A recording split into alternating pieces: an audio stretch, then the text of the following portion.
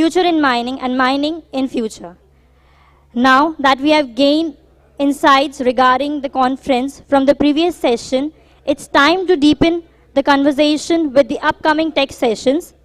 For the first technical session on emerging technology in mineral operation and management, opencast mining, I would request Engineer Sanjay Kumar Patnaik, Sir, ex-MD, Tata Swan Steel, and past President, MEAI, to chair the session, and Engineer Mahim Kachawa, Sir, former VC, JK Cement, to co-chair the session. Sir, please come on the podium, dais.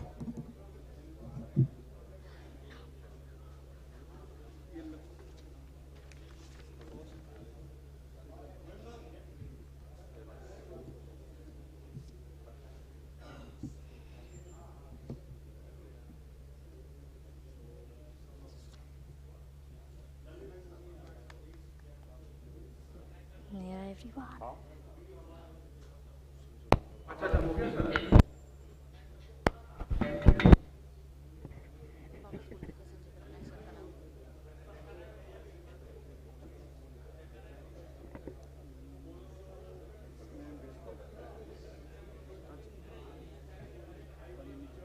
No one's here.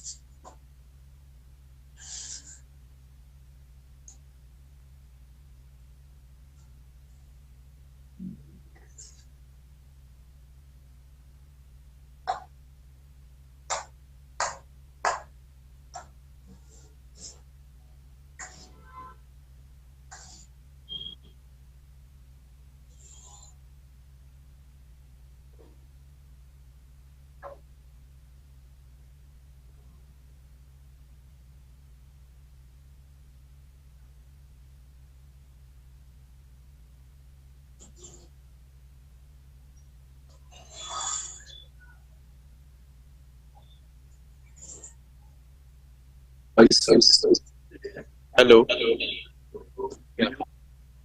Good morning.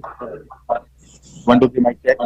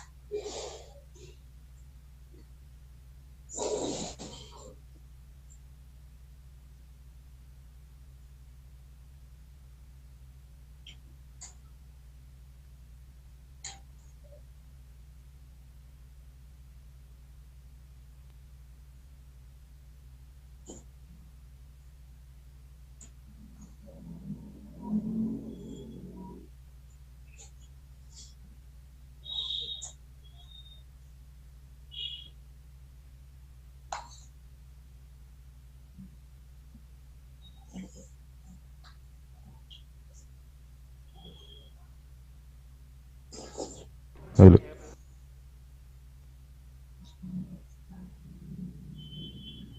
hello, hello.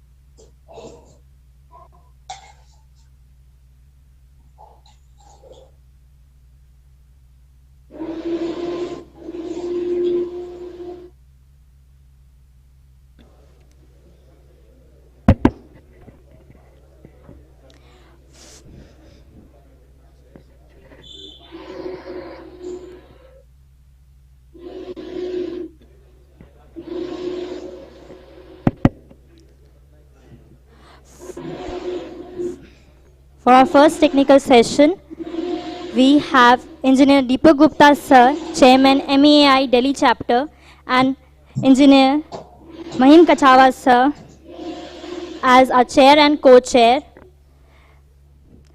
I would like to call V. Lakshmi Narayan Sir, Sanjay Kumar Sir, Dhirendra Sir, N.K. Sahu Sir, and Dr. Pramod Rajmani Sir to come on the dais, and Andrew Hall Sir, Hilton Goldfinch, and Amit Bhandari Sir will be joining us in a hybrid mode.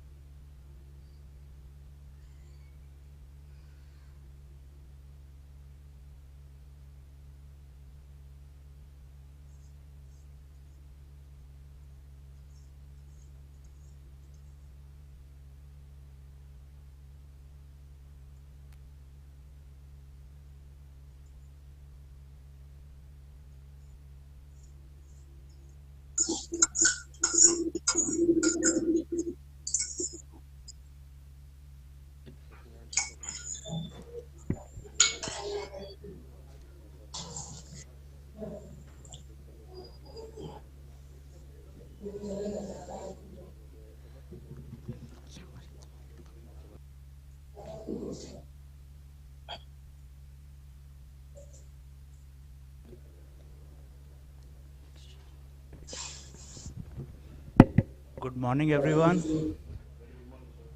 And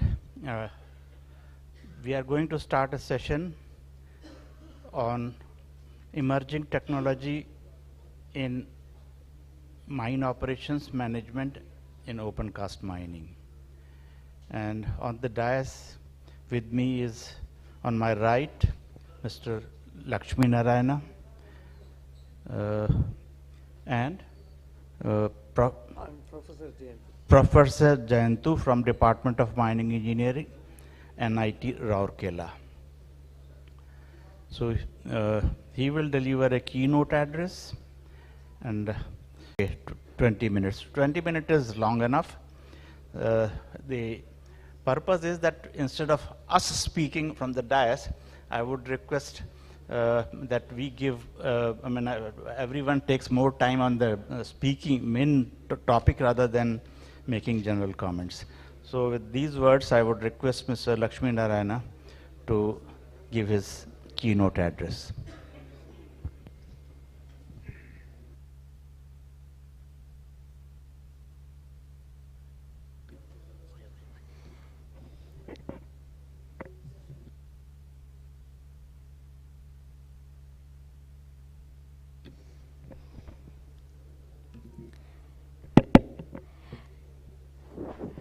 V. Lakshmi Narayan, sir, is a professor of Department of Mining Engineering in NIT Rourkela. Sir has experience of 35 years plus in the field of mining. Chairing this session with me is Mr. Mahim Kashwaha. He is the former Vice President, JK Cement.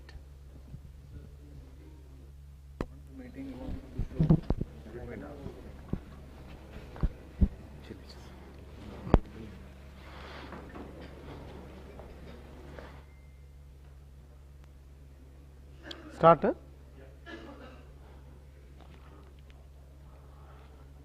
A successful field trial on reclamation with admixture of overburdened material with fly ash in surface mines.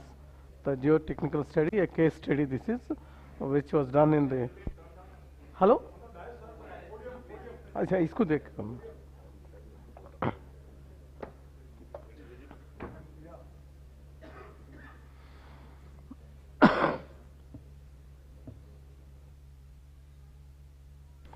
So this basically covers these following contents about that successful trial conducted in that particular mine and with the fly ash, because the fly ash is a big concern for us for last so many years. We had to find so many ways to use this fly ash, especially now after cement sector is coming into the picture.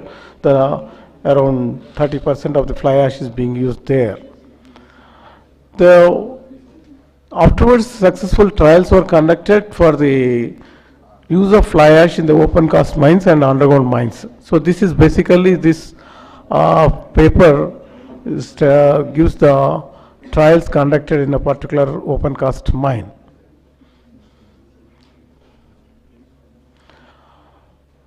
You know, everybody knows that fly ash is generated from the thermal power plants, which is coal based, and the fly ash ponds, and it is a cause of pollution, and there is a lot of space required to dump this fly ash. And this was as our thermal plants, coal based thermal plants, are growing in a fast manner, then the fly ash problem has cropped up, and there are so many studies was conducted how to use this fly ash in the...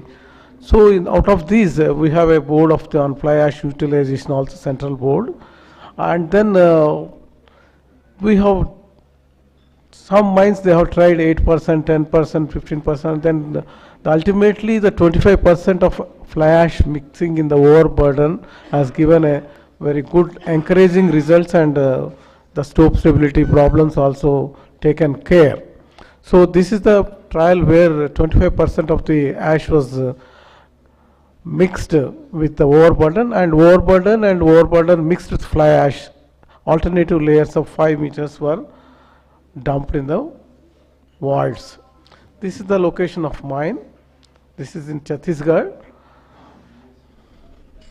This is the typical cross section of the mine where number of benches were there, about 6 meters benches, and the top surface subsoil is around 5 to 6 meters, and there are 2 faults, and generally the topography and the mine workings are in very good shape.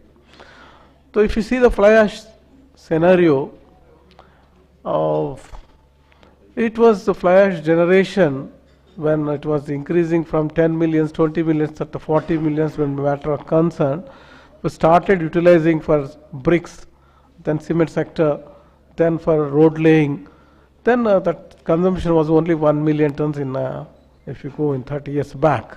Then slowly we have encouraged the Prajalona cement and the people or the manufacturers of cement and in the road laying, and even bricks manufacturers. Fly ash bricks also now become a common phenomena in construction of the houses. So in 2008, the fly ash utilization gone up to 50%. Then in that trend has continued 5 to 10 years. Now the prediction is that in 2030s it may be 1,000 million tons of generation of fly ash, maybe, because we are going at thermal power plants in a big way, because for China and India we have got some exemptions for the continuing the coal based, for otherwise the climate by 2030-35 we have to close all the coal based power plants. This, if you see the utilization of the area, so major sector was the cement. Or open cast coal mine is vertical sections was about 3 to 4 meters, that I said, to about unconsolidated loose soil and aluminum is there on the cover, and there weathered shale and sandstone is about 6 to 8 meters. Then comes the coal bed. So now we are concerned with the procedure, how the fly ash is being utilized in that particular mine. So dumping of the fly ash admixture with overburden, there we have conducted some different type of trials. That is, first thing is alternative layers of the OB as well as fly ash. Then in the second trial, 25% of the fly ash mixed with the overburden, and then 5 meters layers, different layers have been laid. So for this, if you want to, I'll just see if you see this picture, because fly ash is having a plastic properties, and then so it cannot be stand on its own at the edges. So what we have done is about making a pond like ash pond. We have at the edges we have made this overburden parapet wall or something like that, bund. Then in the inside that ash pond we have 3 layers, 3 trucks of the overburden, 1 truck of the fly ash. Then dosing and water spraying. Then afterwards again after 5 meters only total overburden layer. Then again compaction, and then overburden mixed with the fly ash. Like this the things are going on. See, if you see this dumping operation, then water spraying for consolidation. Then this is the topsoil. So if you want to do the plantation and other things, the topsoil about 4 to 6 meters topsoil was spread, and then the plantation has taken place. This is a fly ash. So this is the dosing of fly ash at dump site. So this is close view of fly ash and overburden at the sump. That's mixing. That is a 3 trucks or dumpers of the overburden mixing with 1 truck or dumper of the fly ash, and then mixing by dosing the complete that place. So then this become when it is consolidated, it become like this. So what is the experimental investigation? Because what we want to do, that should not result in a slow failure. That's the main thing, because we are using the fly ash or whatever the overburden mixed with fly ash. So then for 10 years we made a experimental investigation. So whether these benches or these OB dumps mixed with fly ash will stand, or any other problems or displacement or slope failures or cracks and other things are.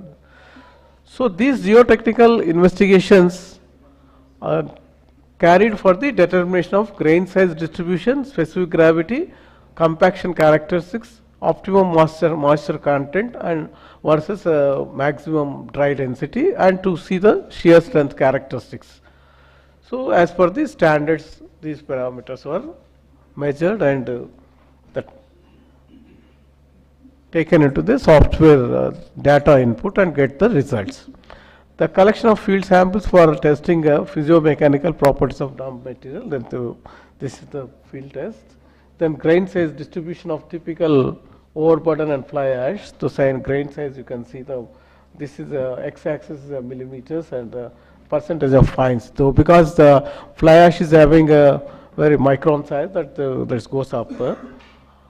Next is the compaction characteristics of mixture of overburden and fly ash 25% when mixed with this moisture content in the dry density on the y-axis. So as the moisture content is increasing for certain extent, then the compaction is more. After such, there is the impact of moisture is not there. So material properties, cohesion and the angle internal friction.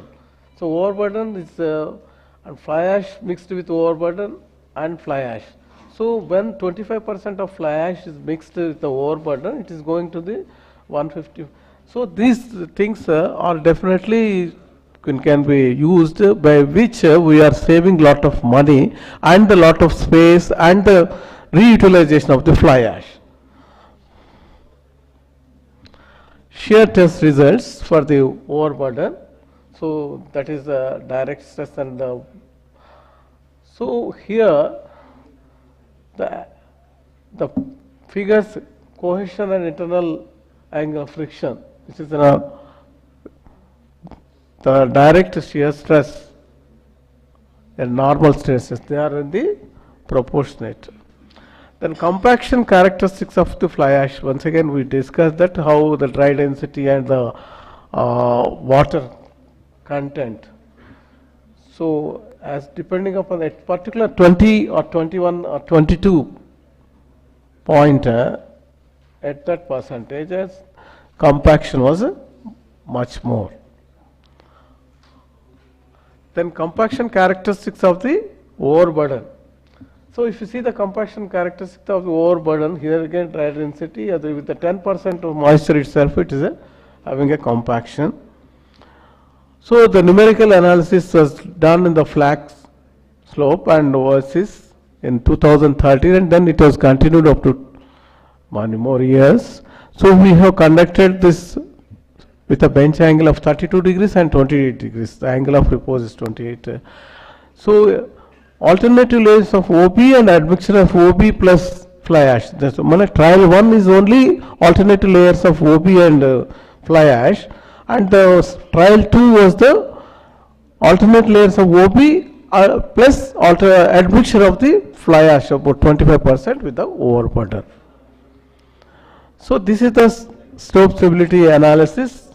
So alternate layers of OB and fly ash with a bench angle of 32 degrees. So where the factor of safety is going +2. That's the same picture. The color indicator is showing more than 2, and our requirement is minimum is 1 plus 1.2. So that is much more than the this thing. The result shows. That's why this system can be utilized in a number of open cast mines where thermal plants are nearby. Because of it, the successful trial, Coal India has given around 20 mines on the first stage for the Rourkela, this NIT, to conduct, and out of these 20 mines, overburden and mixture of overburden with the 25% fly ash, the factor of safety obtained is 1.75, and it is a much higher than 1.2.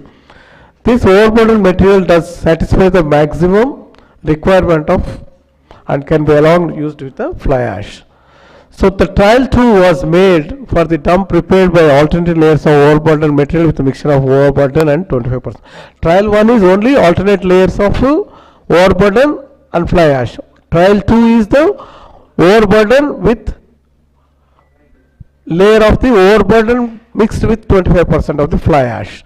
So here the factor of safety was 1.78, and it is also more than 1.2, so this can be used. And subsequently what we have done is after putting these layers, we have put 4 to 5 meters of the top soil, so that further consolidation can be taken, and then the plant can be suitable for the plantation. So then banana, then mango, and some other trees also is a planted. So this, the slope stability of the overburden dump after mixing the fly ash, it was observed that on the application of 25% fly ash mixture, safety factor has increased to 1.7, which is only 1.3 with the 8%, because the trials began with the 8%, 10%, 15% like that. So the 25% is optimum, because more than 25% or 30% also it was used in underground mines, and where it became a pasty, and then subsequently the below 100 micron size is not coming from the barricade through. So there are some problems there, but in the open cast that problem will not be there, but there's slope failure chances are there. That this increase may be attributed to the increase in the cohesion of the mixture due to self-cementing properties of fly ash generated from the combustion of the subbituminous coal. Because the bituminous coal is generating, our Indian coals are having 20-25% ash. So that in that ash, why we are generated from the thermal power plants are being taken in the nearby big open cast mines, and now and many cement plants also using this pozzolana for the pozzolana cement manufacture.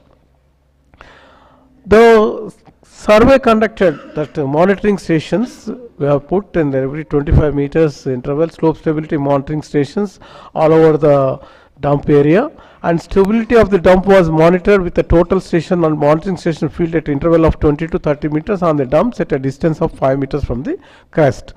The 47 monitoring stations were installed with 1 meter long pipe and masonry pillars, 23 stations of pit and 24 station pit 2, pit 1, pit 2, and then monitoring was continued. So these are the some photographs of the monitoring. So pillars are there, crest out, then this is the pillar, and monitoring is continuous monitoring with the GPS was taken, and the survey, the displacement and rotation or depth. These. So if you see this, see almost everything. What is the actual? Then after 1 year, so almost everything is the same. That means practically displacement was very minimum. If you see this, this is the displacement. Only at one station, but all others are, the displacement is less than maybe 2 to 3 mm. So variation of monitoring stations over the dump materials. So the total is so much a small quantity, 12%. This was so plantation over the top soil. So further to stabilize these slopes, dump area, we have taken up the, after putting about topsoil cover 4 to 6 meters, and then we have done the plantation of different species including banana and mango. So this is the banana and this is the mangoes. So this is what, in nutshell, what I want, I request the organizers and the government agencies and the big mining companies, that we are using the fly ash up to 50%. We have come from 0 to 50%, but the production of the coal increased in many folds and thermal plants increased in many folds. So like the generation of the fly ash also increased many folds.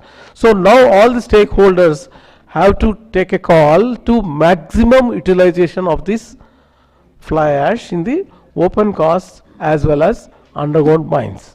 So this is the what we want to, as a conclusion, I request the organizers to put forward this recommendation to the Government of India and other coal mining and metal mining companies also.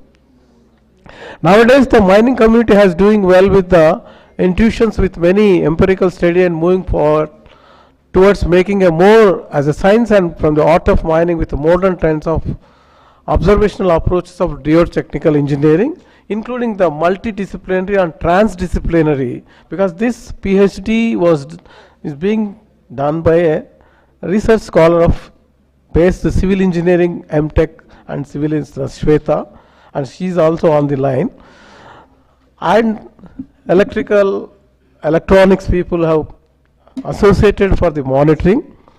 So this the application of artificial intelligence, then IoT, LoRa, all these things definitely will help and bridge the gap. That means if you are using the conventional traditional surveying methods, it takes long time. But when it is, if you are using IoT or this artificial intelligence, at the real time analysis can be done. If something goes wrong also, we can take corrective measures immediately. So more meticulous efforts are solicited from the all stakeholders, from industry, regulatory bodies and research bodies, academia and coal mining companies to our mining companies to accelerate the efforts of performing transdisciplinary translation models of mining research, so that overall benefit to the mining industry and mining community can take place. The displacement of pattern of the monitoring stations using total stations over a decade indicates that no significant displacement in the overburden dumps with fly ash, ensuring the stability of the dump, because the factor of safety is 1.48 is the minimum, 1.75, 1.72. So that means anything more than 1.2 definitely stability will be there. A small fraction of displacement of less than 2.4. Questions? Sir, okay sir, it's over. So I think I'll just give this acknowledgements to these all research scholars, then I can end this. Thank you very much, everybody. Thank you very much. An excellent paper and excellent presentation. Now the paper is open for question answer session. Ask Jayanti is online. Yeah.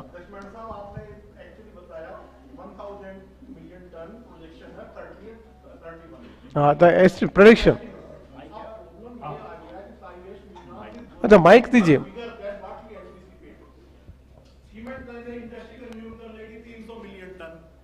कुछ 300 million आपके BRICS बन जाएगी, फिर भी आपका 500 million tonne रहेगा. How it is to be distributed? Last year perhaps you might be knowing, most of the people, ministry of mines ने directives दिए थे 300 किलोमीटर की रेडियस में जो भी मेजर मिनरल माइंस है, they have to prepare a feasibility report for utilisation of fly ash to as a film material in their void. Yeah. The biggest is that another thing that the country is facing the shortage of river sand. And Coal India say underground mines are the biggest consumer of the coal sand. So why directives are not issued from the coal ministry or the DGMS to use this fly ash as underground fill material? क्योंकि जैसा हिंदी में आपने कहावत सुनी होगी, उल्टे बांस बरेली को लगते हैं, तो जिस खान से रहा था इस खान में वापस भेज दो, क्या दिक्कत है इसमें? जिस कोयला लेके ट्रैक लोड लेके आता है, उसको ही वापस उसी खान में वापस राख भेज दो. ये आपका वर्क आउट. तो जब तक ये रिग्रेसली इम्पोज नहीं किया जाएगा, हम लोग करीब 10 साल से इसके बारे में डिस्कस कर रहे हैं. फीजिबिलिटी भी हो चुकी है. इट इज द पहले लोग ये कहते थे कि फ्लाई ऐश का जियोजेनिक कंटेमिनेशन था. पानी पे फ्लाई ऐश का कोई जियोजेनिक कंटेमिनेशन नहीं होता. MOEF has also allowed it, but still it is not being. आपका सजेशन बहुत अच्छा है. इसको मुझे पूरा भरोसा है कि जो ऑर्गेनाइजर्स हैं एज ए कंसोलिडेटेड रिकमेंडेशंस वो पास ऑन कर देंगे जो भी अथॉरिटीज इसमें. Sir, we have noted point from mister KS Yadav and any other point if it is there, and after session if any question and answer let me know so that it will be hand over to author and we will be reply in befitting manner. Thank you very much. Okay sir. Thank you, sir, for enlightening us about reclamation with fly ash mixed with overburden and how we can increase slope stability. For guiding us, I have one question. Being Sir,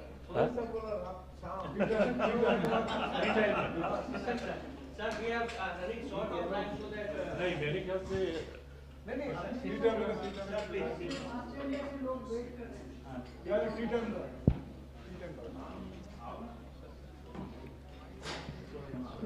for guiding us on the topic 5 key initiatives to improve profit margins, we have Mr. Andrew Hall. He is the director of AMC Consultants, Australia. He is a mining engineer with 30 years experience in mine excellency worldwide. He's been working for Vedanta for last 20 years. He'll be joining us on hybrid mode.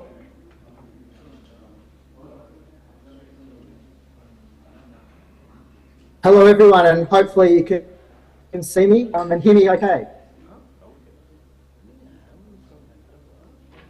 Yes, all good, Andrew. Great, thank you, Hilton. Can you see my screen? The presentation? I can see your presentation. I hope the audience can as well. Thanks, Hilton. I'll get going. So, good morning, everyone. It's a pleasure to be here virtually. Unfortunately, I wasn't able to make it in person this year, but greatly appreciate the opportunity to attend and use technology. So, my presentation is going to focus on 5 key initiatives to improve profit margins and beat the cost price squeeze. So the high metal prices that have prevailed for most of the last decade have triggered a chase for production, and we've seen that across the industry. And this has compounded the fundamental scarcity in some key inputs, such as experienced and skilled labour, and has been pushing up costs over time. But more recently, this has been accelerating, initially due to COVID locked borders, supply chain issues, geopolitical factors such as war, and most recently sky-high inflation. So we're now seeing the prices for minerals, while still relatively high, come off their recent peaks. And the combined effect of increased costs and also lower prices is squeezing profit margins right across the industry. I've been in the industry for nearly 30 years, and it's certainly not the first time that similar challenges have arisen. What we've seen time and again is the use of blunt instruments such as cost cutting, intensive productivity improvement programs and so forth barely scratch the surface. They can deliver some short-term gains, but they're rarely sustained. The bigger opportunities are typically found by digging a little bit deeper into the key levers of performance to uncover the maximum value. So really here, I just want to introduce the 5 key levers that I see as being quick wins in terms of any mining company and operations improving their profit margins. So the first is to employ good cost management and control rather than cost cutting, which typically results in significant savings that can be sustained. The difference between good cost management control and cost cutting being that a deeper understanding of cost drivers can quickly identify and eliminate wastage and inefficiency without compromising quality or sustainability. Getting the most out of the available data also provides a substantial opportunity to improve productivity and performance. But to do this, it's essential to get the right KPIs and to make sure that the data is working for us. The third is really developing robust geometallurgical models, which results in more predictable ore and enables high recoveries and reduced costs. The fourth is reviewing the cut-off grade policy and moving away from break-even grades, which typically results in higher cash margins today to buffer against the challenges we're currently facing, but also to maximise value over the long term and to de-risk the mine. And finally, good mine planning practices need to be put in place, which ensure you have firstly a sound strategy, but then secondly that you're actually achieving your business goals through implementing that strategy. So those 5 key levers are relatively low cost to implement, but will typically derive significantly greater value to the bottom line. And while it's particularly important when we are seeing margins squeezed across the industry and under that margin pressure, really any time's a good time to initiate these initiatives. Just exploring cost management and control in more detail, there's always a temptation to cut costs fast and hard when we're under margin pressure. And while short-term cost reductions are often achieved, they're rarely sustained. And that's because most costs are associated with having and maintaining capability and capacity. And typically cost-cutting approaches reduces one or both of those critical enablers of performance. So consequently, we see that cost-cutting measures are generally not effective and have to be reversed over time. But costs are increasing at an alarming rate in India and right across the world, and something needs to be done to control those costs. AMC's smart data, which comes from our benchmarking database, which is based on actual information from hundreds of mines all around the world, shows that on average, underground mining costs have been rising by over $1.50 per tonne US per annum above inflation for the last decade. And similarly, open pit costs have also been increasing by more than $1 US per tonne per annum above inflation in recent years. So the overall impact is that the unit mining costs of many mines has doubled in the last 5 years. So the key to better cost control is firstly making sure that you've got a well-constructed budget that's prepared from the bottom up based on first principles. And once you've got a budget estimate that's accurate, the next step's to ensure that the chart of accounts is structured to actually capture costs at both the equipment and functional level before allocations are made to relevant activities. Unfortunately, most accounting systems are set up for financial accounting rather than management accounting. So often changes to the chart of accounts or additional analysis is needed to be put in place. So once complete, once you can actually properly and accurately reconcile budget to actual costs, you can recalibrate those costs and enables you to quickly identify where there's cost variances and the root cause of wastage and inefficiency. So good cost management and control is a far better approach rather than the blunt instrument of cost cutting, as it enables wastage and inefficiency to be targeted with precision. Really pertinent is getting the most out of your data. So new technologies, as we've seen across the industry, allow us to continuously measure operations to ever-increasing levels of accuracy and gather massive amounts of data in real time. But if the data isn't used to support good decision-making and improve what we're doing, then at best it becomes a distraction and at worst leads to incorrect and flawed decisions. When we first started benchmarking over 25 years ago, the available data at mine sites was relatively limited and the quality of the data was often poor. Now, nearly all mines have real-time production gathering, providing accurate live records of where equipment is and what it's doing, and that's continuously flooding into the mine servers. In many ways, we've now got the opposite problem. There is nearly too much data. So the question I guess I posed is, does having all that extra data lead to better understanding of how the operation is performing, and does it lead to better performance? And in many ways, the evidence suggests not. So from our benchmarking database, we've done some analysis and it shows that the main driver of increased productivity and production over the last 2 decades has been bigger and more powerful equipment, both in underground and also open pit mines. Importantly, the equipment operating hours and non-productive time have not materially changed in either open pit or underground mines in the last 20 years.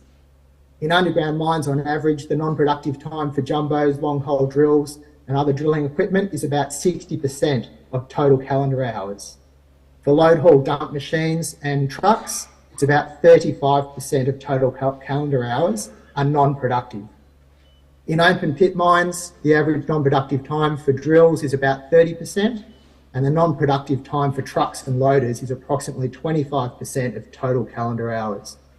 So despite the shift to the digital mine across the world, the information is not being used effectively to impact on what is a really great opportunity to improve efficiency and productivity and reduce costs, which is reducing non-productive time in the mining cycle. And so I guess the question is, well, why? Well, it comes down to having the right KPIs. At present, most mines use too many simplistic key performance indicators that don't properly link the different activities in the mining cycle. And too often the data actually becomes the KPI, and trying to optimise individual activities in short time increments is driving poor decisions.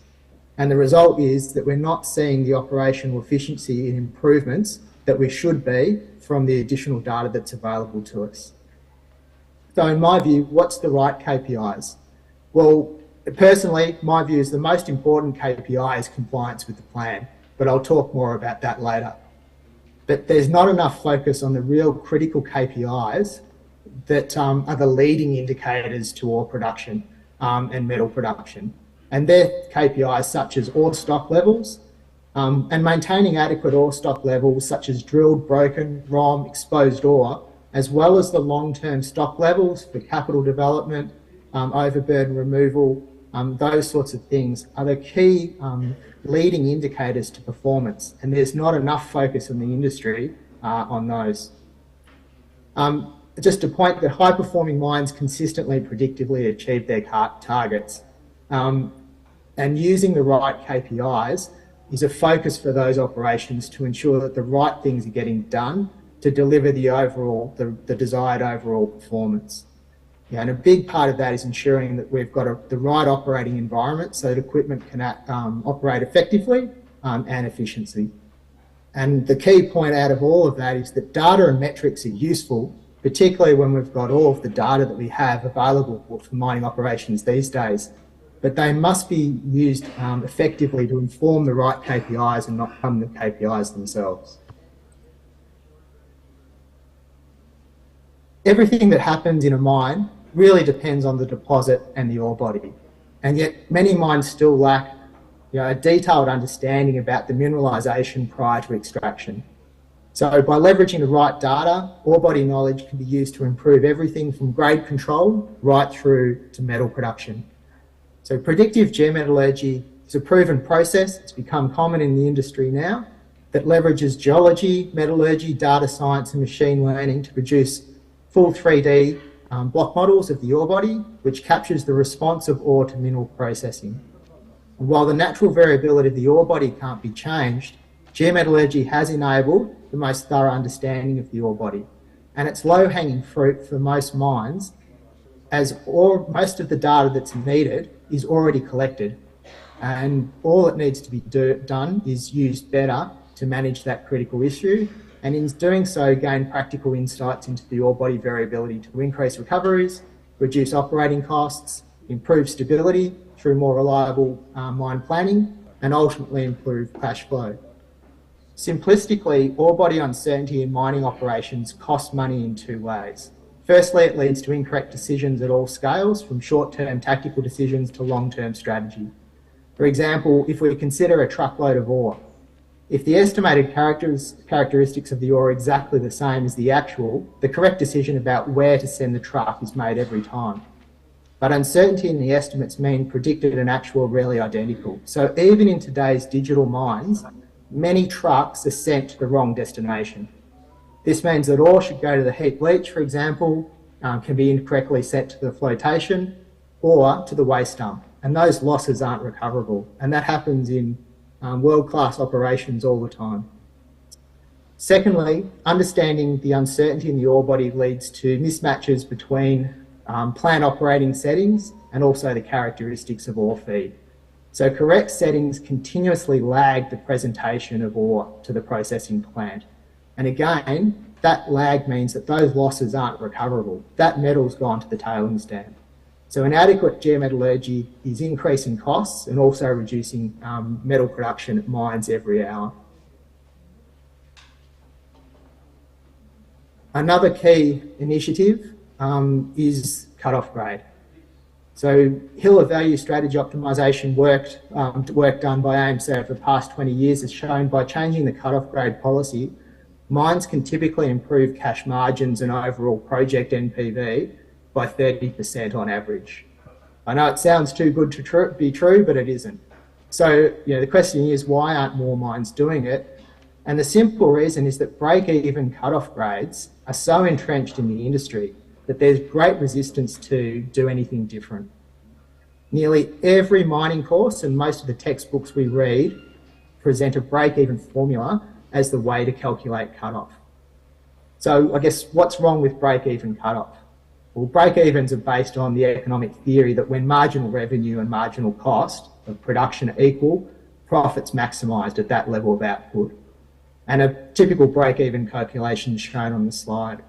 The problem is, for a typical mine, there are simply too many dependent variables that are linked to cut-off grade, and the other key inputs can be highly variable.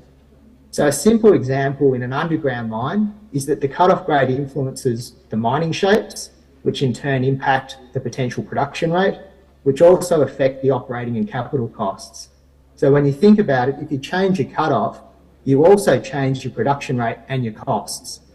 So we've discussed some of the macroeconomic challenges earlier, but just looking at the last 5 years, mines have experienced wide variations in prices, exchange rates, and input costs. And we also discussed the inherent variability in ore bodies, which also impact on metallurgical recoveries. So if we revisit that break-even formula, it's clear that all the inputs can either be highly variable, are out of control, or are dependent. So the key point is that you can't calculate an optimal cut-off grade, and really break-even calculations are broken. Determining the optimal cut-off grade requires the development of the value curves for each different option. So this example shows an actual hill of value evaluation for an open pit mine with NPV on the vertical axis and also the ore processing and total rock mining rate on the horizontal axis. At a constant cut-off, so for that operating mine, increasing the processing rate by 30% and doubling the mining rate will substantially improve the NPV and also cash flow at the particular price assumptions used. But understanding the shape of the curves is much more important than where the peak of that hill is. And the reason for that is that if we review the same options at lower price scenarios, the shape of the hill changes dramatically, as does the position of the peak. So if we actually strategically selected the option that maximised NPV at more aggressive prices, it barely makes money at lower prices. But if we selected the safe option, that is the option that maximises NPV at conservative prices, we still make really good margins at lower prices, and we realise nearly all of the upside during higher prices. So the hill of value approach not only helps to maximise margins, but enables the selection of a strategy and a cut-off grade that also de-risks the mine.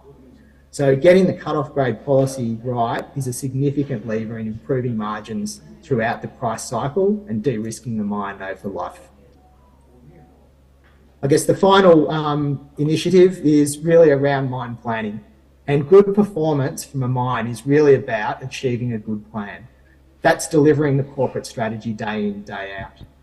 So mine planning, when performing well, pulls everything together, all the disciplines, all the information, everything else, to help derive the right strategy. Mr. Andrew Hill, But can we while conclude strategy it in next 5 minutes? Sure, I'll finish up, no problem. So strategy optimization, while it can provide the right strategic direction, good mine planning is absolutely fundamental to making sure that materialises in practice through practical and achievable mine plans that identify risks so they can be effectively managed and opportunities for improvement incorporated. It should break the plan down to the right level of activities that can be executed by operations and align all the key stakeholders. And finally, good mine planning involves routine reconciliation and also monitoring of compliance to ensure the operations stay on track. As I mentioned earlier, in my opinion, the most important KPI of any mine is spatial compliance to plan, as nothing will ever add more value than close alignment between strategy and execution. So good mine planning is essential to high performance as it balances the needs of ensuring future targets can be achieved while also delivering on the targets today. And relating back to operational improvement, typically we see significantly more excavator moves in open pit mines than planned. And part of the reason of that is due to a lack of ore body knowledge and also grade control issues. But when you think about it, doesn't make much sense because all of the material on the bench is going to get mined within a particular period of time anyway. So what we're doing by changing the plan on a short-term basis is placing greater priority on chasing metal today and ignoring the plan.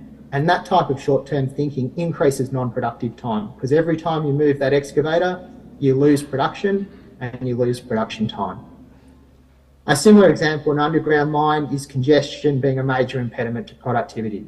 And the root cause is often a lack of timely waste development, resulting in a smaller number of working areas, so too many activities are happening in one place at one time, creating a bottleneck to production. So simply preparing and adhering to a good mine plan addresses most of the common operational issues and the inefficiencies, and also facilitates high performance. So making sure that mine planning is functioning well needs to be a priority for all mines. In conclusion, we as an industry are facing challenges and uncertainty, and margins are being squeezed, and that could continue for some time. But there is significant opportunity to improve profit margins by repositioning operations and mining smarter. To do that, we need to make sure we focus on what matters and not what's easy to measure. So the 5 key initiatives where I see significant opportunities for every mine to sustainably improve margins are to avoid cost cutting and focus on good cost management and control, to set the right KPIs and get more out of the available production data, understand the ore body better through predictive geometallurgy, undertake strategy optimisation and review the cut-off grade policy, and remember break-even cut-off grades are broken. And also, finally and most importantly, to get mine planning in order so what's being planned gets done. So those 5 initiatives provide a great opportunity to improve and sustain profit margins with very little investment. So thank you for your time, and if there's time, I'm happy to answer any questions. Thank you very much. So this is an aspect which we often overlook, that ultimately it is a business, and unless there is a profitability, the industry cannot survive. So thank you very much, Mr. Andrew Hill, for this presentation. And the time is the biggest issue at this time, and I would request the participants, the audience here, to please pass on their questions to the organizers, and we may have some time available, if at all, and get the comments from the presenters. Thank you very much.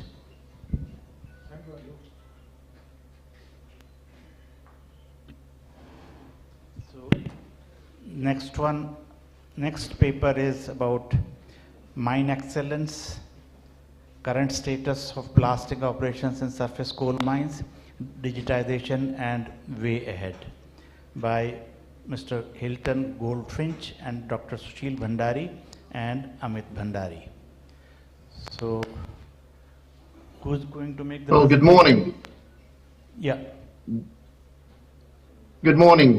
Yes, I must declare to everyone that again, I am in Australia like Mr. Andrew Hall, and a hybrid presentation is a challenge for all of us.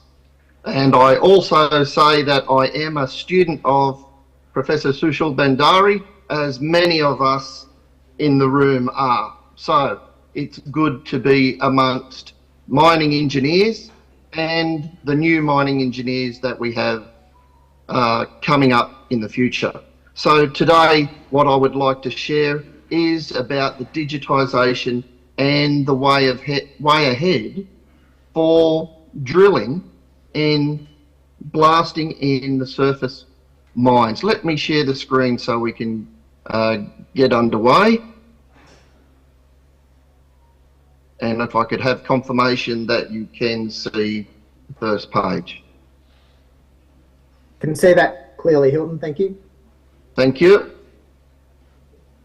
Well, I am truly honoured to stand here, or in this case, virtually stand before you today as we delve deeper into the revolutionary transformation brought about by digitalisation in drilling and blasting operations within the largest open cast mining projects.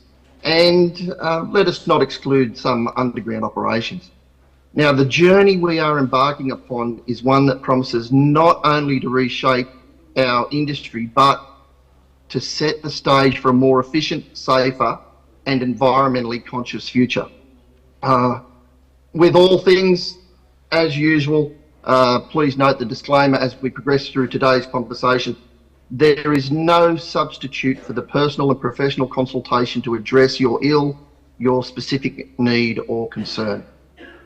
And so today, the learning outcome or your takeaway is to have that understanding of the key components to digital system implementation, supported with effective change management to deliver organisational improvements. And I applaud and I say thank you to Mr. Andrew Hall and AMC for the key components that are common, not only with our first speaker, with fly ash, but also in every aspect of mining, being prediction versus actual, review of the appropriate data, planning, and that spatial compliance. These are all fundamentals that ring true and that will support us on the way forward. However, getting the right information is key and critical, and I echo Mr. Andrew Hall's comments in this. So, to revisit the landscape of today, let's look at the Indian mining industry. We are standing at the crossroads of economic viability, environmental stewardship, and safety. The need for digital transformation is becoming more paramount. Coal production in India has reached unprecedented levels, and the challenges before us are really twofold: meeting the production targets and doing so responsibly. The advent of Project Digicoal by Coal India signifies a digital era that aims to propel mining operations well into the future. The Indian mining industry has somewhat embraced the digital wave, recognising that the future is inherently connected to technologies such as automation and the Internet of Things and real-time data analytics. These technologies have proven their significance globally and in other industries, underscoring their relevance and reliability. However, as we contemplate the value of digitisation in our mining sector, it becomes evident that it's not merely a tool, but a comprehensive enterprise solution that can optimise and improve every facet of our operations. Now that again helps the comment of spatial compliance. I do hope that you can hear what we're about to look at, and these are two examples of digitisation, looking at data, making improvements, albeit controlled, to look at the particle size distribution and the analysis using the appropriate data collection points and the software. I do hope that this comes through. And you can see in this blast, and I will not say that this is a good blast, because we see the wasted energy, the air blast, and energy is money. This is damaging not only to the budget, but also downstream in the particle size distribution, the bucket fill factor, the truck fill factor. So that looks at having constraints and a misalignment in our planning process. So with the right gathering of information, we can make improvements on the bench, albeit one at a time, so that we can consistently improve our efficiency and effectiveness. Here, I do not like the sound. However, when we do the analysis of the particle size distribution, it has been a significant improvement. So therefore, the production constraints have been addressed by that improvement. Therefore, we can then utilise that information to review, revisit, and then make an improvement on the next blast, because that is what we are about, to have continual, structured improvement, and that is a change, and we must manage change appropriately. How often have we seen that and say that's acceptable? But really, we must look at the result. Now, in understanding the urgency of digitisation, we must first acknowledge the challenges plaguing our current blasting operations. Frequent production stoppages, environmental concerns and safety hazards are prevalent issues that need immediate attention. While some blasts excel, some do well. However, many fall short. This leads to fragmentation issues, back break, tow problems, and environmental nuisances such as dust, fumes and fly rot. The lack of accurate manual interventions during drilling further compound these issues, creating variations in blast geometry and explosive quantities. In short, wasted effort, energy, time and money. In essence, our industry is at a juncture where it is imperative to reassess our methods, to move from traditional manual approaches towards more sophisticated, data-driven methodologies where we are here. I am here to assist in that transformation. It is a significant technology-based area, the drill and blast section. And the upstream and downstream effects are significant. It will deliver or eliminate constraints in our business. So when we enter this era of digitisation with the implementation of mine excellence products known as blades, BIMs and the S-Blast application, these are complemented by digital GPS and drone files. These signify a paradigm shift in how we approach drilling and blasting operations. This digital solution not only simplifies the identification and elimination of errors, but also facilitates accurate monitoring and marking out on the ground. Quite simply, let's get the right hole in the right place. The integration of drone-based surveys with blades, that's the Blast Designer program, it addresses the exact tow burden of free faces for both dragline and even shovel benches, and it optimises the blast design and all other parameters. There is no one template that covers all designs on all geology of all strata. This is a bespoke approach to get it right. The power of digital tools lie in their ability to simulate and plan the entire drilling and blasting process virtually. Before you implement in the field, we can make a mistake in the plan, in the prediction, but let's get it right in the field. This not only optimises designs, but also enhances precision and accuracy in blast hole placement, minimising deviations from planned drilling parameters. Moreover, the predictive capabilities of digital solutions extend to vibrations, overpressure control, ensuring safety of nearby structures, minimising environmental impacts, and it enhances your reputation and standing within the public. Now, accordingly, general blast design parameters take into account different types of strata and their conditions of the patches. They've been identified and suggested for better fragmentation and improved powder factor, energy, money. However, these parameters may be modified with varied strata conditions and geology. There's no one template.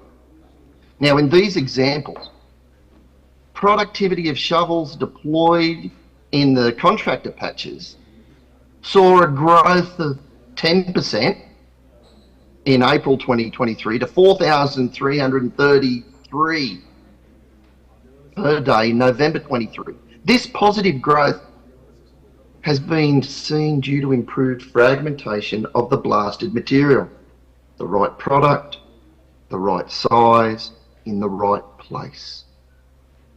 This being data-driven, good decision-making result in real time supports decisions and our continuous improvement, your continuous improvement, and delivery of better results. Fewer holes. If we're delivering 10% to 15% fewer holes per shot, that is a significant saving in time. If we are using and matching that in the reduction of explosives and stemming, the cumulative effect, if we're going to do 1 billion tonnes in India in the next year, are significant numbers that we can all contribute to when we adapt, adopt, and critically evaluate our current performance and state and support each other that we are willing to change, because the numbers tell the truth. This S-Blast application app, whether connected through Wi-Fi or offline, it can assist in all that data collection. So it avoids the paper, the pens, and the lost information. This is part of the digitisation suite that enhances the performance and the knowledge of the people that are on the bench. Timely and accurate information flow affects the value of the blast, the value as identified through your reconciliation. Did we truly get value from that blast? Did we deliver what we said, when we said?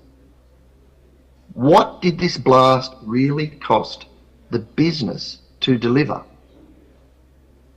These are tough questions, and it is really pleasant and it is empowering when we can answer them. Learning, continuous development and continuous improvement is no longer a luxury. It's essential for business, both on the local and international level of business practices. So, as we stand on this precipice of change, the mining industry must seize these opportunities presented by digitisation, albeit with our guidance, Mine Excellence guidance. However, yes, challenges persist, notably a lack of support from some management, resistance to technological change, and a dearth of dedicated budgets for innovation. The introduction of digitisation in drilling and blasting has not only addressed the challenges faced in current operations, but has significantly improved overall efficiency and safety. Productivity per person in developed countries is amazing, and this is where we want to be part of your journey to those results as well. Digitisation presents that opportunity for the industry to optimise the costs, reduce the environmental impact, and make informed decisions in real time. However, to fully realise these benefits, a collective effort is required. No silos. No silos are allowed. The flow and change and sharing of information is required by all parties.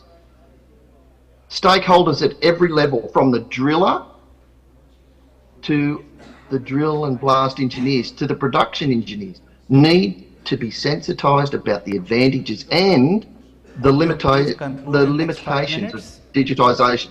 Yes. Skill upgrades and renewal training are essential, and proper zoning and standardised parameters across the industry are crucial for benchmarking and comparison.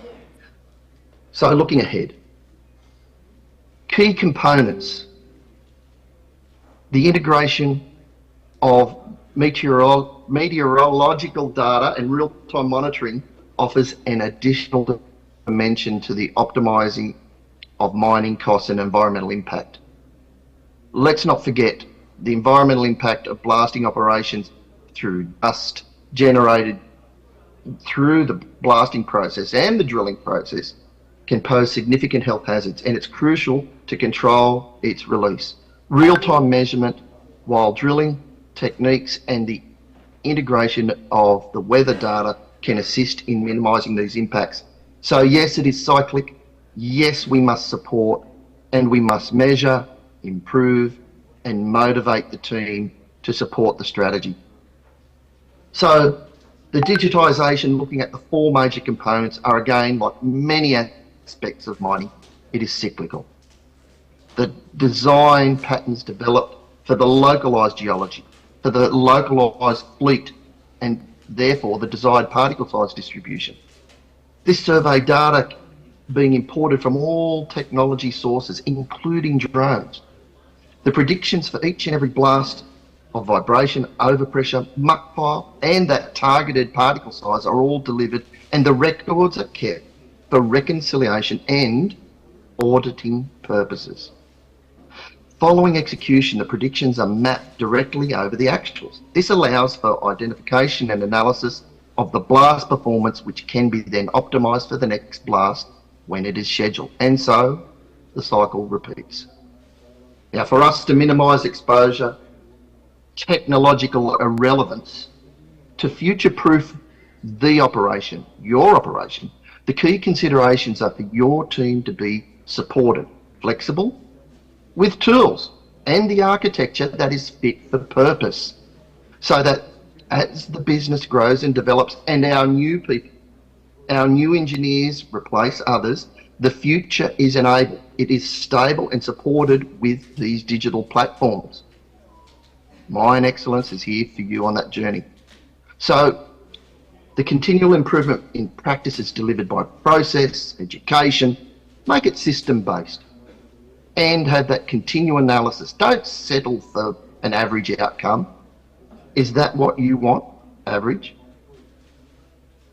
Is that the result your stakeholders deserve, average? Is that what the greater mining industry wants? Every task can be optimised. Every action can be accurate and predicted. Should there be any variation, the analysis can determine that input and correct the behaviour. This is only achievable by having an integrated, systematic approach by a solid, stable, digital platform that Mine Excellence can deliver, and it does deliver. So in conclusion, designing blasts with software, predictive modelling and post-blast analysis have become pivotal tools in achieving production targets with environmental and safety constraints. The implementation of digital solutions, predictors of fragmentation, air vibration, ground vibration, fly, rock and muck pile profile, and monitoring of actual results has addressed environmental and safety concerns, resulting in improved technical outcomes.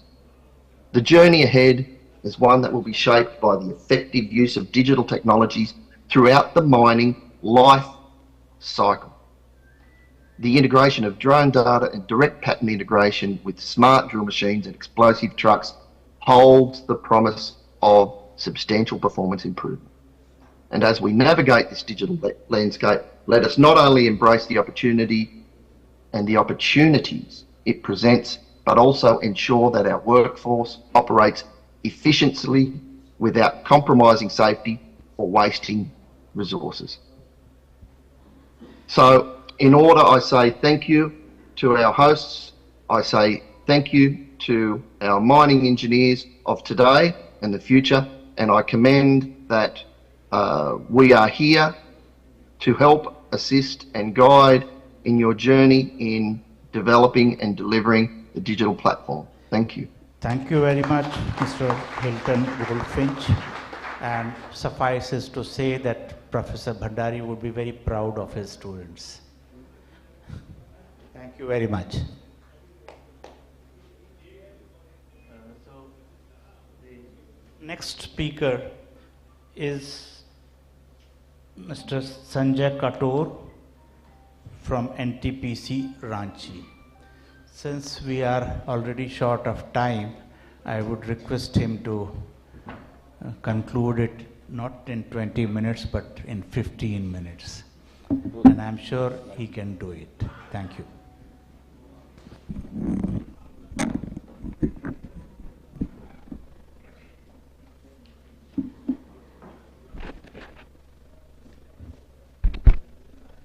Respected chair, co-chair, dignitaries on the dais, colleagues from mining fraternity, ladies and gentlemen, a very warm good morning to all of you. I am Sanjay Khatod, Director Operation Triveni Sainik Mining Private Limited.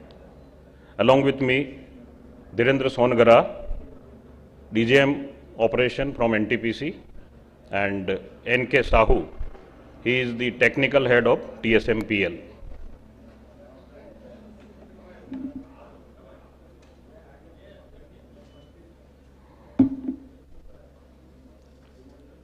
Our presentation is limited to safe and efficient exploitation of coal in a complex geological formation. Before starting this, I want to briefly explain about the NTPC. NTPC is fueling the growth of India. Every fourth bulb lighted here is from the power of NTPC. NTPC carved out NTPC Mining Limited in 2019, and Government of India allocated first captive block to the NTPC, and NTPC appointed Triveni Sainik Mining Private Limited as a MDO in 2015. Triveni Sainik Mining Private Limited having a USP, we are using old equipment, rebuild and refurbish, that is our USP, and first mining developer who appoint 100-ton women operator in the mining.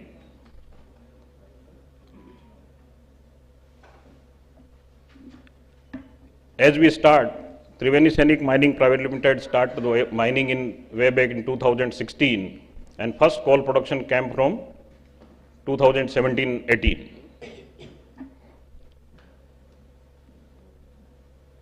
The Pakri Barwadi coal mining block is basically a big block having 3 sub-blocks, so I will not focus much on this. We limited our discussion on and presentation on the Pakri Barwadi coal mining project West Pit. If you see the plan, this pit is, or block is, surrounded by 3 perennial rivers or nalas, one passing through between the project, which was shifted towards the northeast side. And this project is for 15 million ton of coal production per annum for a life of 17 years.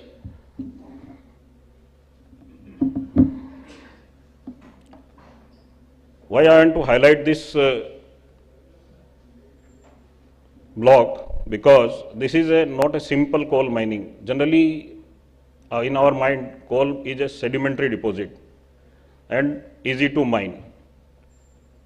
If you see, this is the North Karanpura coal field.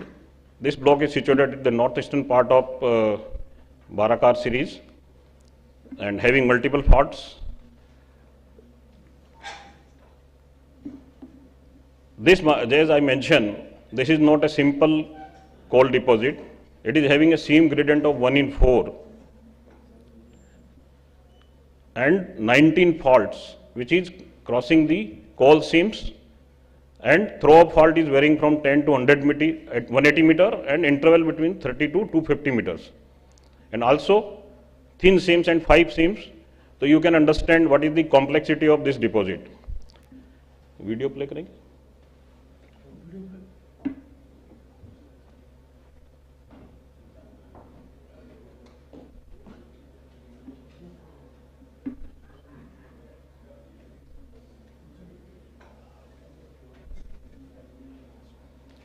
I will continue my presentation, sir. Basically, this is just like a concept. When we start this mining, we face lot many challenges. Seam is continuing, again disappearing. Sometime it is coming up. So it was giving very, you can say, challenging environment to work. So what we did, we have done some infill drilling and digitize our geological lithostructural model, which help us to predict the things in advance, and we can design our bench parameters and drilling blasting. If you see in this video how the faults are crossing the coal seams and how it is placed. So it is just like a metal mine, if you can see. So we have taken many actions to do the safe and efficient coal mining from this complex geological formation. My colleagues will take you through in detail what are the challenges we are facing and what are the remedial measures we are taking. So I request my colleagues to please come forward. Video.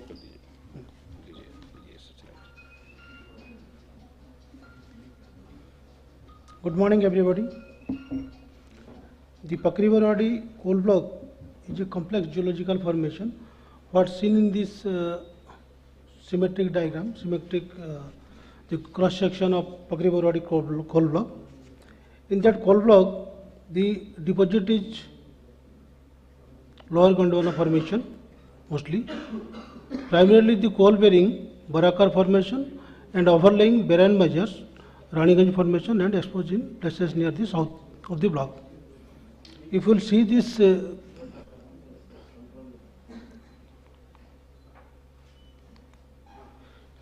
symmetric geological cross section of PB block, lot of faults are encountering the deposit, and in some places the distance between one fault to another fault, it is just 30 to 40 meters, and in that zone working extracting coal of a thin seam is very difficult.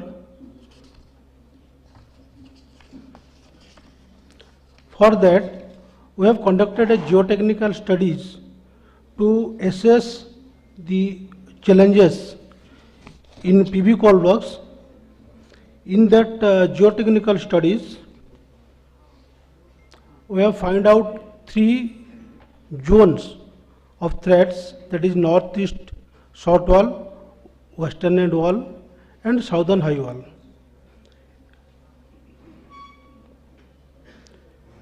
This is the existing pit of Pakribarwadi coal mines, and in that pit we are having northeast short wall where the geokinematic instability is there, and if you will consider the entire pit up to 2930, 3 zones has been identified. Mostly western end wall, then southern high wall and southern high wall.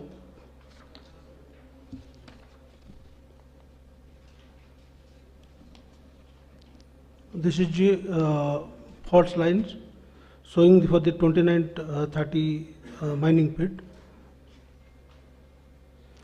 These are the major challenges: seam disruption, geological failure near the disturbed zone, water inflow and thin coal seam mining. Then I will ask Sonagra sir to continue. Thank you, sir. Good morning, seniors, ladies and gentlemen. These are the 4 operation challenges which were discussed by Sauji: seam disruption, geological failures, zones, water inflow, thin coal seam, mining. How the seam has the disruption? What happened is, due to faults, offsets and bend, the continuity of the seam has broken up and it split it into 2 parts, and it has split it in such a way the seam is of 1.5 meter, 1.8 meter. So it is becoming difficult to excavate the seam. So for that, as Khatur sir explained, we have done the lithostructural modeling of the mine, which has helped us in strategic pit designing, predicting the faults prior to going in that area. We have optimized the drilling and blasting our operations, and helps in identifying high risk zones.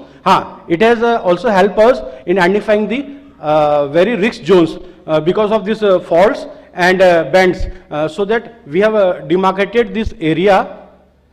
These are some of the pictures where the wedge cut and the plane failures are being shown. Now these pictures, these areas we have identified in our mind, and because these are failure areas, we have placed operational team which is well known and well experienced of this area. So they work according to the area and taking all the safety precautions.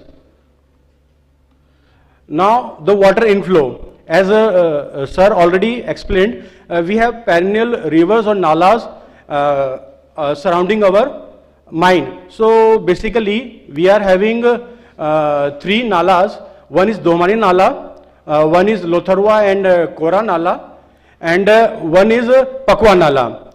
The Domani Nala, which sir was saying, that has been diverted from north to east side now. It was actually bisecting the pit in the middle. So it is being diverted, and the starter is already charged of water now also, and that's why we are facing the water inflow problem in this mine. For this we have done horizontal weeping holes so that the water can be extracted from that area. Also we have taken the permission from the environmental team, and we have peripheral boreholes from which the water is being discharged and is also used for us. Now in drilling and blasting, because being a thin seam, actually while extraction of the seam, there is a great dilution of boulders and the shaleous material. As the shale which is in the bag, that is a weathered shale, and that weathered shale while blasting, it gets diluted with the coal seam. For that, what we have done is, we are doing this decking, deck charging to avoid this and recovering the maximum coal from the dust. And because the seam is very inclined, 1 in 4, so we have incorporated the coal mining and metal mining mixed. So we are using the metal mining method of high wall, and for OB extraction we are going from crest to toe, and for inclined seam we are using toe to crest for excavation of coal. For minimizing the boulders, we are doing also satellite holes while using our blasting pattern, that is decreasing the boulder formation in our blasting. We are also using the instead of using the aggregate, we are having this drill cuttings. No, we are using aggregate instead of drill cuttings for the stemming. After this, I will ask Sanjay sir to conclude the PPT with vote of thanks. Sir, whatever challenges and initiative taken by the team, we are continuing with that, and apart from that we have taken some new initiatives. We are started the geotechnical modeling with the help of expert advice. We are started drone mapping, scanning by terrestrial laser scanner, and we are introducing drill blast software and continuously updating our geological model, which is helping us to predict the things in advance and produce the desired coal production. This is the, you can say, whatever effort we have put, it is looking so simple, but it is not so simple when we are doing the mining. So with the help of basic practices of mining and the advanced technology what we have utilized, which has, you can say, is a testimony of our efforts. So PRC, peak rated capacity, was 15 million ton in the 12th year. We are going to cross or achieve within 7th year of mining, after started of mining. So this year we have already touched the last year production and still 2.5 months in our hand. So I am pretty sure we will going to cross the PRC as well. So thank you for your patience listening, and any question and answer we are ready to answer, sir. Thank you, Mr. Sanjay Katur and his team. And this is how, this is another example of how the actual mining can be improved over a period of time, learning from the experiences. So thank you very much. The last speaker for this session, Dr. Pramod Rajmani from Geotech Consultant. Thank you, sir. Thank you. Mike.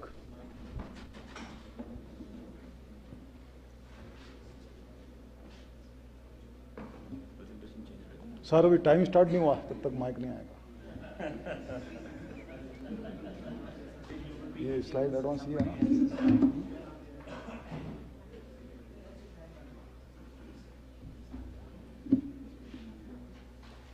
चश्मा मत गिरा देना भाई मेरा यार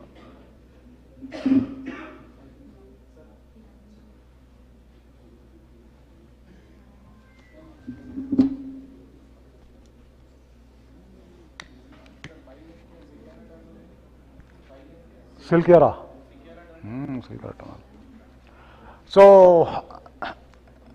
good morning everyone. As Sir is saying, we are running short of time and we are having severe cold outside, so I am going to touch a very hot topic, that is Silkyara tunnel collapse. This Deepavali, the collapse in the Silkyara gave a bang which was much louder than the normal noise of the firecrackers. These are some of the most viewed pictures, how the persons were trapped inside and how the rat miners were, had a big heart to rescue the operation.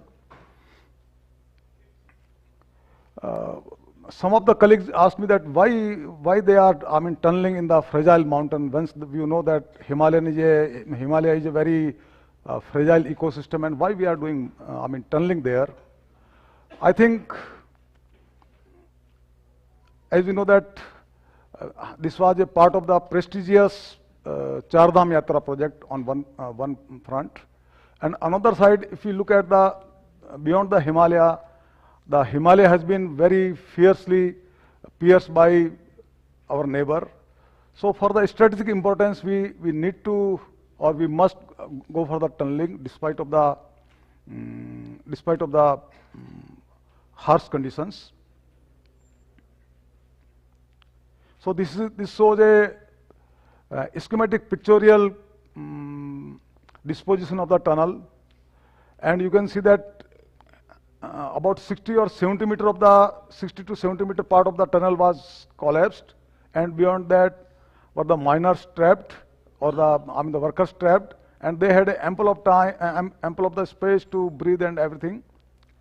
So, getting updated from the yesterday's presentation of Mr.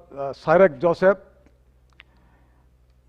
this was the size of the ore break. The width was almost double, from 12 meter to 24 meter. Height was tripled from 8 meter to 27 meter. So from geotechnical point of view, I will say that this part of the tunnel was basically passing through shear zone or very disturbed zone. This cannot be, a normal area, and this collapse could not have taken in a day or in hour. It was taking place, but unfortunately was I think unnoticed. So going unbiasedly and on a fact-finding mission rather than fault-finding mission, the basic question arises that this 60 to 70 meter patch, which was much behind the advancing phase, why did this collapse? And if you look at the size of the collapse zone, 23 meter by 27 meter by 63 meter, this cannot be a local failure. This cannot be a loose simply falling down. It was a big failure, part of the because of the poor geology. Then the second point was that the auger could drill successfully to a depth of 50 meter, and beyond 50 meter or 60 meter, it encountered steel structure, and the auger fins were broken and could not proceed, and the rat miners were called in. That speaks that I think initially 50-60 meter was not adequately supported. Had it been supported properly, then the auger could not have drilled that 50-60 meter smoothly. Then one basic question that the tunnel cross section was divided or bifurcated into main tunnel and the second exit. But this accident proved that I think both the eggs were put into same basket, so the people could not come out. I think we need to review the placement of two exits. They should be sufficiently away so that in case of if one gets stuck up, the people can safely come out from other. Then, as we discussed that this 63 meter long spans, 23 meter by 27 meter, it cannot fail in a fraction of a second. So I think there was a poor system of monitoring the condition of the tunnel even while going. I think the supervision part or the monitoring system was not in the place. And as it is known, the area was very close to the MCT, that is main central thrust, where the Indian plate is thrusting against the Chinese plate. This area got to be seismically very active. So doing, tunneling in the seismic zone, one need to be very careful. This is not like, normal tunneling. So these are some of the, probable reasons. First was that there was an inadequate understanding of the geology. That speaks itself, the size of the cavity speaks that I think geology and the structures are not understood well before designing. Then using this blasting, this method of tunneling by conventional drilling blasting, especially in this zone, was not appropriate. I think they should have used TBM. Third, as I think that part we have already discussed, that the support was basically under design. And fourth cause also, there was poor monitoring. And last but most important part is the party which was carrying out tunneling was ill-equipped and was not technically appropriate to carry out tunneling in such a challenging environment or in such a fragile environment. So, as you know, the Himalayan is youngest mountain. It is undergoing deformation continuously. It is rising about 2.5 centimeter per annum. There is a presence of faults, presence of groundwater, all sort of adversities, seismic. So it is very fragile rock stuff. If you look at the picture, then the silk era, the scenario, this 63 meter would be either there was a wedge failure or there was a sheared rock, and I think that appears to be more appropriate after discussing with Mr. Syrak, that this 63 meter and doubling the weight, tripling the height, got to be shear zone, probably.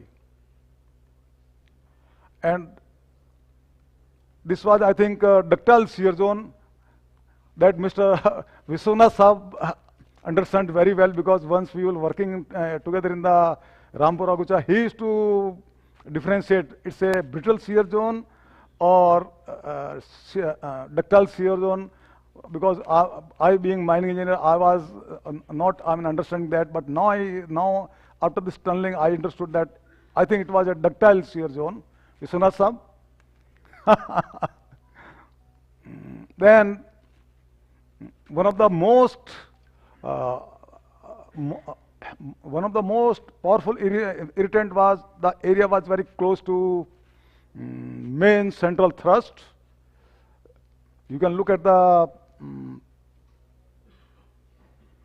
This is the site of the tunnel, and this red line is the MCT, main central thrust, very close. So got to be seismically active, and working in the seismic zone is no simple, not that simple. This is the this slide shows the in situ stress regime produced from annual report of NRM, thanks to Dr. Venkatesh sir. This shows that lateral stresses are very high, and I think oriented towards northeast direction. That is the general trend in the Himalaya. K factor or the stress factor is more than 2 or 2.5. And these are the manifestations of seismicity or overstress ground. The picture shows that the normal size got elongated because of the high stress. Lining could break. So doing tunneling in such a fragile zone, I think drill blast method should have been avoided. Coming to Bhandari Saab's topic, doing blasting in the weak zone, it shatters, it damages by shattering as well as heaving by penetration of the gaseous energy, and the damaged zone can extend 2 to 3 times the size of the tunnel. And what the drone survey has proved that. These are some of the shots showing that if the peak particle velocity is high, then the rock will get shattered. Left side image, right side shows the heaving of the area due to gaseous energy, but in the open pit case. Then one specialty in case of shear zone is that in the normal case, if you look at the left side image, heightening will be almost half the width of the tunnel. But if it is shear zone, it will fail by chimneying. And you know, chimneying has got no limitation. Chimneying can go as high as 50 meter or 100 meter. And I think that tunnel was experiencing the chimneying effect in the width as well as in the height. So our, I think, thinking or predictions are matching after checking the dimension of the failed zone. Then of course that this part we have already discussed, that it was inadequately supported. Then of course inadequate monitoring. But I will request here that... Please conclude in next 5 minutes. Sir, I will conclude in 3 minutes, sir. So next important part which comes on our shoulder, mining engineer, we must be very careful to monitor. This does not require any stress meter or extensometer, only visual observations. And I will be taking you very fast through some of the symptoms. Spalling in the RCC wall.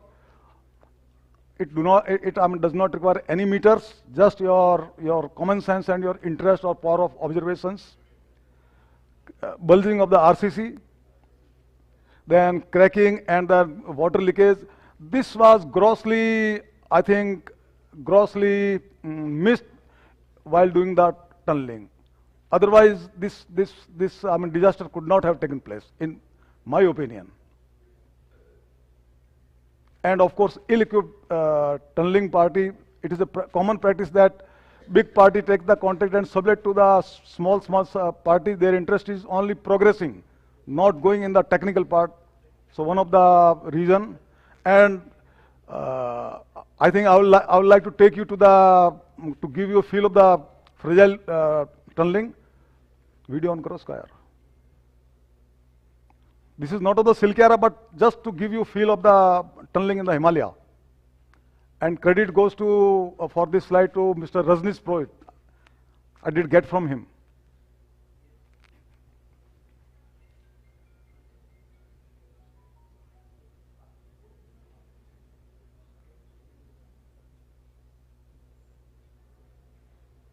बंद कर दीजिए. So to conclude, tunneling in fragile area needs to be done very carefully. You need to study the geology and then apply the method, blasting or TBM. And then monitoring part must be very strong. If the monitoring was strong, then I think this tragedy could not have happened. So it was a fact-finding geotechnical analysis on the Silk Era tunnel collapse. Thank you very much. Sir, 3 minutes. Thank you very much, Dr. Pramod. I think this paper could not have come at a better time. When the dust on the jubilation and celebration has settled, it is time to review what has gone wrong and what can we do as a nation to improve in future. So very relevant and important points have been raised, and I do not know exactly who are the people who are in charge of this.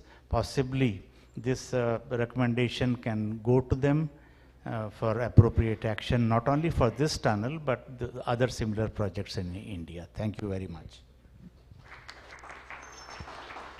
So this brings us to the end of very engaging session and truly international, and I hope the participants have gathered as much as I personally did. Thank you, all my co-panelists, the co-chair, and thank you all for a patient hearing. Thank you very much.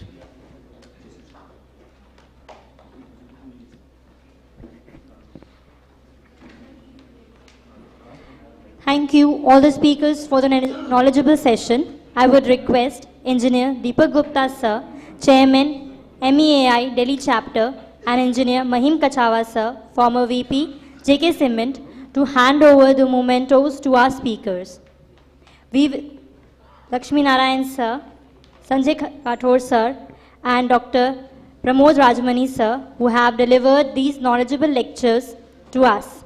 I also thank Andrew Hall, Hilton Goldfinch, Dr. Amit Bhandari Sir, and Dr. Susin Bhandari for delivering sessions via hybrid mode.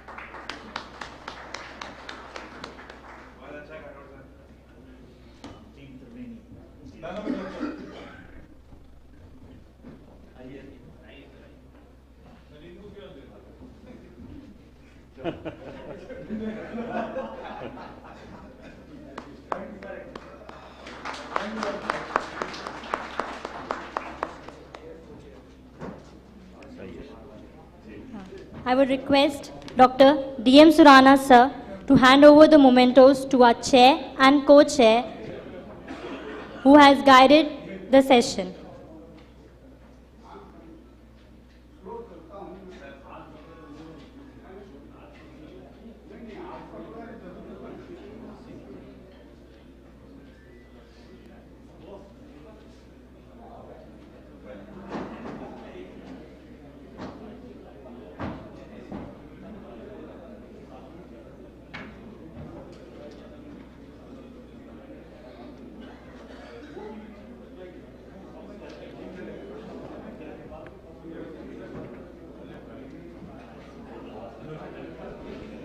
DM Surana sir जो हमारे बीच में है,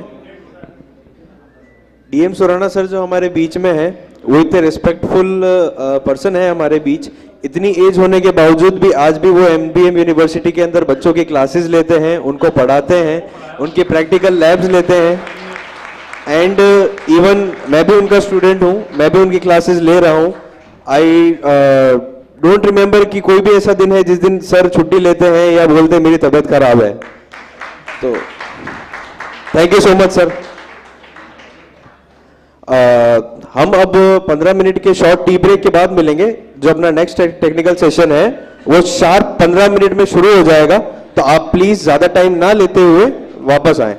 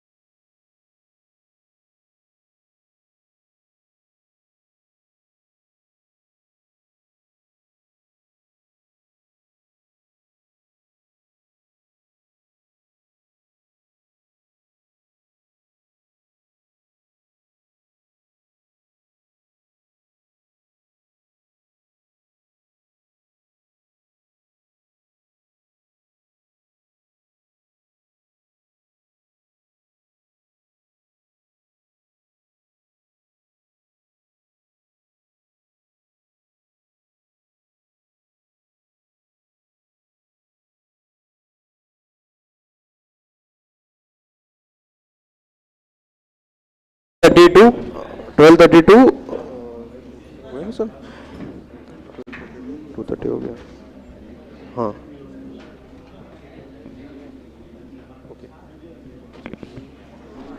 In place of Jaipal Reddy sir, R.K. Garg sir will be taking their session.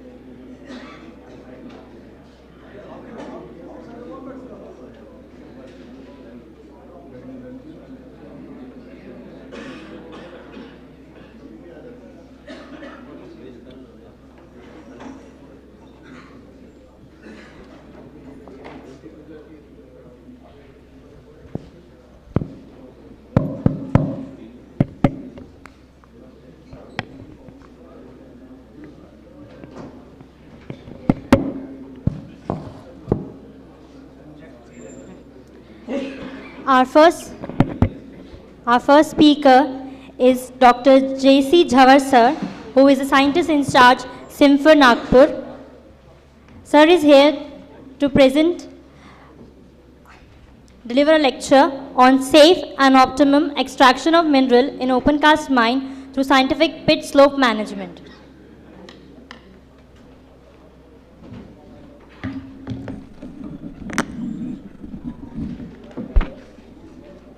Thank you. Very warm and good morning to this august house, respected chair, respected co-chair, my fellow speakers, very distinguished guests, my colleagues from industry, colleagues from my own institute, my personal friends, and Director NIRM, Dr. Venkatesh, my own friend. It's really indeed a pleasure, my personal pleasure to be here in Jodhpur, to meet my own friends, my own colleagues. I'm also alumni of MBM college, so it's a again, double pleasure for me to be here. So I made a point to come here right from Mines. Yesterday evening I reached, and sorry that I'll be leaving this afternoon also for some personal work. I thank MEI Jodhpur chapter for inviting me to deliver this keynote paper, especially Dr. Rajmani sir, who has pursued really very multiple times. So I made it possible to do, so it's not a formal paper, but I would like to speak my own, my experience as a scientist over the last more than 35 years on this subject, especially that how pit slope can be managed scientifically across all sectors, across all mines, in different geomining scenarios. What are the challenges, what are different issues, how that can be managed. So my crystallized observations, my experience over these years has really is behind my decision to speak on this subject today. please start the presentation.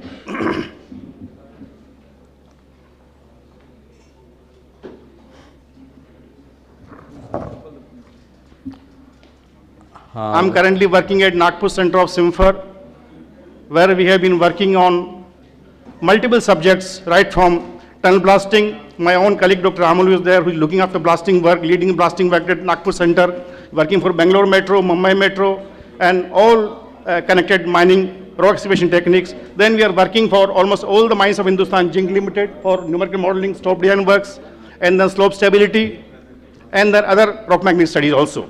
So we are a very short group.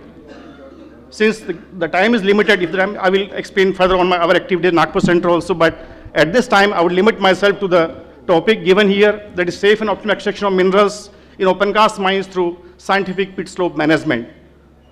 Janwar Saab, I think 90 minutes is there for the total. Right, sir. Around 6 papers are there.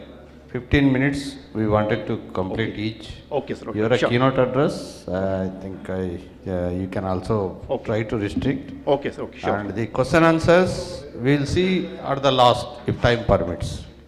Right. Thank you. Thank you. Thank you. So I'll be covering what are the different issues in coal, limestone, other coal mines, other non-coal mines, then how the extraction of minerals can be done in a safe and optimal manner. Then what is the characteristic of slope metal across different segments of mines. Then slope management, which covers scientific slope designs and continuous assessment of slope performance through monitoring and interpretation of data, then summing up.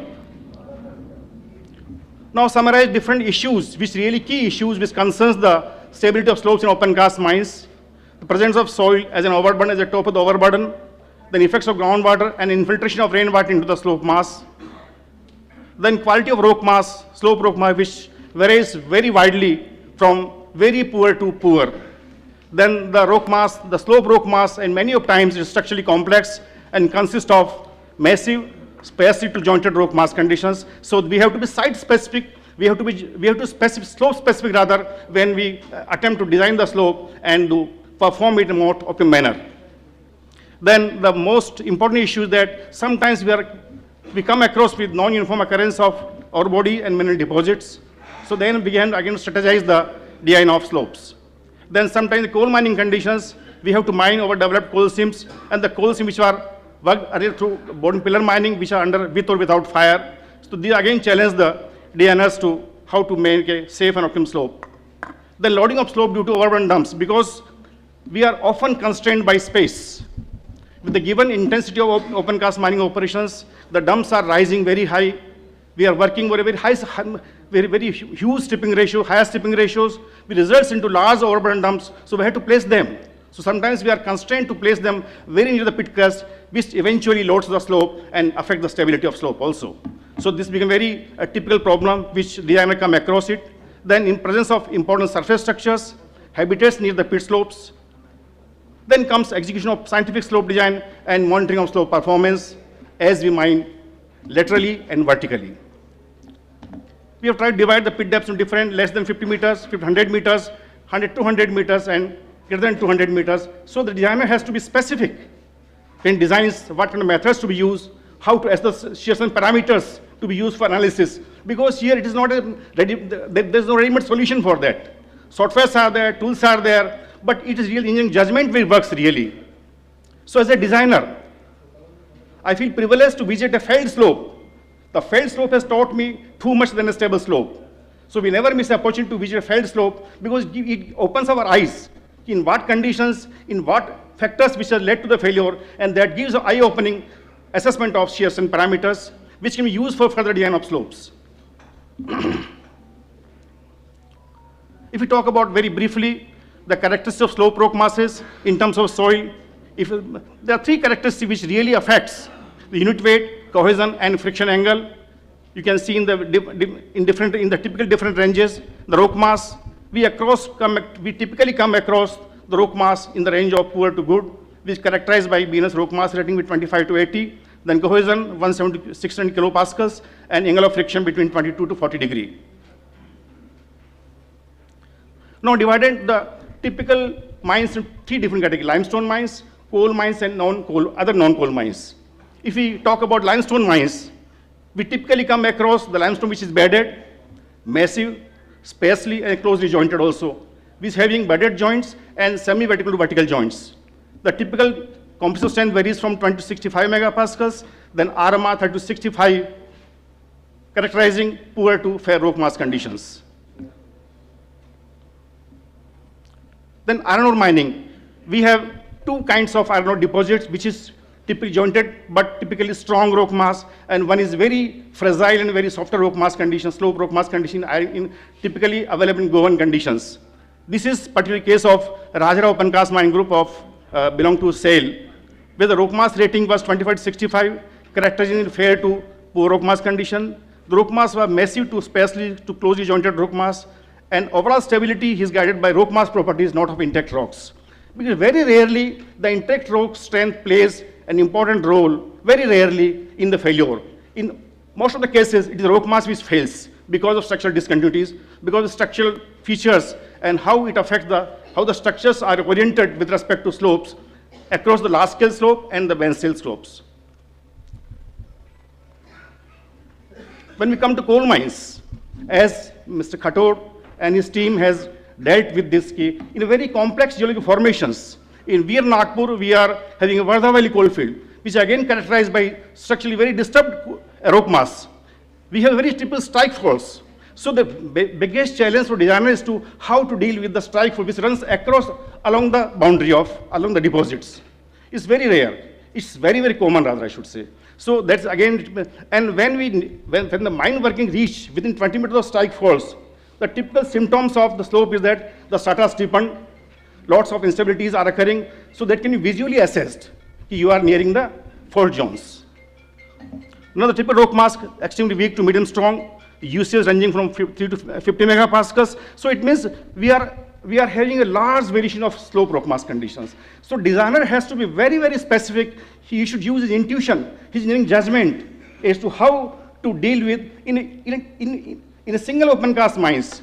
He can come across at diverse rock mass conditions, forcing him to design slopes for two different diverse conditions.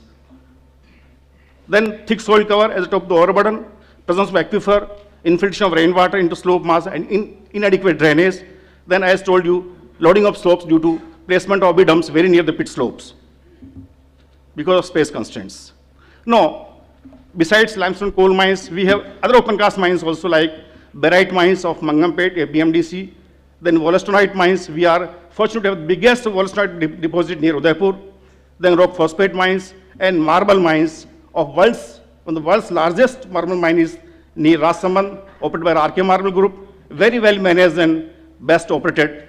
So here also we are associated for designing and monitoring. I'm very happy to share you that we have designed a slope for the very safe extraction, for the fullest consideration of mineral conservation, and we have executed the design also, and Simfer is monitoring that slope performance also, and very happy to say that it is being executed in a very safe and optimum manner there. Now, if we just talk about scientific management of open pit slope, it consists of two prime elements. First, execution of pit slope design, and then assessment of slope performance. Any one of the two, these are two components which are interrelated and needs to be followed rigorously, needs to be adopted rigorously. Slope design is guided by rock mass characteristics, failure mode identification, assessment input parameters, stability analysis, then formation of pit slope design based on above parameters. Then slope performance assessment. As Rajman has told that visual observations, no slope can ever fail without giving visual warnings.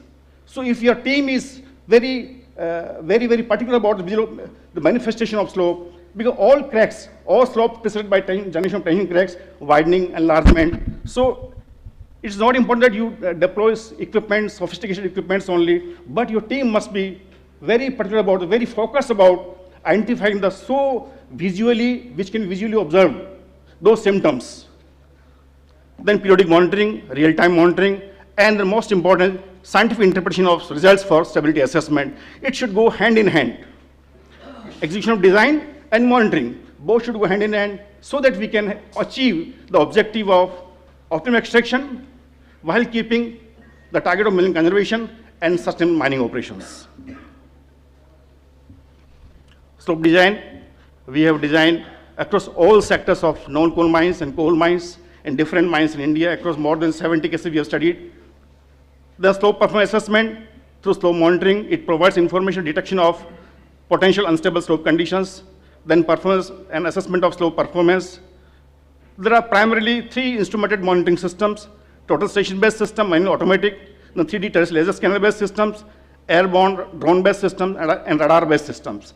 But all these techniques have limitations in monitoring of different types of slope conditions, different types of mine-specific conditions. We have to assess what kind of movements are expected in our particular slope conditions. Then only we have to deploy that.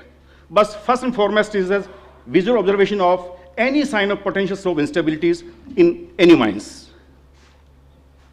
We have used this TLS system at the Mangampet barite mines of APM recently. Now, the key observations are summarized in this.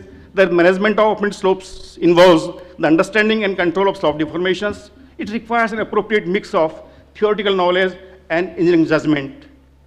Then effective management can be achieved through an execution of slope design, coupled with meticulous monitoring and assessment of slope behavior. The practical approach is guided by basic data, geotech characteristics, groundwater information, and good measure of practical, realistic engineering judgment. Detailed investigation may include rock mass characterization, identification of potential failure modes, structural features, estimation of shear strength parameter, which is most important. Tools are there for designing, but design is embraced with the very sensitive and very key issue is that what to use in those tools and what not to use. There comes the role of designer, and there comes the role of engineering judgment. That is the most practical aspect, because garbage in, garbage out wali baat hai. So we have to be very specific what kind of slope you are dealing with, what kind of slope, in what way it could perform in the given conditions. The monitoring may include visual observations, measurement of tension cracks and slope, displacement monitoring using total station, other sophisticated methods, depending upon the size and severity of slope sections.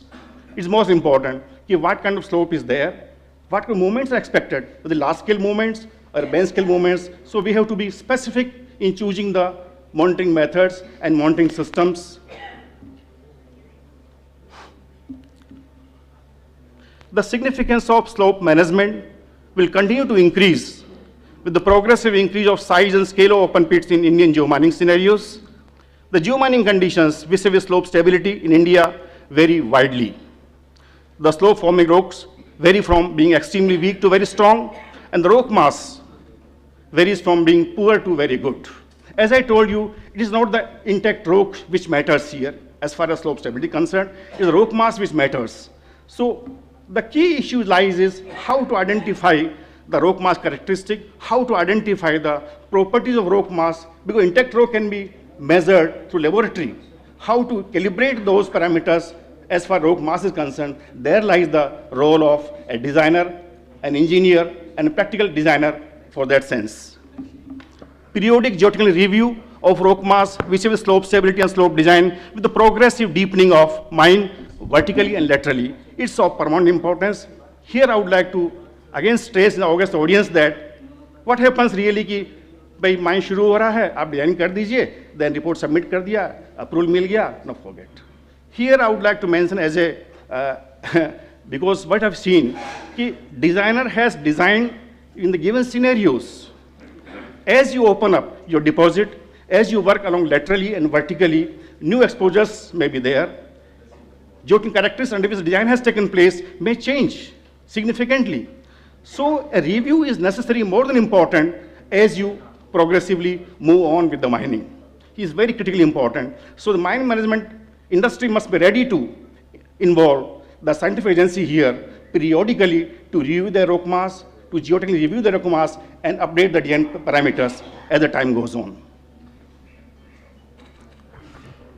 Implementation of scientific design slope monitoring program coupled with interpretation of monitoring data is required in an open cast mine to derive appropriate slope movement thresholds suited to the given pit slope geomining environment. It's very important, critically important, that each mine specific, and it's possible only when we meticulously monitor the slope as we mine. as a scientist, as an engineering scientist, I should say, I really reiterate that monitoring, a practical monitoring of the slope behavior as you mine is of paramount importance to derive the site-specific thresholds, which help us in pre-assessing the slope condition as we mine along, to predict the tragedy or any hazard before the actual instability comes in. Periodic and more effective coordination among mine management, regulatory and scientific agencies is likely to further help in achieving the twin objectives of mineral extraction and conservation with sustainable operations through safe and optimal extraction open cast mines. It's my personal opinion basically, sir. Janwar sir, I think. Yeah, just 1 minute, sir. Yes. Thank you. What happens basically, sir, there are 3 pillars of the whole system, we can say. One is mine, one is science and technology, represented by a scientific agency, mine is represented by the mine management, and then regulation, which is represented by the scientific regulatory bodies. So, these triangle vertices, they should not sit in isolation. And nobody is above anybody, all in parallel, sit at equal platform. And they must see the common objective is to how to help the industry in achieving the target of optimum extraction with safety. Objective is to conserve the minerals, because once we mine it out, if left, it's left forever. We cannot go back and mine. So mineral conservation should be the only target. And to achieve that target, all 3 agencies should sit together and get a coordination required as far as I think, because what happens sometimes agencies, management की ऐसा लगता है कि बिल्कुल management के हम दोनों दुश्मन हो गए भाई, ऐसा नहीं है. मैं प्रैक्टिकल चीज बता रहा हूं मेरा एक्सपीरियंस से कि industry should also invite the agencies in a very systematic manner, and the regulatory bodies and the scientific bodies should help the industry to achieve the target through different mechanisms so that the ultimate target of extraction with safety is achieved for the overall good of nation, that is mineral conservation and sustainable mining operations. Thank you. Thank you very much. Thank you, Dr. J.C. Janwar Sahab. He have highlighted what are the basic requirements of slope stability, how to manage this slope stability, and what are the basic requirements and also regulation, mine owner, and this science and technology, how to keep all together, then only we can manage. Thank you, sir. Thank you. You have highlighted very nicely. And give him a big hand once again.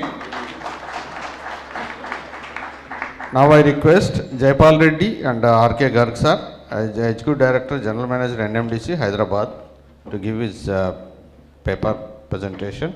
I request him to restrict for 15 minutes. Sir, I assure you that I will finish in 15 minutes. Please start. Presentation.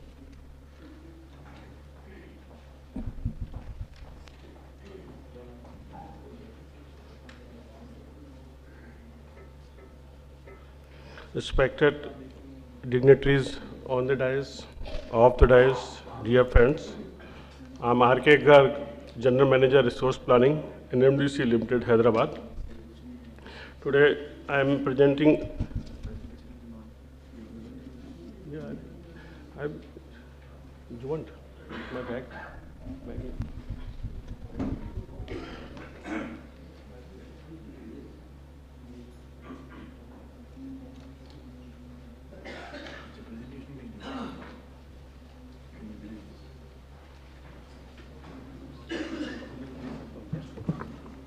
Can we skip Garg sir? No.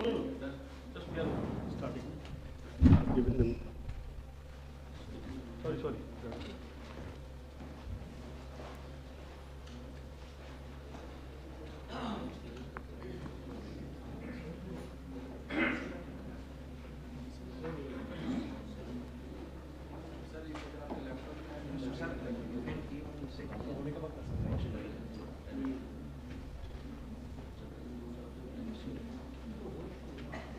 Garg sahab, I think we request you make it next, then I think better, sir, Okay. so that we can save some time.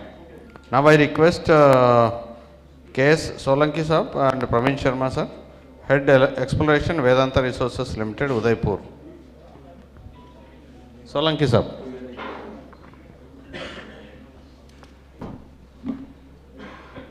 Good afternoon, everybody. I'm Kuldeep Singh Solanki, representing Hindustan Zinc Limited. I'm Director Exploration, heading the Exploration Division of Hindustan Zinc and the mining operations in geology terms as well.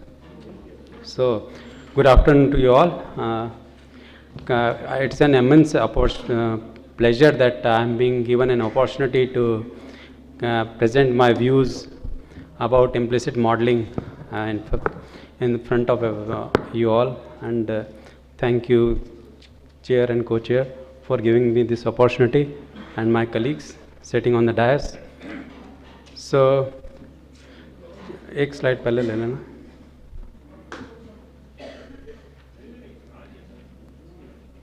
Okay, thank you. So, what I have done is that I was given a task to present 2 papers. But because of shortage of time, what I have done is that I have clubbed these 2 papers into one. One is about the implicit modeling, and other one is about the Indian Mineral Industry Code, which has been put by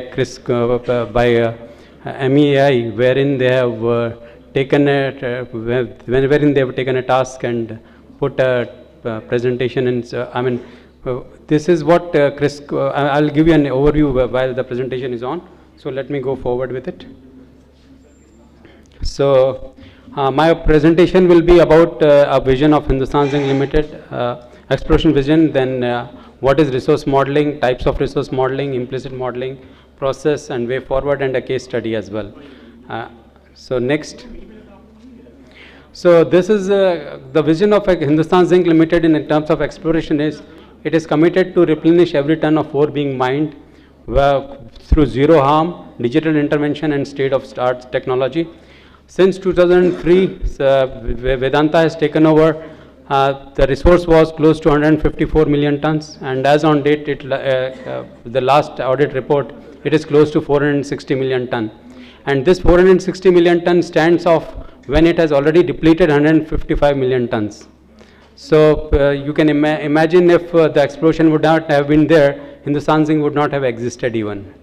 So this is the growth which has been going forward, and it is my pleasure to share that we have done close to 540 kilometer of drilling annually. It is underground and surface both combined. So to just give you a brief, 200 kilometers we do it on surface, and plus 300 it is in underground.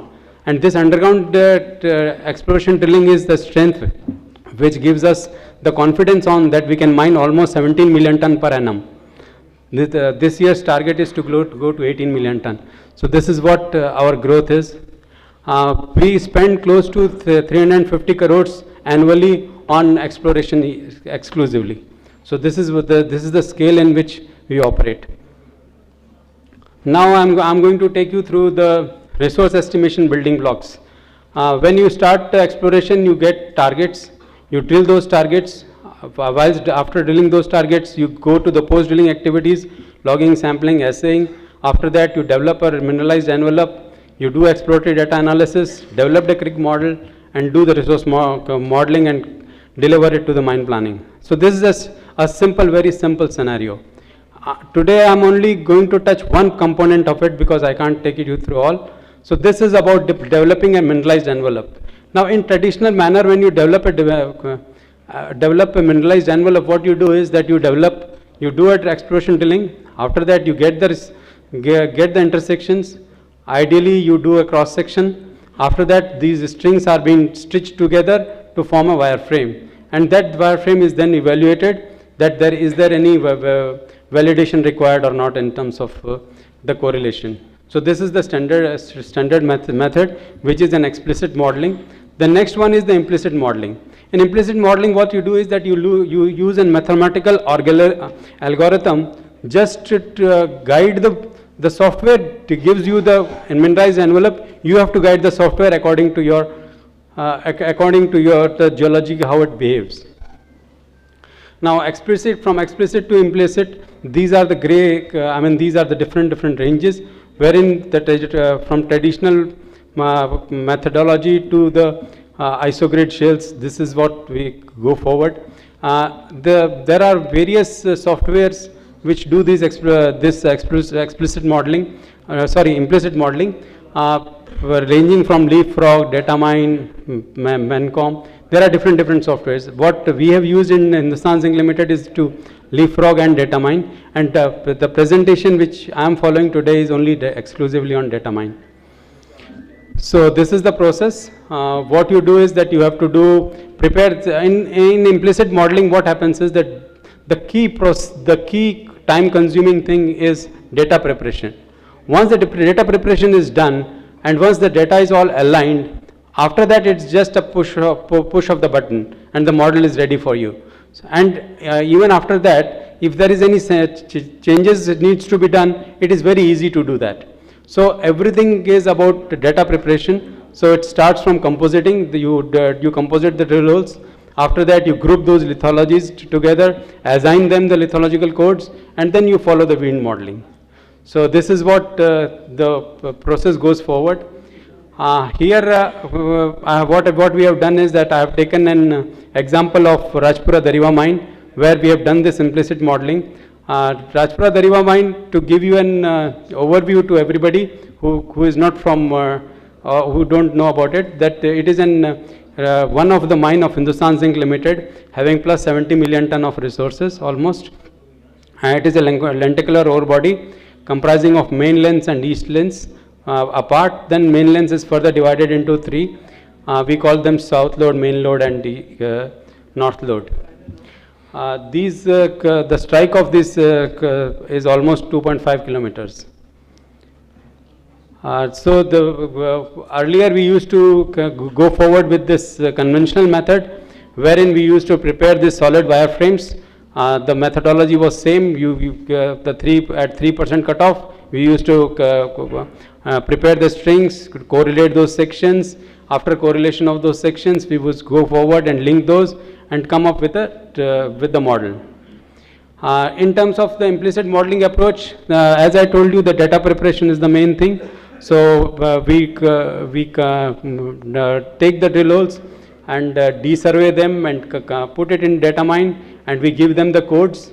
After that, we come up with the hangwall and footwall contacts defined, and these handwall footwall contacts are basically wherein you have to do the majority of the job by cleaning these things, because when the software with the output you will get will be very crude.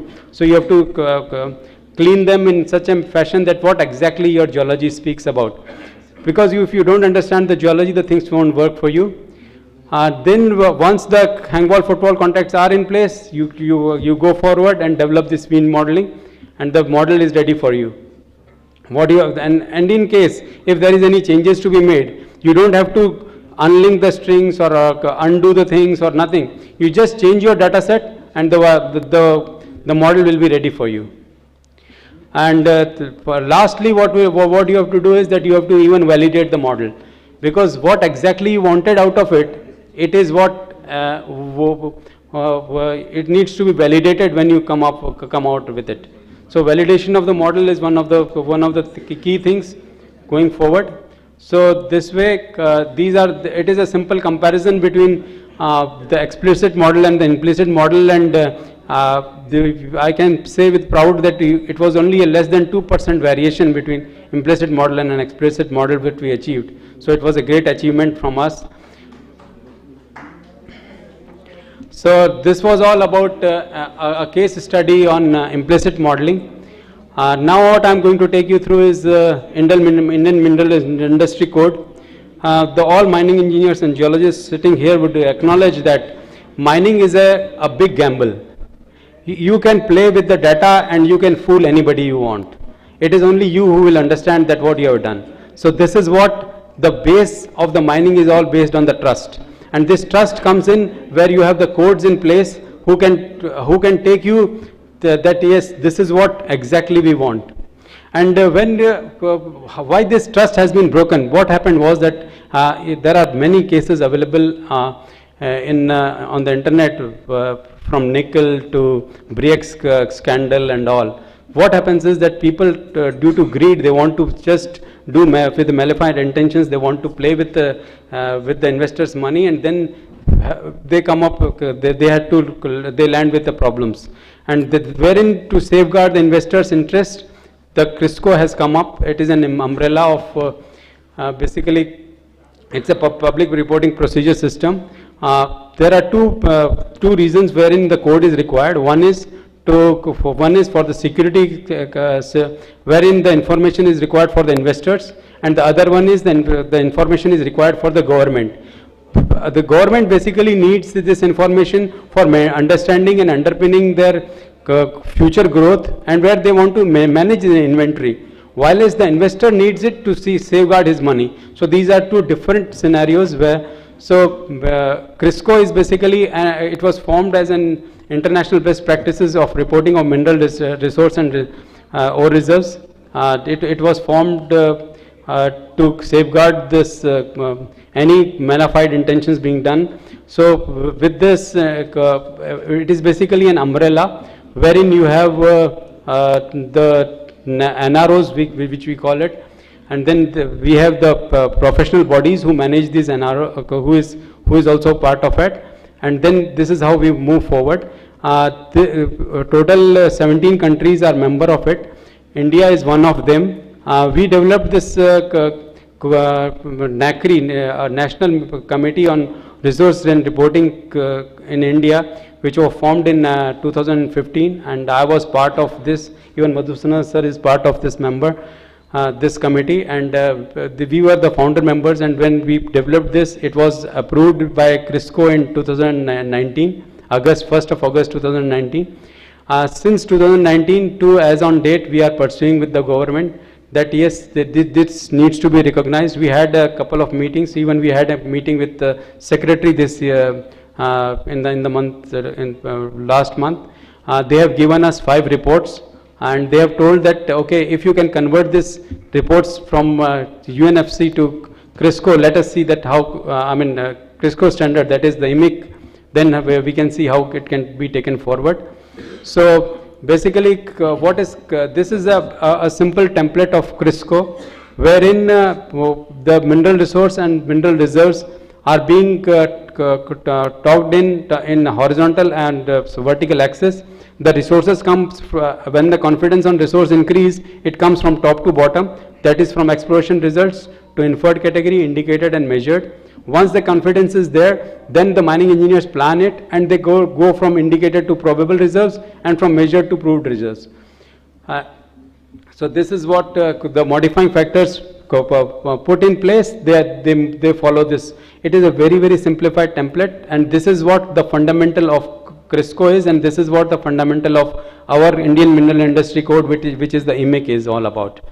So, and the IMIC is based upon. Okay, I'll just conclude in.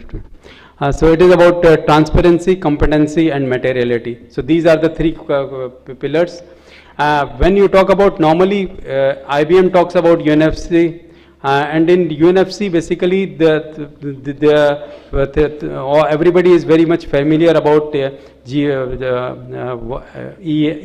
axis, and this is wherein the project is viable, potentially viable, non-viable, or prospective. So they basically focus upon the viability of these projects, but this can very well easily be classified from one into other. So that is what my submission is, that if it is a UNFC or if it is a CRISCO, we don't need to be very, very furious about. It can be easily transported from CRISCO to UNFC and from UNFC to CRISCO, so we can even do that part, and it is very easy. The only thing is that you have to follow UNFC 2019 and not UNFC 2009. So with this, I'll conclude. Thank you for patient listening. Thank you, sir. Thank you, Solanki sir. You have highlighted implicit modeling as well as CRISCO and IMIC code for the India. Thank you. Yes. So and what happens is that this IMIC code, when it has been developed, Since then, we have already conducted four courses so far. One has been physical and other has been online. And these courses, and under these courses, we have already trained almost 100 executives across India.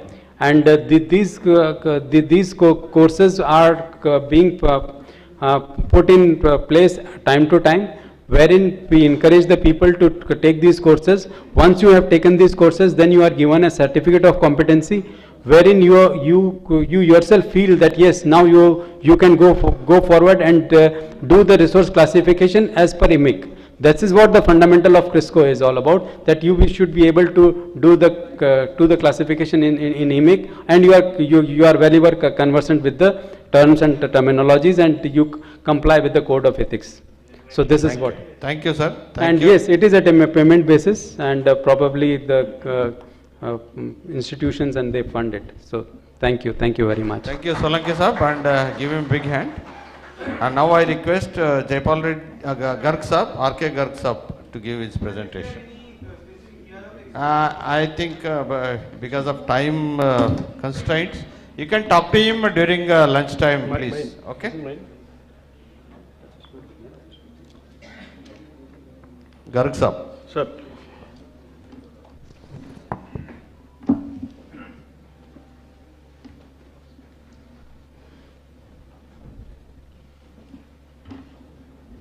Yeah.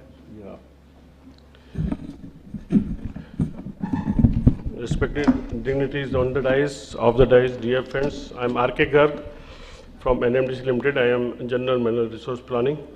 Today I am presenting about the uses of multidisciplinary exploration techniques for iron ore and exploration for diamonds in NMDC.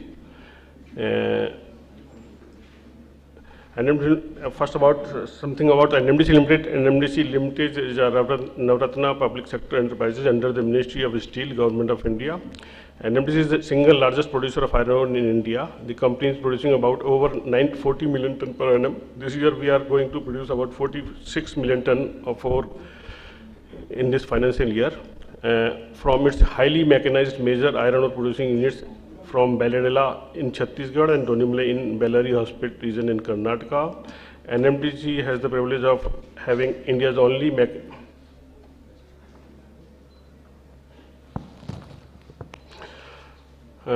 mechanized diamond mine in Panna in Madhya Pradesh. NMDC has recently started gold mining also in Mount Celia in Western Australia through its subsidiary company Legacy Iron Ore Limited in Australia. NMDC has been involved in the exploration of a wide range of minerals, including earlier in copper. Khetri was developed by NMDC. Rock phosphate, limestone, magnesite, diamond, tungsten and beach sands. NMDC has established several iron ore, limestone and other mineral deposits in various states of India. Presently, NMDC is looking for iron ore, bauxite, critical extraction minerals, coal, gold, platinum group for minerals, fertilizer mineral, etc. NMDC's vision for 100 billion ton by year 2030, so as to fulfill India's infrastructure development requirement, and it intends to have 200 million ton per annum capacity by year 2047. Use of multidisciplinary exploration techniques for iron ore exploration. The following methods are broadly being used in iron ore exploration: remote sensing and GIS studies, large-scale geological mapping and topographical surveys, airborne and ground geophysical surveys, geochemical sampling and analysis of samples, core drilling, and classical and 3D body modeling for reserve resource estimation. This is something about remote sensing. We are using the use of and reflection spectroscopy techniques in iron ore mineral exploration has also been reported by several others. Reflectance spectroscopy is a technique that allows the identification of minerals based on their spectral properties in the wavelength region of the electromagnetic spectrum between 400 and 2500 nanometer. Then large-scale geological mapping and topographical surveys we are doing based on available geological map of the area and lithological maps prepared by remote sensing and GIS studies. Large-scale geological mapping on 1 to 5000 and 1 is to 2000 scale is carried out for preparation of detailed geological map. Detailed geological map consists for information of dimension of mineralized zone, structural features, and lithology of the area. Detailed topographical survey is also carried out with the help of throttle station and contour maps up to 2 to 5 meter interval is prepared for 3D ore modeling and ore reserve estimation. Airborne and ground geophysical survey, we are doing study of available regional airborne magnetic EM and gravity geophysical survey. Data is carried out to identify potential zone for ground geophysical surveys. Ground magnetic survey is being done for magnetic surveys. This method is used for measuring the strength of the Earth's magnetic field. Magnetic surveys are very important for detecting shallow faulting, bedding, and other subsurface discontinuity and hidden ore bodies. Airborne and we are doing also airborne and ground geophysical surveys. We are having drones in our labs, and ground gravity survey is used for this survey. The method is used to effectively measure very susceptible subsurface density changes in rocks. The size and location of numerous geological structures and iron and KCR bodies can be determined using the method of surveying. VLF-EM surveys, the very low frequency electromagnetic method, is a passive electromagnetic method that exploits the EM radiation emitted by pre-existing radio transmitters. Then transit electromagnetic and IP resistivity survey we are also doing. These are also capable of deciphering structures beneath subsurface pertaining to iron ore deposits. And then ground geophysical instrument. These are some ground geophysical instruments and anomaly maps. Magnetometer is there. Magnetic anomaly maps is that. VLF-EM instruments are there. Gravity meter is there. We are all having it with us for doing surveys. Geochemical sampling, we are also using fresh rock samples. Then small size samples are being collected by hand, and then samples are collected by pitting or trenching in the area based on physical properties, mineralization, color, bedding, and structure. Samples are collected at close spacing for getting best results of iron ore deposits. Wet chemical analysis we are doing. Then handheld XRF we are doing for preliminary chemical analysis. Regression curves are plotted and models are generated for different blocks based on that chemical analysis data of few samples. Handheld XRF is calibrated for different areas, and samples are analyzed using calibrated handheld XRF. Then core drilling we are doing, NQ size core drilling is preferred. Then core logging is performed, and then core logs are prepared. Iron ore core samples of 1 meter length is split into 2 equal halves. One half is preserved and another half is being crushed and pulverized for wet chemical analysis. Based on positive results and ore body structures, detailed core logging is conducted in closed spacing grid. We are having a staff of core drilling machines in our Raipur Global Division of Exploration. Then we have diamond exploration we are doing in many areas. The three main sources of diamond that is kimberlite and conglomerate and alluvial. We are doing, but locating kimberlite and lamproite is an arduous task, as these rocks are found in very small quantities on the surface of the earth.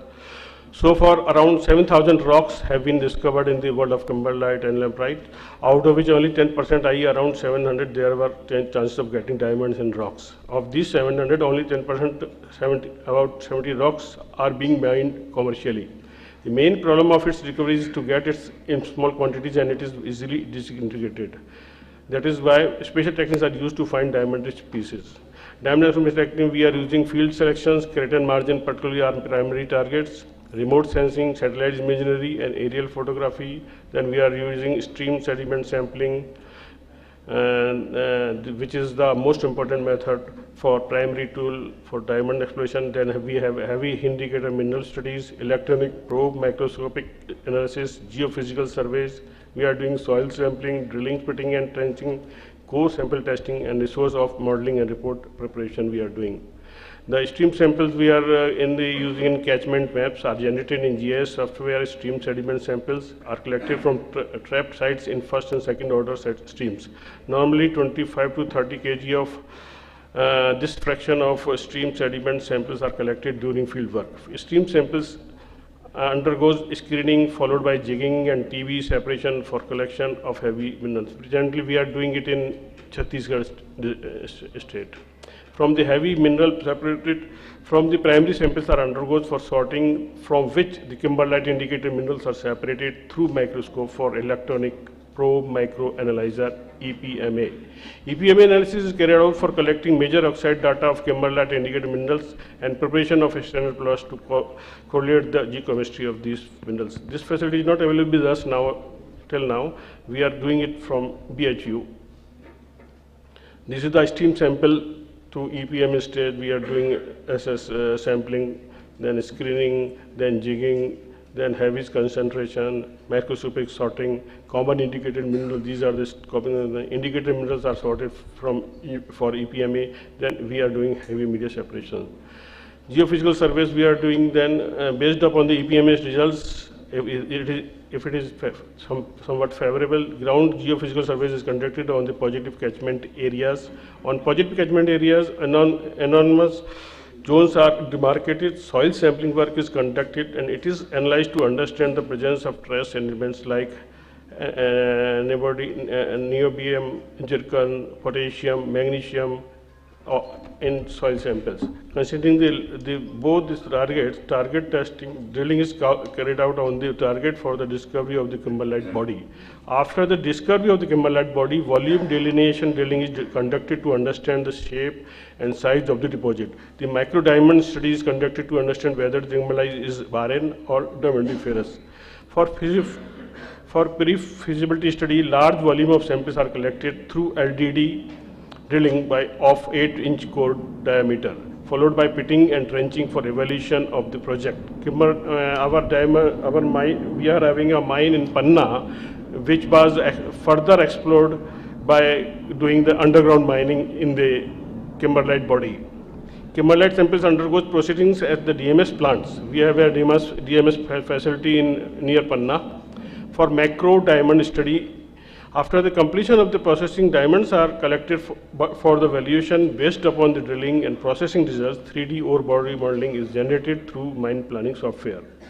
Garg Sahab, I request you to conclude. Just 2 minutes. This is our ground geophysical survey results, soil sampling, then 3D ore body sampling we're doing drilling, and then processing of the diamonds. Thank you. This is our Madhura diamond mine in the picture. Thank you, Garg Sahab. We have completed before time. Thank you very much. Now I request Deepak Tanwar Sahab, Additional Director Mines, DMG Rajasthan, to give his paper.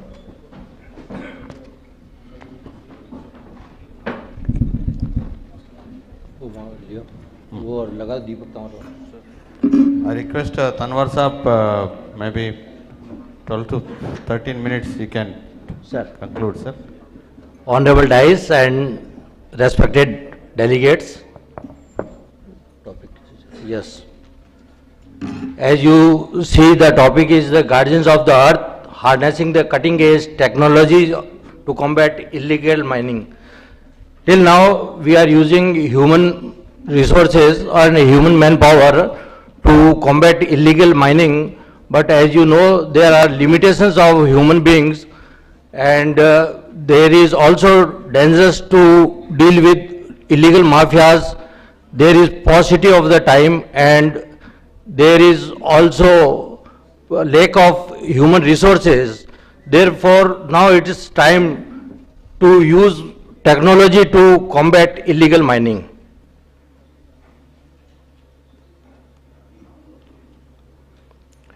I have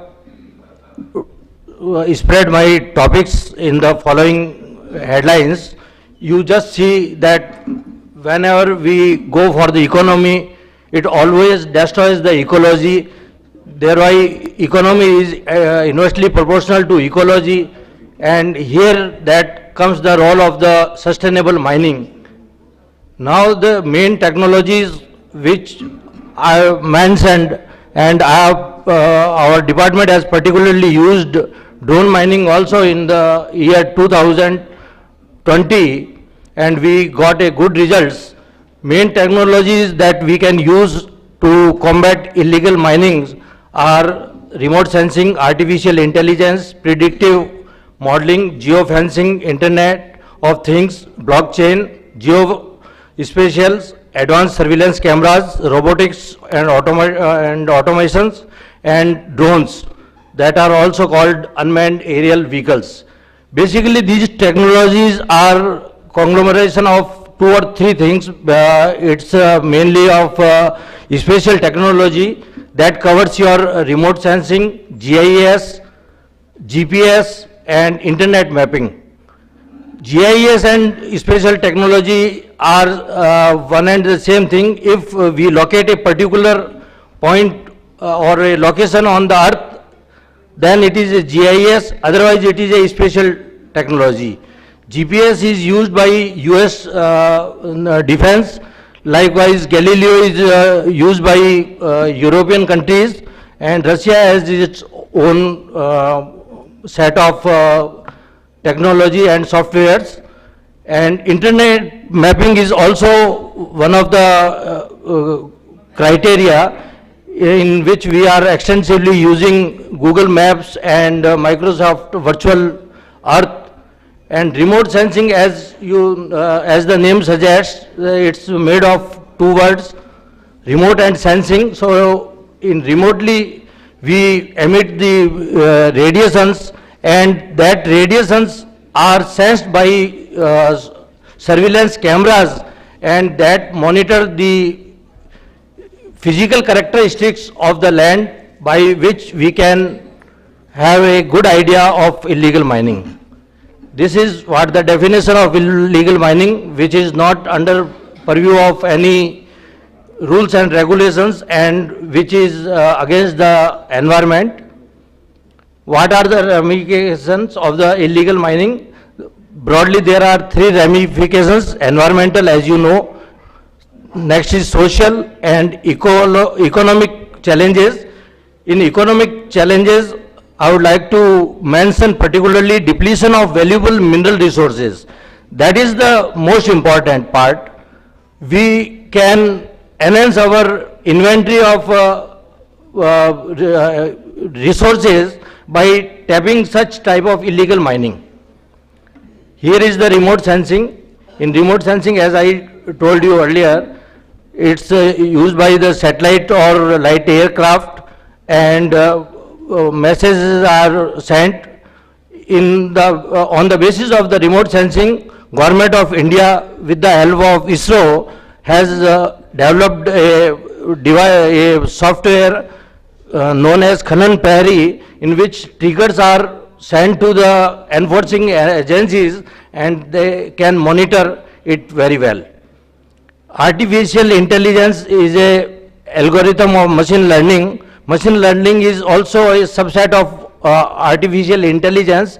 In artificial intelligence, we use the machine or computer to use the work of a man, in which the capacity of the machine increases manifold, and it can analyze much more data than a human can. Then predictive modeling.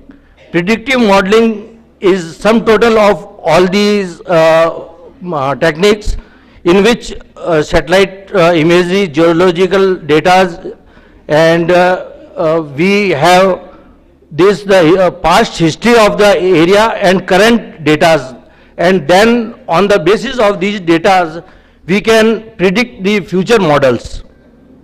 Geofencing is a latest technology in which we artificially fence or a particular zone in a circumference, and in which any person or equipment having or loaded with GPS enters or exits, it will trigger automatically, and it can very well used to the enforcement agencies and the concerned police thanas that someone has entered in particular zone. You have seen in the Starbucks in foreign countries, they have, as soon as you enter in the zone of their Starbucks, you will get message on your mobile that you will get a cake free on the venti. Like that, we can fence our illegal mining areas, and that can trigger in real time that someone has entered in that area or someone is exiting out of the area. Then Internet of Things, it is also a latest technology in which various machines are interconnected, and also these machines are connected with the clouds. So we get the real-time data. Then blockchain technology, it is also good technology in which from initial to end we check all the situations and we get inventory right from extraction to transportation to processing to selling to the end user. So in between the gaps we can find where is the leakage. Then geospatial technology, it is a general technology as I told. If it is not localized, which is GIS, then it is geospatial technology. We have advanced surveillance cameras. Till now, in past we use only closed circuit CCTVs, but now we have surveillance cameras. We can have from them real-time data, and enforcing agencies from control room can control the remote areas also.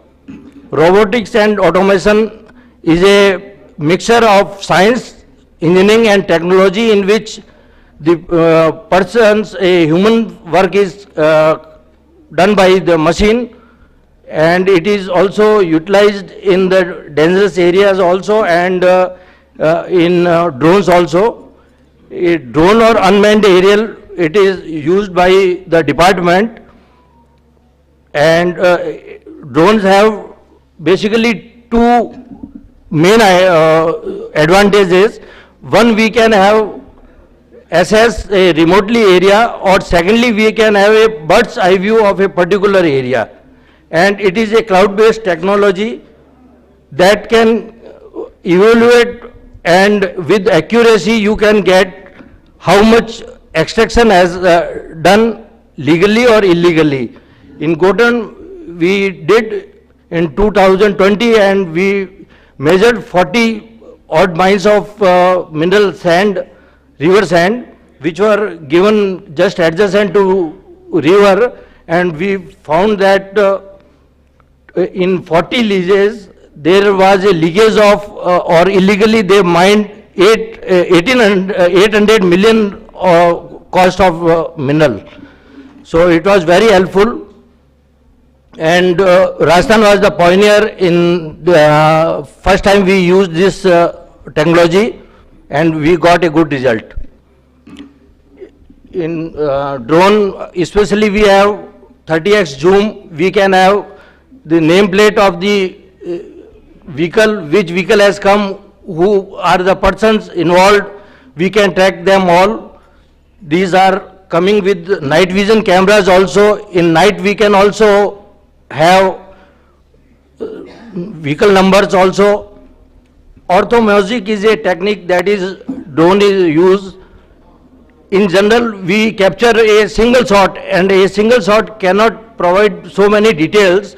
So orthomosic is nothing but taking, if not thousand but hundreds of pictures of a particular scene or particular location, and then stitching them together, so it gives a real picture and accurate picture. It is 10 times more accurate than the Google. This is the change detection I have mentioned.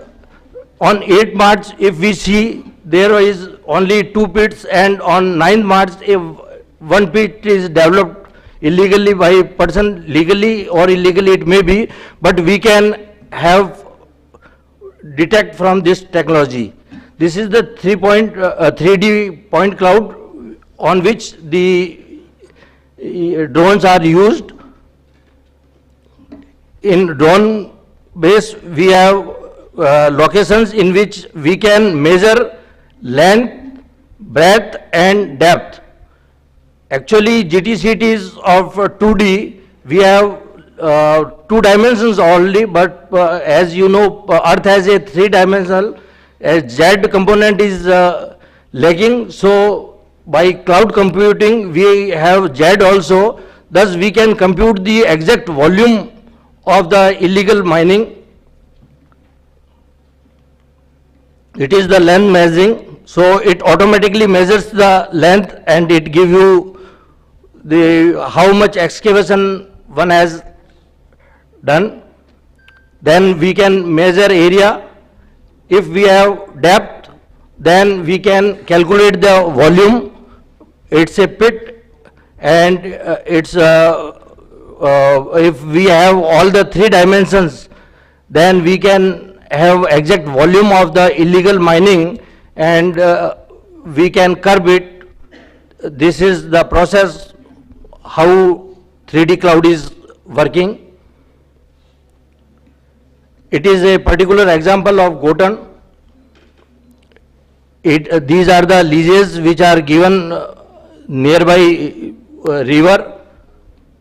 It is of particular lease area which is shown in green color, in which though we have KEML file and outside area is also there, but I am showing the legal portion. It is the zoom portion of the pit. It is the legal volume which a lessee has excavated, and it is purely based on drone calculation. These are the challenges and considerations. First of all, in our developing countries, financial constraints, as you know, is major constant. Then online training, and we have to equip with the latest technology. Then it issues standardization across the globe, and security and privacy is also a concern. Next. These are the work for regulatory framework. We have rigorous licensing procedures, thereby it gives a way for illegal miners to do illegal mining. Secondly, the penalty should be draconian so that no one can dare to have illegal mining. And third is a nexus, as everybody knows. In concluding part, I want to say that it is potential to transform the monitoring and enforcement and management of illegal mining by formulation and fortification of robust and regulatory framework. My recommendations are, it should be prioritized investment technologies. We should have invest in technologies, cultivating the culture and adaptability and continuous improvement. Thanks.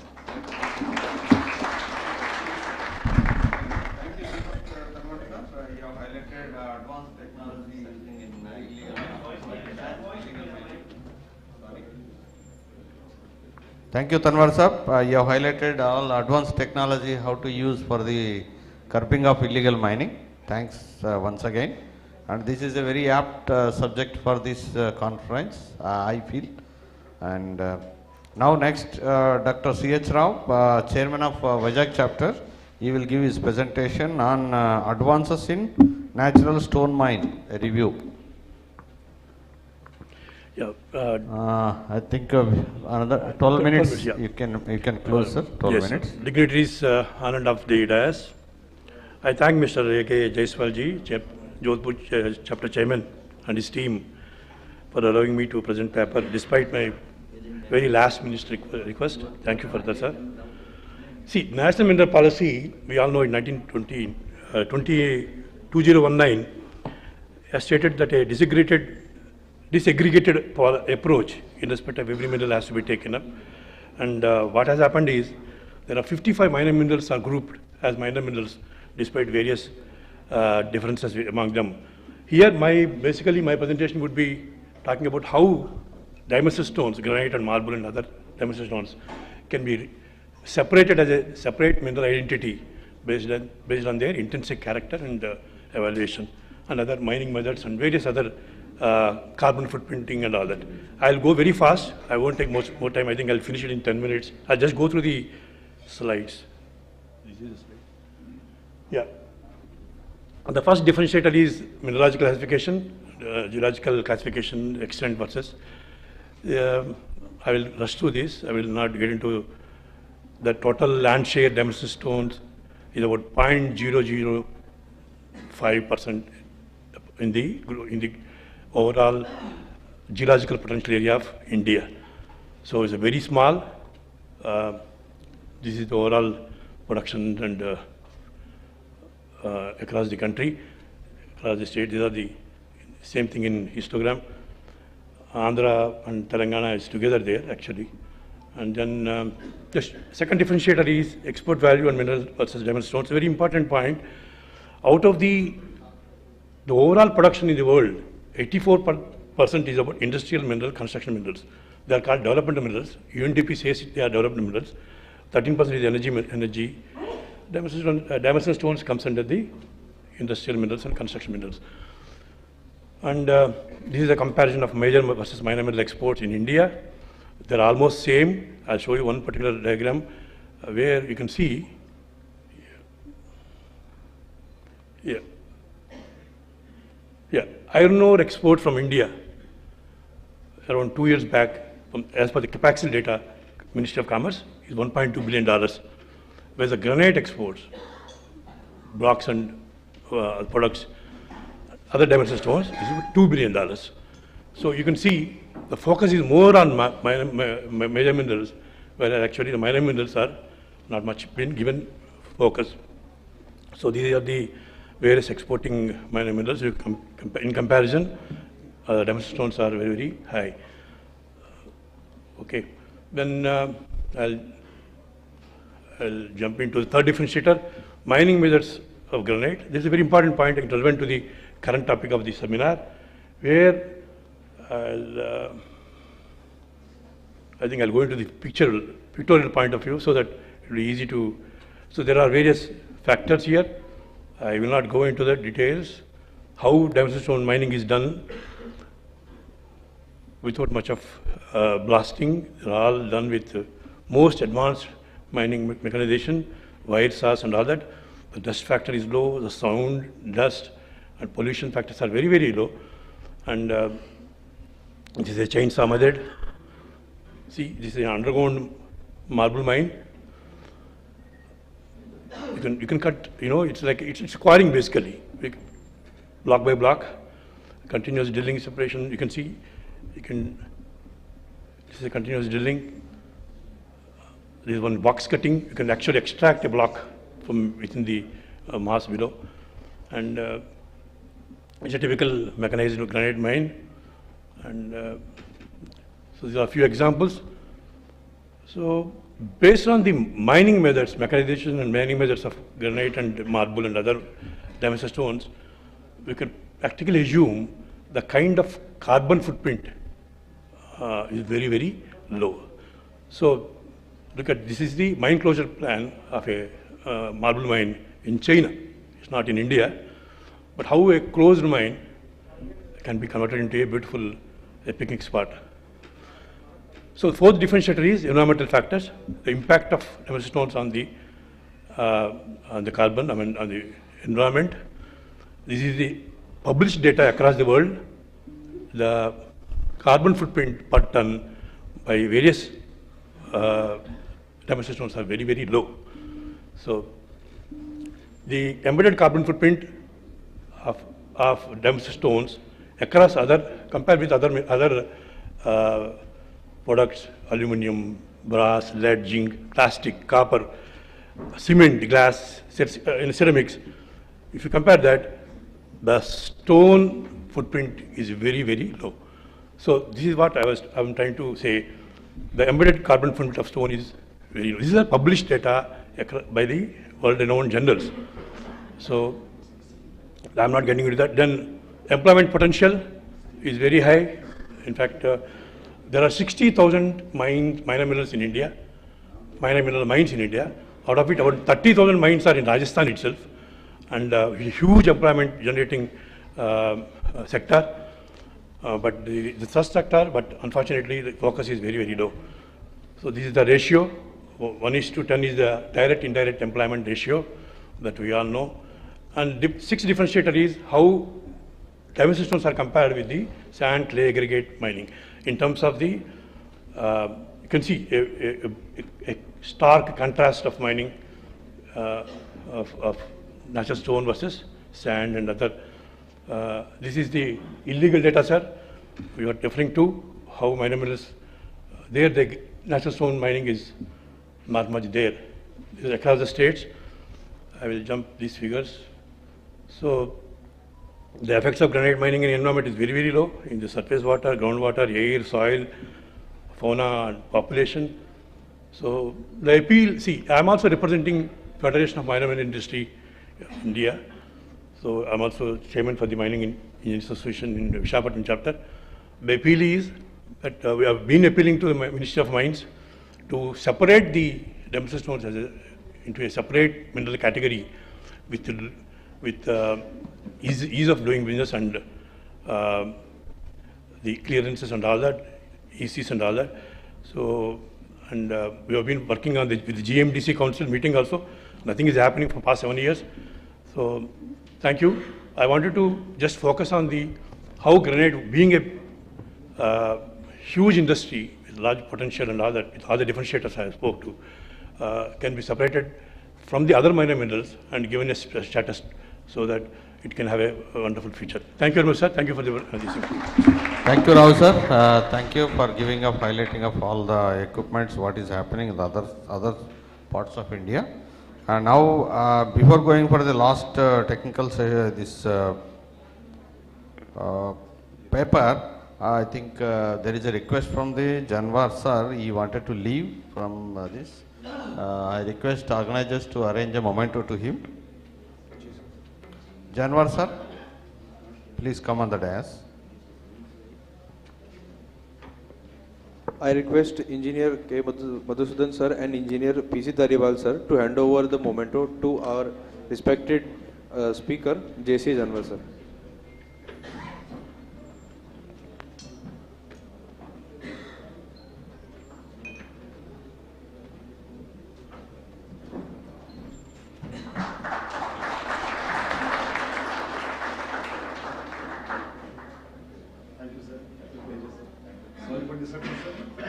Thank you so much, sir. Thank you, Dr. Janwar sir.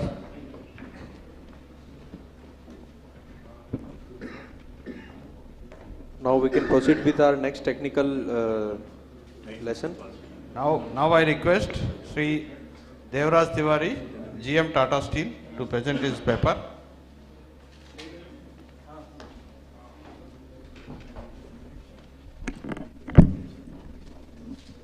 A very good afternoon to everyone. Tiwari sir, you can take 12 minutes. Sure, sir, sure.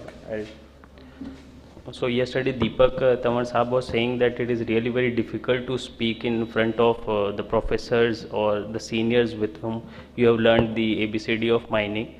So similar is the case with me, but still I will try to present whatever I have brought in. I was told to speak on how digitalization can act as an enabler for sustainable mining. So, and some of the initiatives that have been taken by Tata Steel.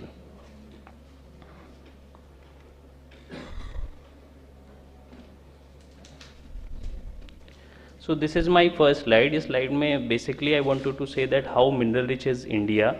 If we see that over the years the production of the mineral as well as the contribution, the sale value from the minerals is increasing year on year. Hardly there is any year in which it has dipped down to some percentage, but it has ever increasing. The upper pie graph shows that how iron ore is the major contributor, with contributing about 79% is the production value of the minerals. I will relate this slide to my next two slides. Now if we come to the auction summary, post 2015 total of 335 blocks have been auctioned, and we see that iron ore is the major, the blocks have been auctioned are of iron ore, and Odisha is leading the auctions.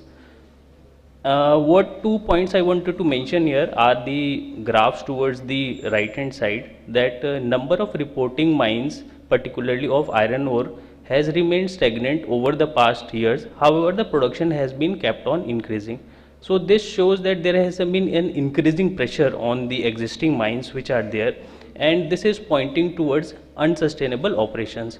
This kind of production cannot be sustained with the existing mines if no new mines come into existence in the coming years.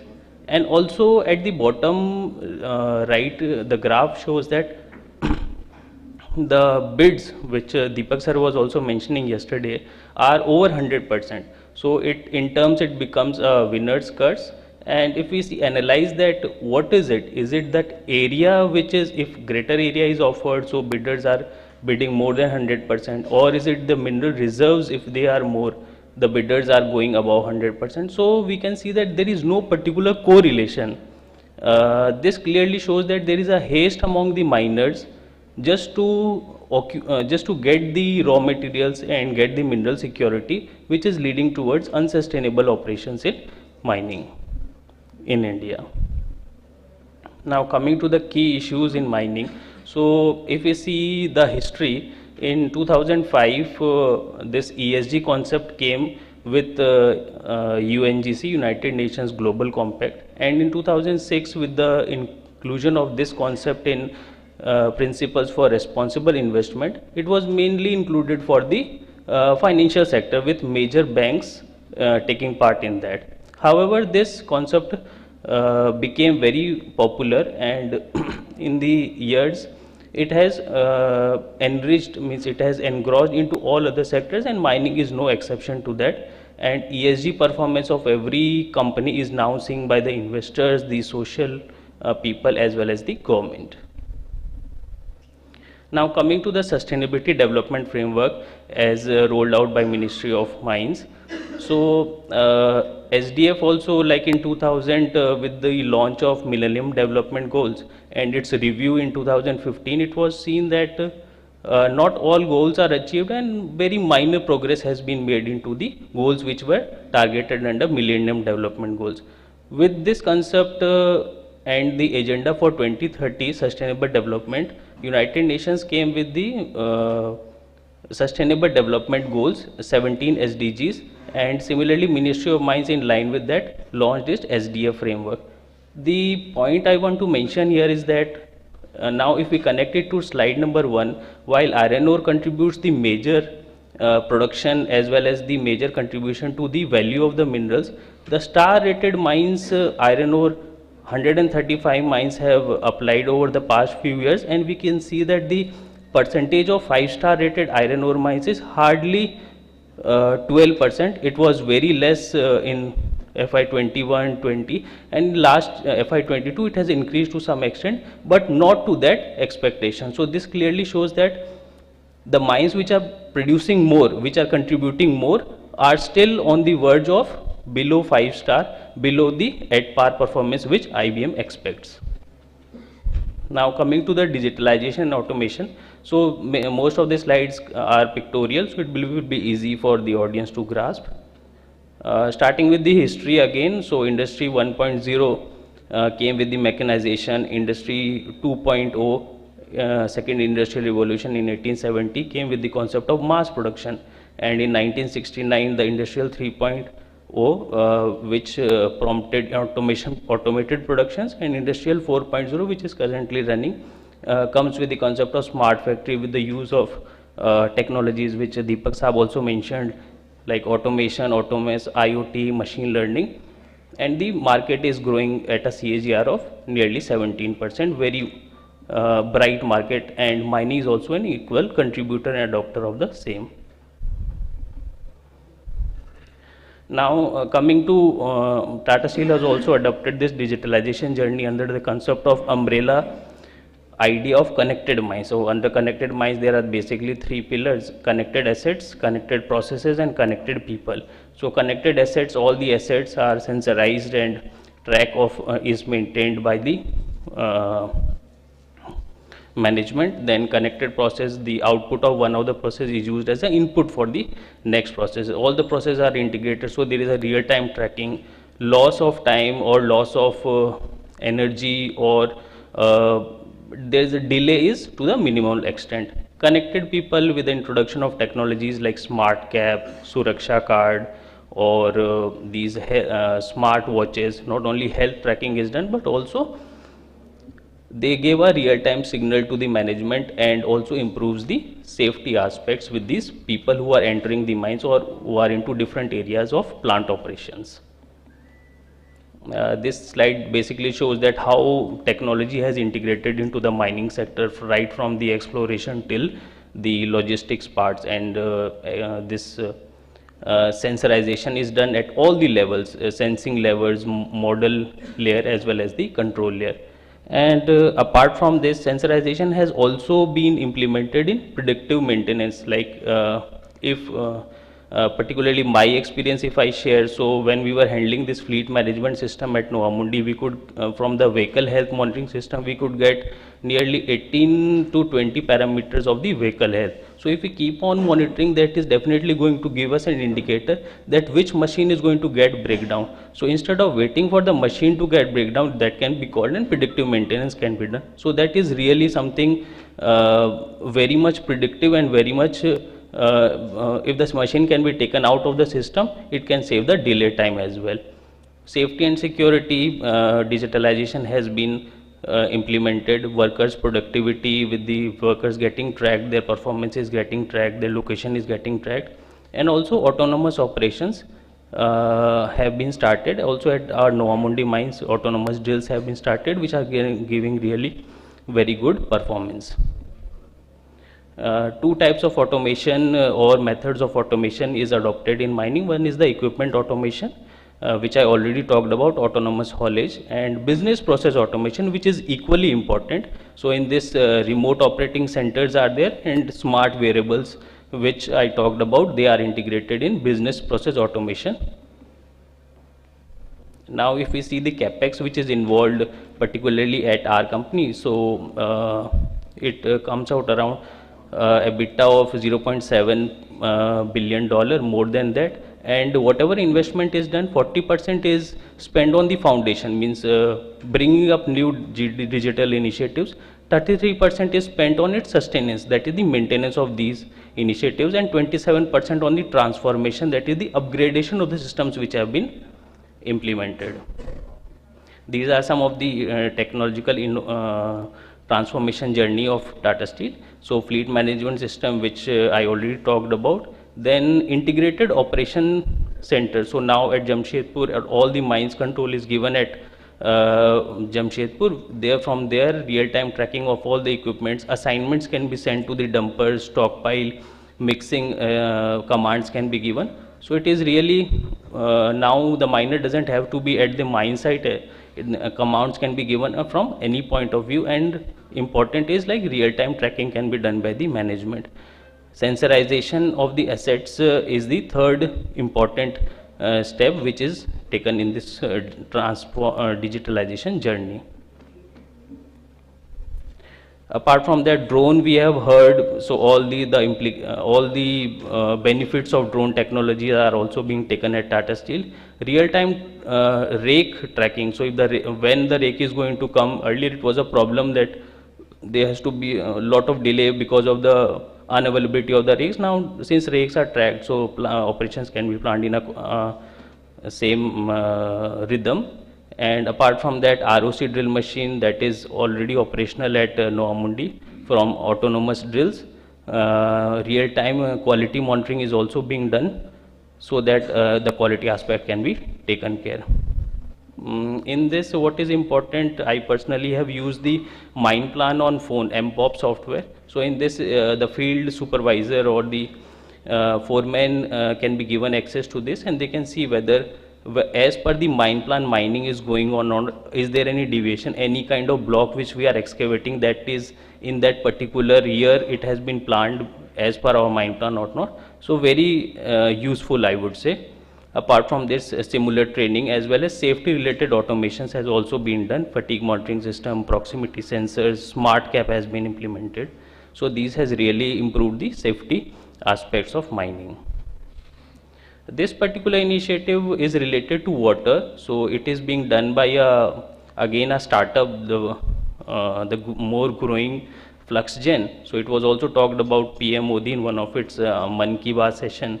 So in this they have put sensors, digital meters at all the points inside the plants as well as also in the mines, so we can get a real-time sense of how much water is getting dewatered, where it is being used, also in the plants what is the quantity of water that is coming inside the plant, and at which operations how much quantity is left. Also there are triggers so that management can get to know that where leakage is happening, so we can act on real-time basis. So water being a very important asset, the natural resource can be saved and the operations can be optimized. Apart from this, we are also trying LNG trial in machines. Diesel is the major contributor in the GHG. So if this gets succeed, can be a very game changer. Solar plant have been implemented, electric vehicles and also battery operated. Some of the operations have been made into battery. These are some of the mined out areas which have been turned into green zones, also the dumps.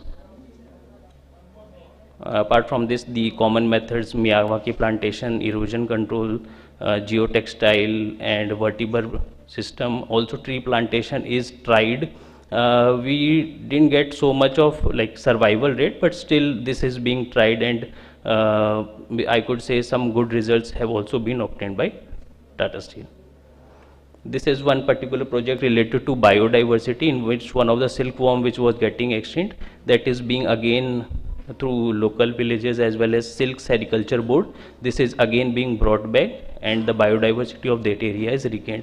These are photographs of one of our dump where it has been fully now reclaimed, and we can see that the biodiversity which was existing prior to mining is coming back. So these are really very good signs for the company, as also we can get a hint from this, and the same can be horizontally deployed at other dumps as well. Water conservation measures.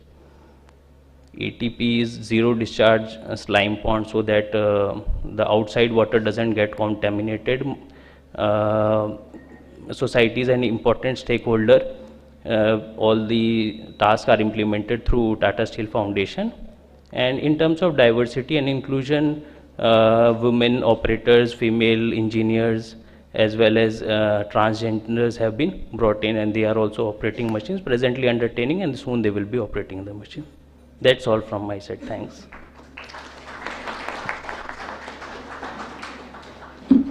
Thank you, Devraj Tiwari sir. You have completed before time. Thank you.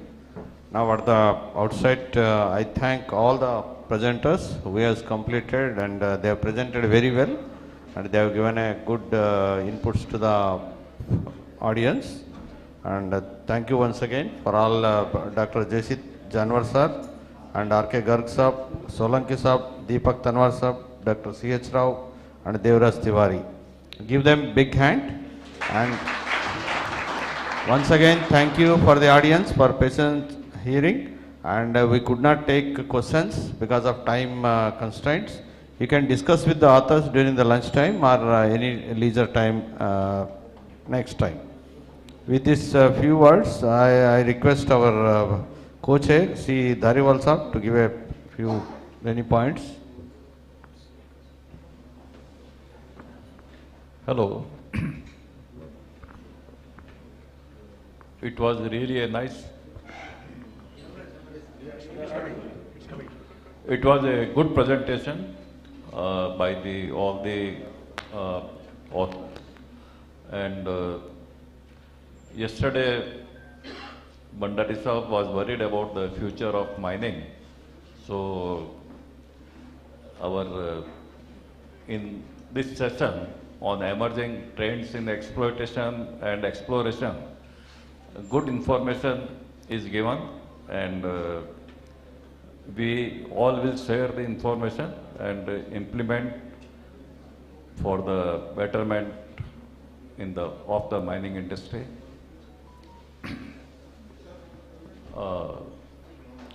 Friends, for last 55 years, we have worked in mines and found that there is a lot of changes in working, initially from conventional mining to now computerized mining and deployment of the heavy vehicles, and latest changes in the blasting technology has made it possible And this such type of conferences are really good to keep us updated, and it will be whatever we learn here will be implemented in our respective fields. Thank you. Thank you, Dariwal sir. Now, from my side, I thanks to the organizers for giving this opportunity. I thanks to the presenters and audience for patient listening. This is the end of this session. Now I request organizers to do the other formalities.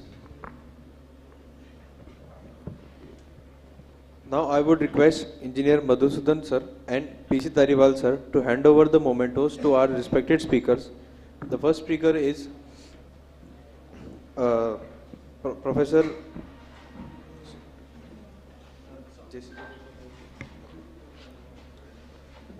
to our first speaker, R.K. Garg sir.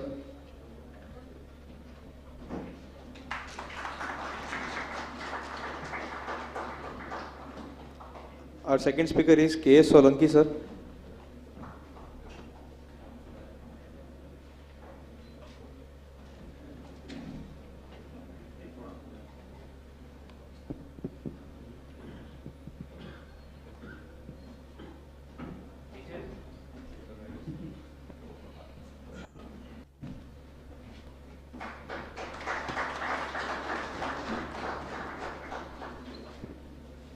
Our third presenter is Deepak Tawar sir.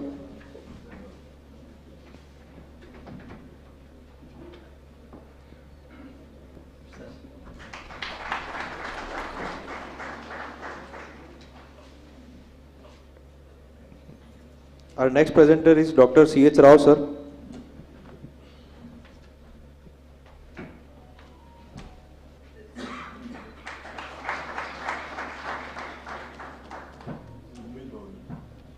Our final presenter is Devraj Tiwari sir.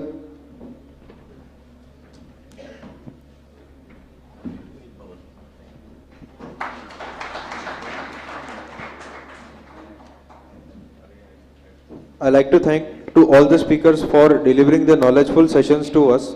Now I would request Mr. A.K. Jaiswal sir, Chairman Rajasthan Chapter Jodhpur, to hand over the mementos to our Chair Engineer K. Madhusudan sir and our co-chair Engineer P.C. Tariwal sir.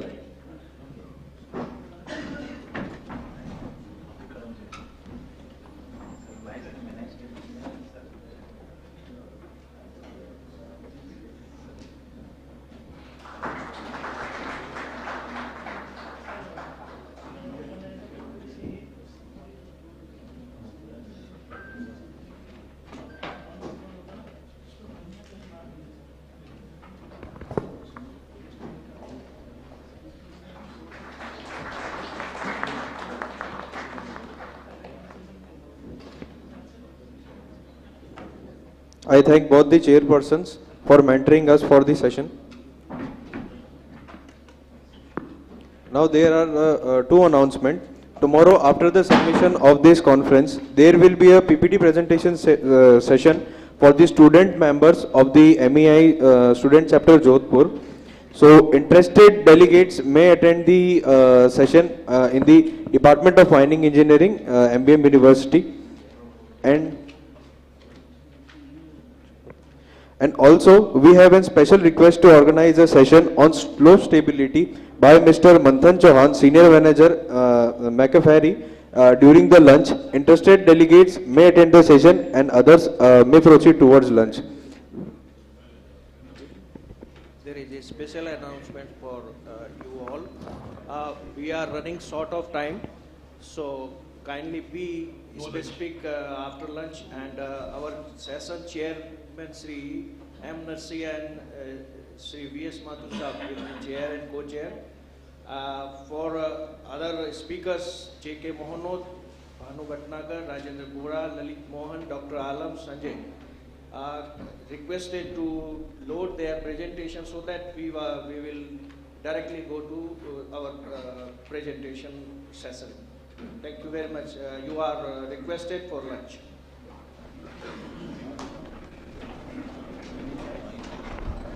all are requested to come in shortly a time of half an hour.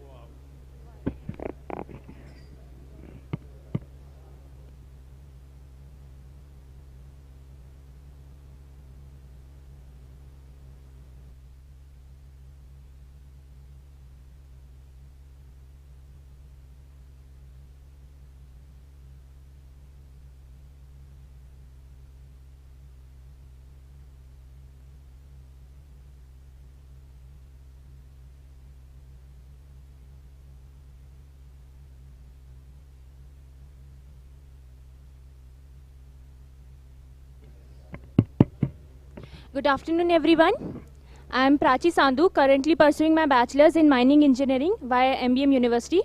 Without further delay, we shall proceed towards today's third technical session on cutting-edge technologies in exploitation of minerals.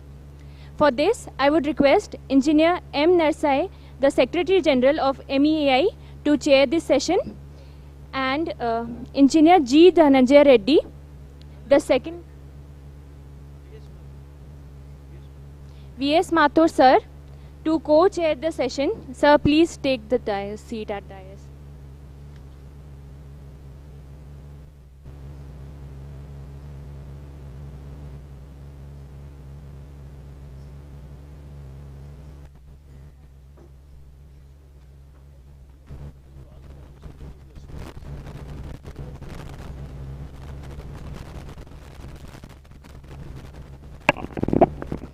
I request Speaker Sri J.K. Mohanat, Sri Bhanu Bhatnagar, Sri Rajendra Bora, Lalit Mohan. Engineer Sanjay will be with Francis over the hybrid session. Sripad Nayak from INIRM. Thank you very much.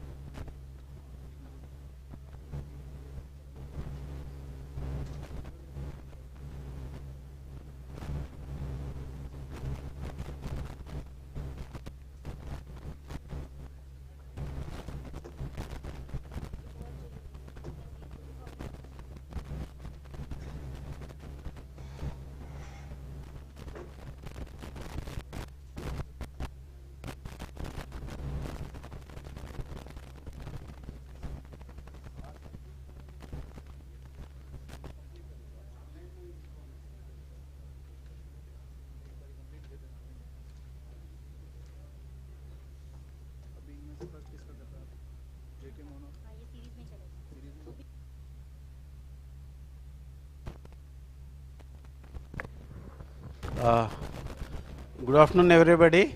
After lunch, we have reassembled here to continue the this seminar or conference. So, in this technical session 3, we have 6 presenters. Dr. J.K. Manhat, scientist in charge from Roorkee, Unit Simfer.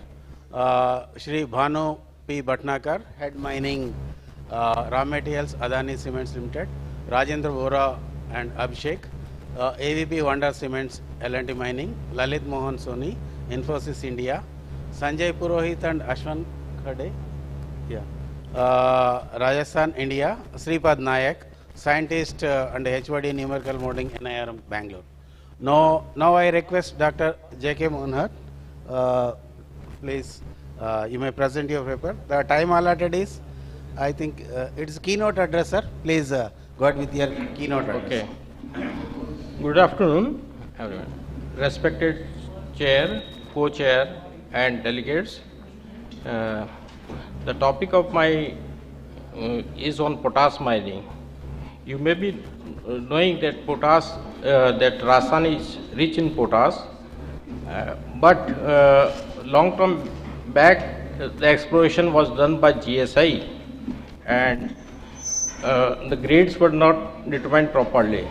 About 25 years before, the PPCL Dehradun has requested me to find out the possibilities of potash, as they were looking for potash mining in Vietnam.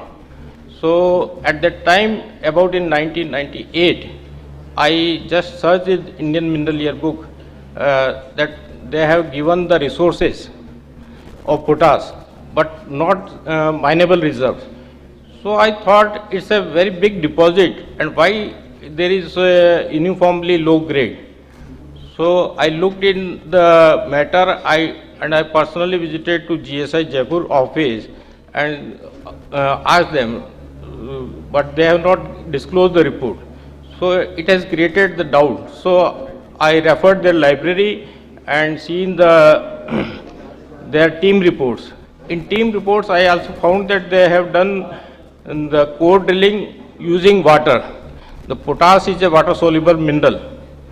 So if you take out the core from a depth of 500 meter or 800 meter, you may not get the actual grades of the potash.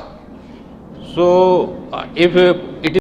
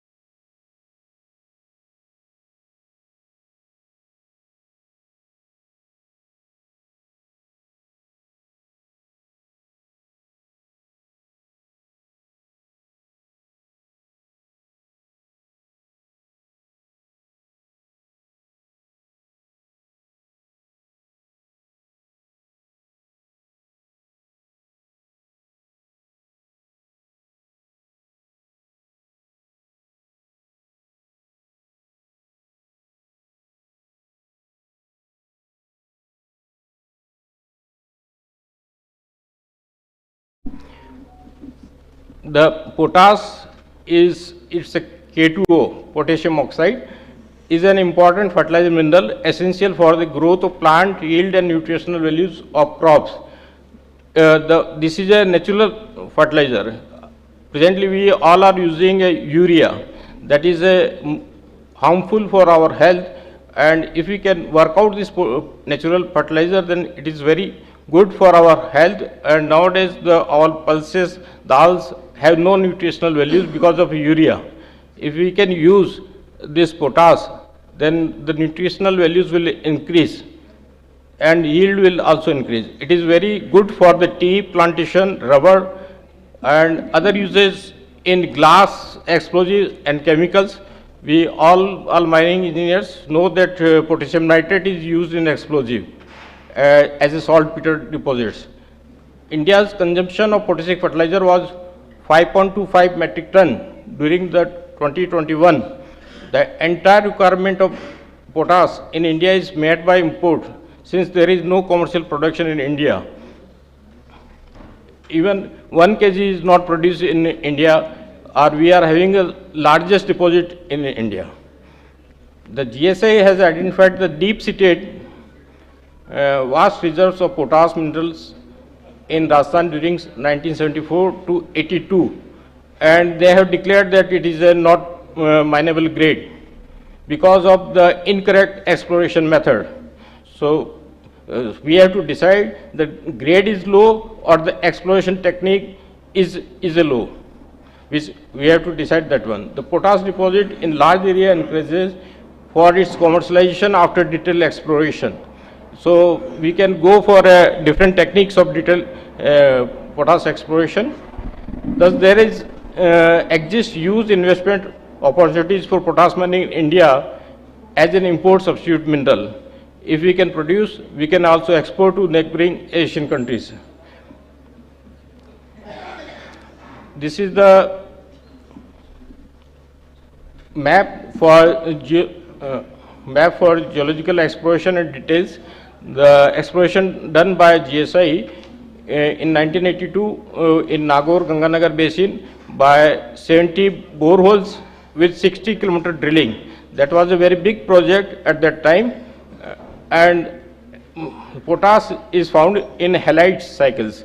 There are 7 halide cycles known as H1, H2 to H7.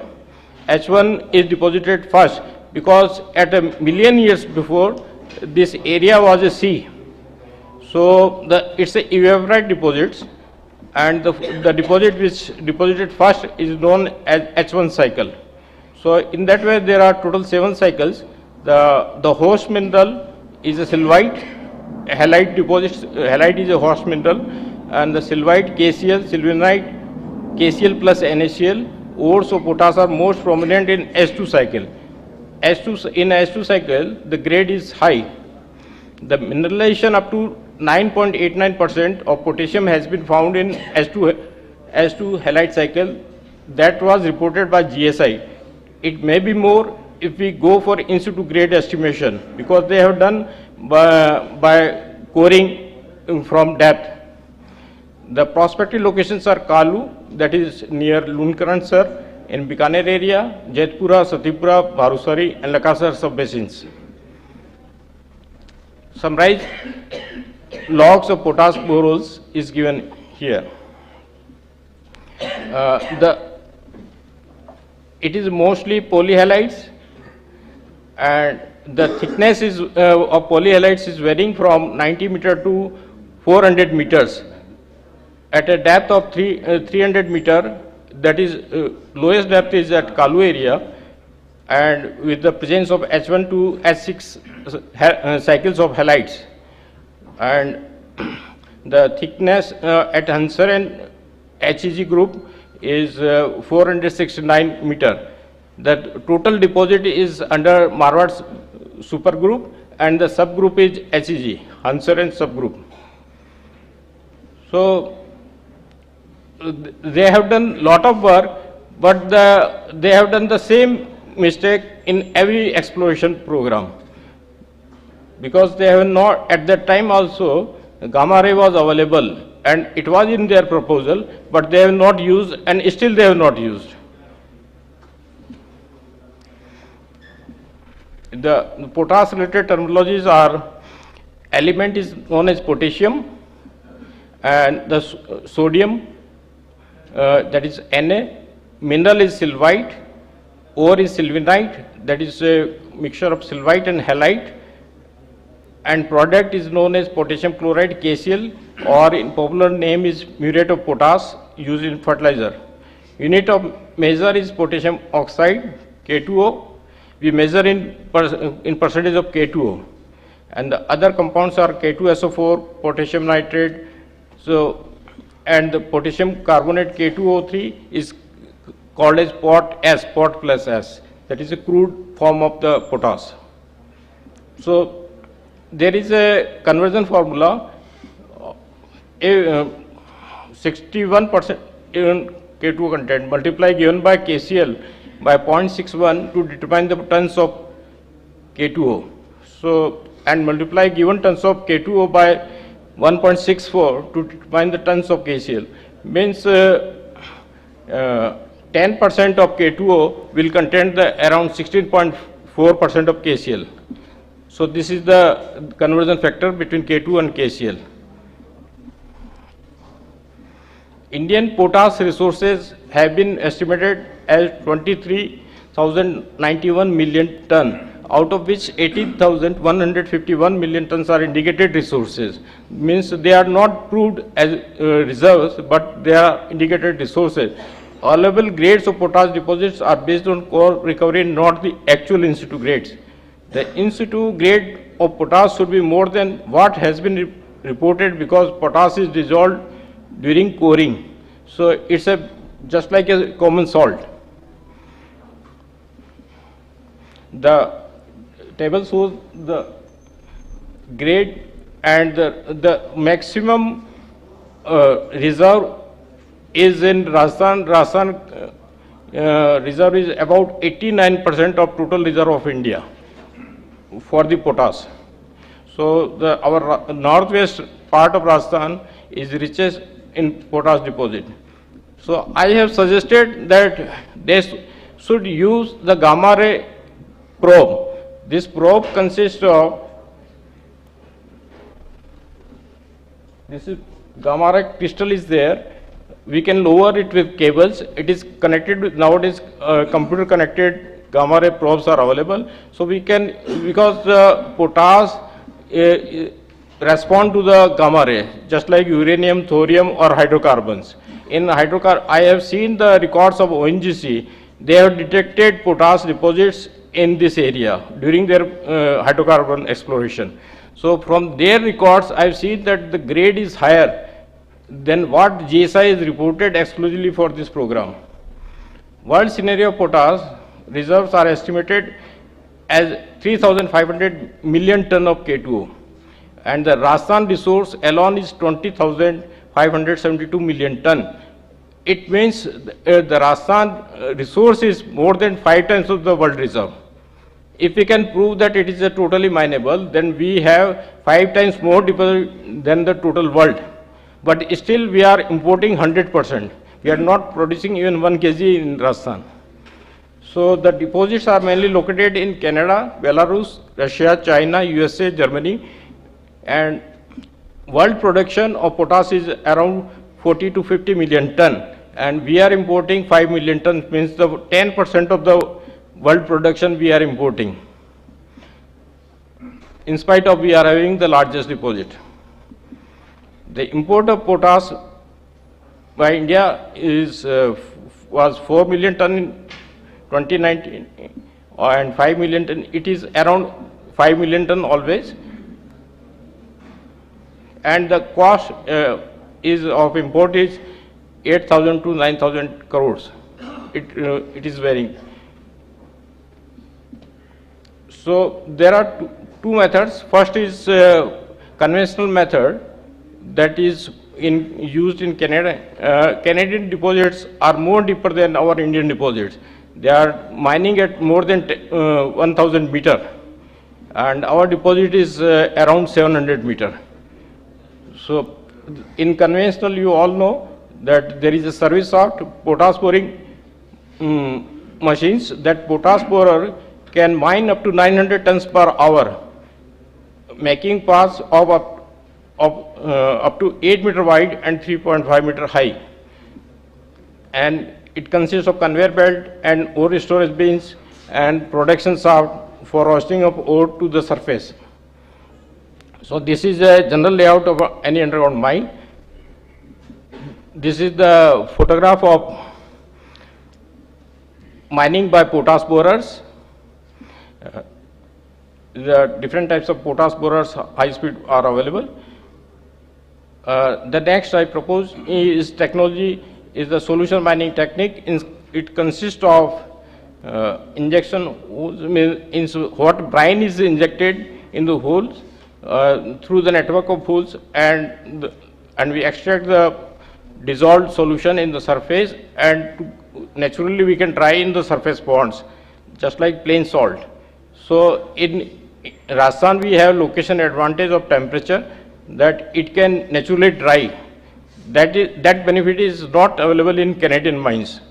So we are very much lucky that due to high temperature we can economically mine with solution mining techniques. After surface drying of the salt will crystallize, and we can make further processes by crushing, scraping, desliming, sizing and fine conditioning. So the advantage of solution mining is reduced development cost, timeline and mining risk. The investment costs are low, as we do not need a mine because everything is from surface. It will reduce capex and higher internal rate of return. The demand of manpower is low. The less surface area is disturbed. Drilling of the boreholes are only running cost. No underground workings and access required. Development and production is easily scalable. The deep and irregular deposits can be mined. Residual remains in cavern. Therefore, green mining technology, because all waste will remain in the caverns underground. The efforts of our CSI Simfer in the recent 5 years, I am working since last 20 years with various organizations without any project, but in last 5 years we took a project and signed a MOU with Indic Geo Resources, that is a part of the Chandan Steel Limited, Bombay. So, and we have agreed for a technology partner with a royalty of 2.5%, and they have applied for mining lease, but unfortunately since 2014 their application is still pending.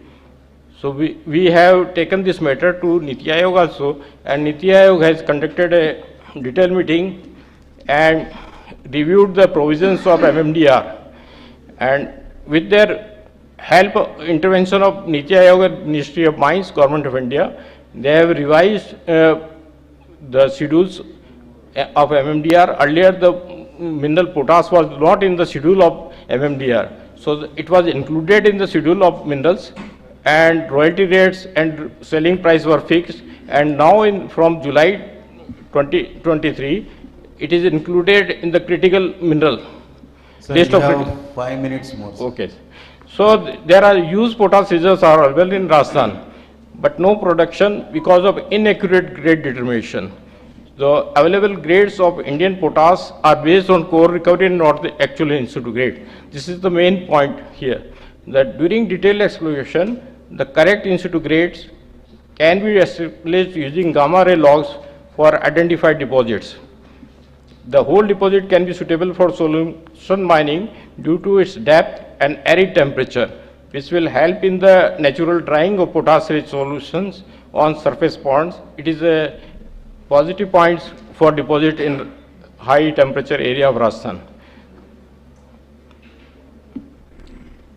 The large salt caverns developed by this mining can be used for underground storage of crude oil and industrial waste.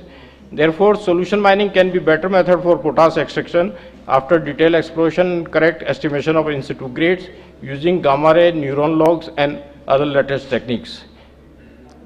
So if it is successfully implemented, the status of India can be changed from importer to exporter of the potash. Even we can export to China, that China is also importing. This will help in contribution to India's development for agriculture and economic landscape in barren desert land of northwestern Rajasthan with the use of green technology of solution mining. Thank you. Thank you, sir, for your innovative technology of solution mining. It's a nice. Can I take 2 minutes? I have been told that how best, because I am working on tunneling mostly. So this potash is only by my interest. So means how safely we can do the mining. So how safely we can do the tunneling due to the recent incidents. So the safety of tunnel depends upon the stability of the tunnel. And the stability of tunnel, everyone knows that it depends upon the support system. But at the same time, it depends very much on the shape of the opening. So with my experience, we have changed the shape of the openings. For example, in Northeast Frontier Railway, that was the most challenging area from Lumding to Silchar, where we contributed for the design of, myself contributed for design of 12 tunnels in Northeast Frontier Railway.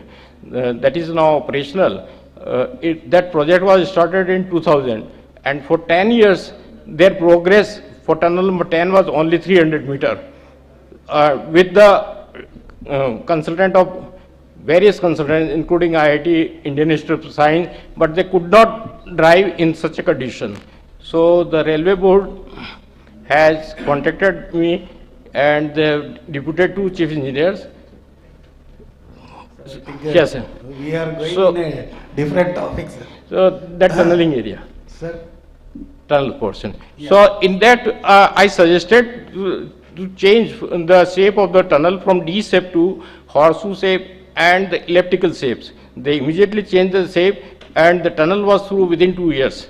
So all the project was completed. So with the support system, we should also give emphasis on the shape of the opening. That is also applicable in mines also. In mines we use the flat roofs. In place of flat roofs, if you can make a arch-shaped roof, then support will reduce and the stability and the safety will improve. Thank you. Thank you, sir. Thank you for completing both the items within the time. Nice. Next presenter is Banu P. Bhatnakar, Head Mining Raw Materials, Adani Cements. He will be presenting a paper on sustainable mining perspectives, net zero mining practices. Please. Good afternoon, everybody. I think this is post-lunch session, so it is very heavy. I know so many faces are. So, respected chair, co-chair, my colleagues on the dais and off the dais. In fact, myself and Shekhawat sir were to present here. 2 different sessions that we were presenting, but somehow he could not come because of some official occupancy. But he has wished his sent his wishes for the success of this particular international conference. And coming back to my part, because I mean to say I am Bhanu Bhatnagar. Just first of all, let me introduce myself. Bhanu Bhatnagar. I am heading mining division at Adani Cementation. We are at Ahmedabad Corporate House, and recently we have taken over Ambuja, ACC and Sanghi also. So we are now the second largest cement group in India. So for my presentation part, you are able to see that greenery on the screen. So what we are doing, our international conference on this advanced technology in exploration as well as the exploitation. But there is a third dimension dimension to it, that is the net zero. So greenery part we should not leave aside, because we are living in such a world like where the climate change is happening, and we are suffering a lot from that. So my topic is on that part. I'll try to cover this whole presentation within 20 minutes. Come to the next part. Next slide. The content will be very small, like initial introduction to the climate change and net zero. Net zero concept, what is that? And applicability to mining industry. Because this is an international conference, so I had touched upon something on whatever international effort has been taken in this direction by international mining companies and by the Indian companies also. Then strategy and effective steps, what we can take, what we can have a strategy for our mining way ahead. Way forward will be there. The next. Climate change, all you know, it's a real and serious threat that is requires substantial effort to address. Global carbon emissions continue to rise. In fact, if we see that since 1850, the CO2 level has gone up 30% beyond that. That is 284 ppm it was there in 1850, and now it is around 430 in 2023 recently. Major reason could be around, if you see, 35 billion tons of CO2 is released into the atmosphere annually by all our efforts. By you can see that my human efforts are there. In the world we are living, we are having all kind of luxuries and all that. So we are contributing to that. The report by CDP, which is known as the Carbon Disclosure Project, shows that in 2015, half of the worldwide industry in greenhouse gas emission could be tracked to the 50 industries only. And 50 industries were basically coal mines and few of the metal mines also. So they were also the part of this 50 industry during that period in 2015. So then come this Paris Agreement, where 195 countries took a pledge to keep the global warming level below 2 degrees centigrade. And in fact, they have committed for 1.5 degree centigrade below the pre-industrial level, that was 2010 levels.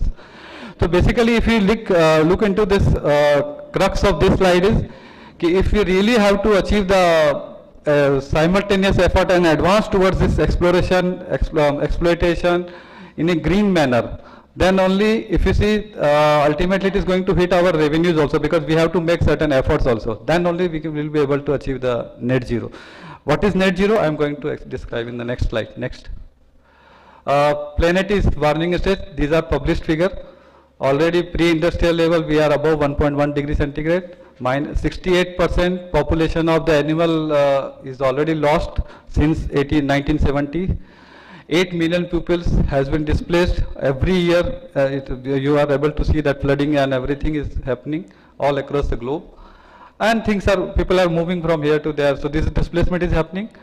Similarly, if the current climate trajectory continues, so by 2100 years, we will be losing around 25% of our GDP per capita. Coming back to the, you are able to see that the plastic waste is getting generated. Around 11 million tons of plastic is getting going to the rivers, oceans every year. Next. What is net zero? Net zero is imbalance between the amount of greenhouse gases released into the atmosphere by the human and amount of carbon absorbed by the natural sink, result in the net accumulation of the greenhouse gases into the atmosphere, which is a major cause for rising of temperature into the atmosphere. Next. See, net zero means we have to make a balance between this, whatever greenhouse gases emission is happening from our efforts, from individual this thing, whatever greenhouse gases we are emitting from this, like construction, mining, as well as so many industries are there. So we have to make a balance. Whatever has been generated, that has to be taken out by putting additional effort from that industry itself. So ultimately there will be the emission will be net zero. Next. Similarly, that has been projected, like if we what commitment we have taken into Paris Agreement, that the global warming should be limited below 1.5 degrees centigrade rise in temperature. Then all this effort, the net zero, has to be achieved by 2050. And all of you know we are making doing efforts towards this. Next. Net zero means all the aspects, like net zero water consumption, net zero in the energy part, net zero on the waste consumption. Next. I am just rushing through because I am trying to throw some figures, facts and figures which are published figures and which are international as well as Indian mining, what we are doing into that for achieving this net zero. Coming to this EGR 2019, which is a UNEP part. So what they have said, G20 countries, they are major contributor for this greenhouse gas emission into the atmosphere. That is around 78% of greenhouse gases is emitted by these developing countries, like G20 countries. And whatever it has been done, G20 countries have got a greater role in determining extent to which 2030 emission gaps can be closed. Because if you want to narrow down, we have to really achieve this net zero, then major efforts has to be put in by this G20 countries from their own resources, from their own industries. Like EGR has further mentioned that phasing out of coal-fired based plants alone has annual greenhouse gases potential of 4 gigatons of CO2 emission by 2050. Just that would be about 13.1% of 29 total emission levels. So contrary to this, if you see, really the new this major in last 3-4 years, we see major thrust is being given towards this consumption of more and more coal. So, but ultimately it is leading to the more greenhouse gas emissions. Next. Scoping, we all know these are scope 1, scope 2 and scope 3. Why I have given this definition here? We all have faced this while doing our EC and all that. So scope 1 is directly it is related to any industry. Second, scope 2 is basically the back-end industry who is providing inputs to the, my industry. That is getting the emissions. The third one is both end, like input and output industries are there. So it is a major area is there. Why I have specifically mentioned this emissions this scope level here, I will just try to describe in the next slide. Next. What is net zero? Net zero, because mining is also contributing to net zero, and how we can achieve. So my major presentation is focusing on these 2 points only. How will the mining sector will achieve the net zero? Next. Mining, if you see, this is a published figure. We will be really astonished to see these figures. 4 to 7% of global greenhouse gases is coming out from the scope 1 and scope 2 emissions from this mining industry, basically. This is a global figure, international figures. And scope 3 emission links to the around 28% of the global emissions. The starting, because mining being the starting point of the supply chain, and we are the major part of the global economy. So decarbonization in this sector is really meant a lot for achieving the net zero, particularly reducing the climate change.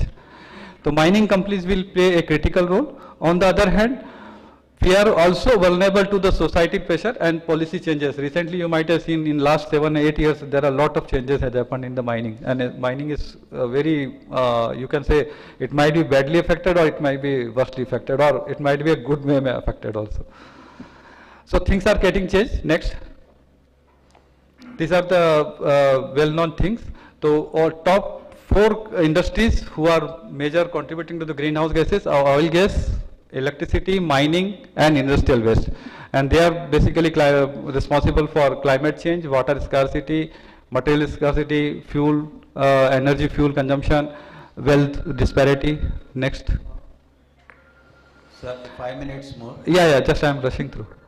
So internationally, what we see, the efforts are already being put in by the major industries. Like if you see, go to the next one. There is a report which is published by S&P Platts. So that they have mapped around 32 industries, mining industries basically. And what they have found is only 8 industries. Next. 8 industries out of this. Next.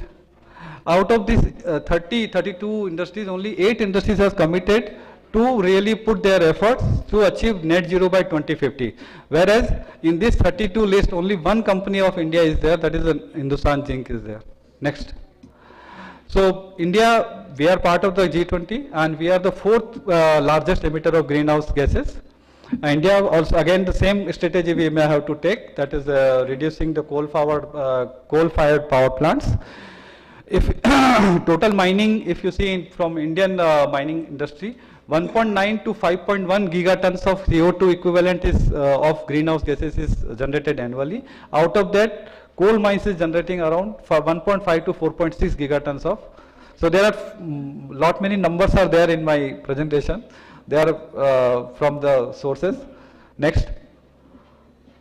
If you see this COP28, which is recently concluded in UAE, 2023, India pledged to reduce the emission by 45% by 2030 and achieve the net zero emission by 2070. This was committed by our Honorable Prime Minister in the meeting.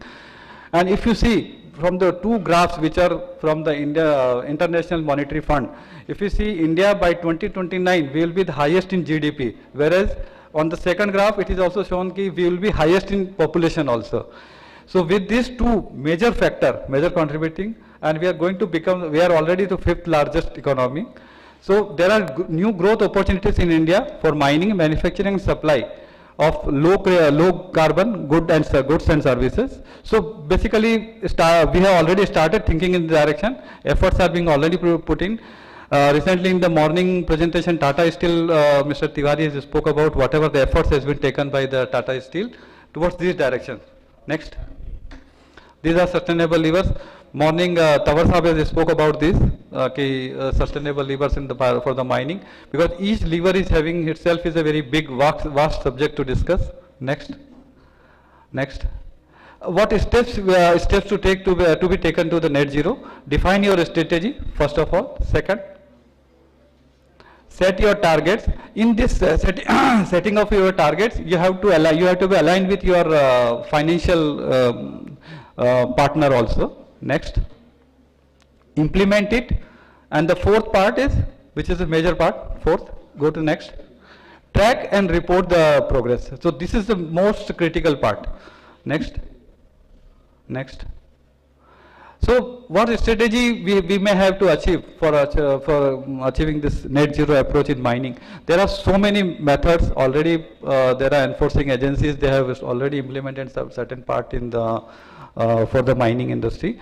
Few of them are like this: leveraging new technologies and innovations to be added to add alternative sources at the electrical supply, improve mine design and processes, switching from fossil fuels to renewable fuel, reducing waste, and optimizing transportation within mines and also the outside.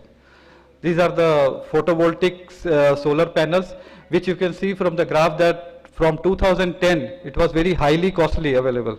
And now it is very cheaply available. Every year 10 to 15% cost can be reduced of these photovoltaic solar panels. Next. Then next is improving mine design process. We all know, because we all are working in this field for last so many years. So we are doing this part. Next. Optimization of transportation. Everybody is doing on that part. Switching from diesel fossil fuel driven machines to electrical vehicles, EVs. Of course, EVs have got an advantage also, but there is a disadvantage because there is going to increase the demand of lithium, nickel and cobalt will be there. Next, again the mining will come into picture. Recycling of metal, we all know, removing the material, reproducing material from the dumps, waste dumps which are lying outside, and saying no to the fresh mining, so no land degradation will be there. So ultimately we may have to reduce, we may have to opt these old dumps and then reduce, take out the mineral from there. Next.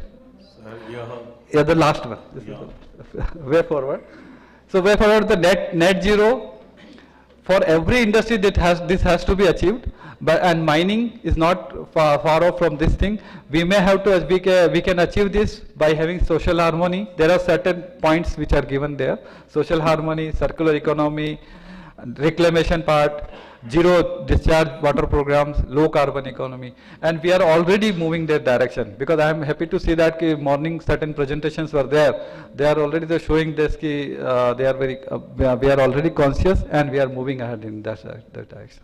That's all from my side, sir. Thank you, sir. Thank you, sir.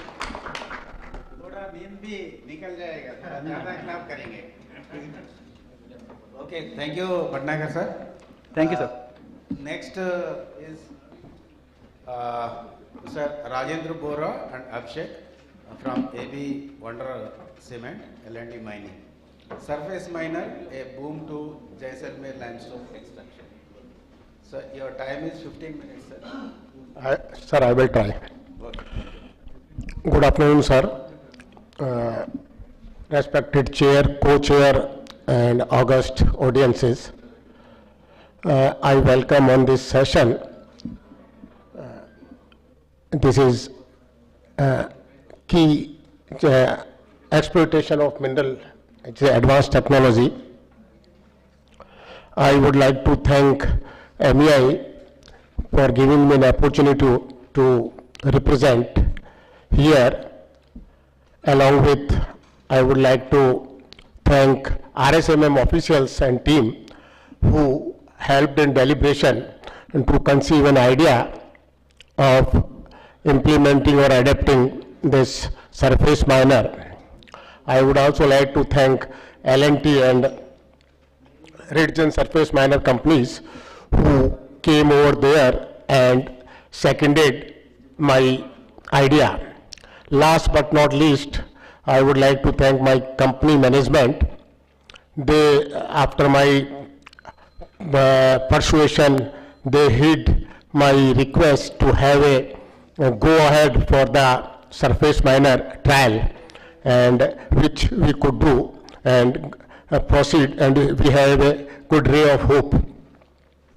So now we start with our presentation, cutting edge technology in exploitation mineral. That is the first time in Rajasthan we are deploying surface miner. Please, next.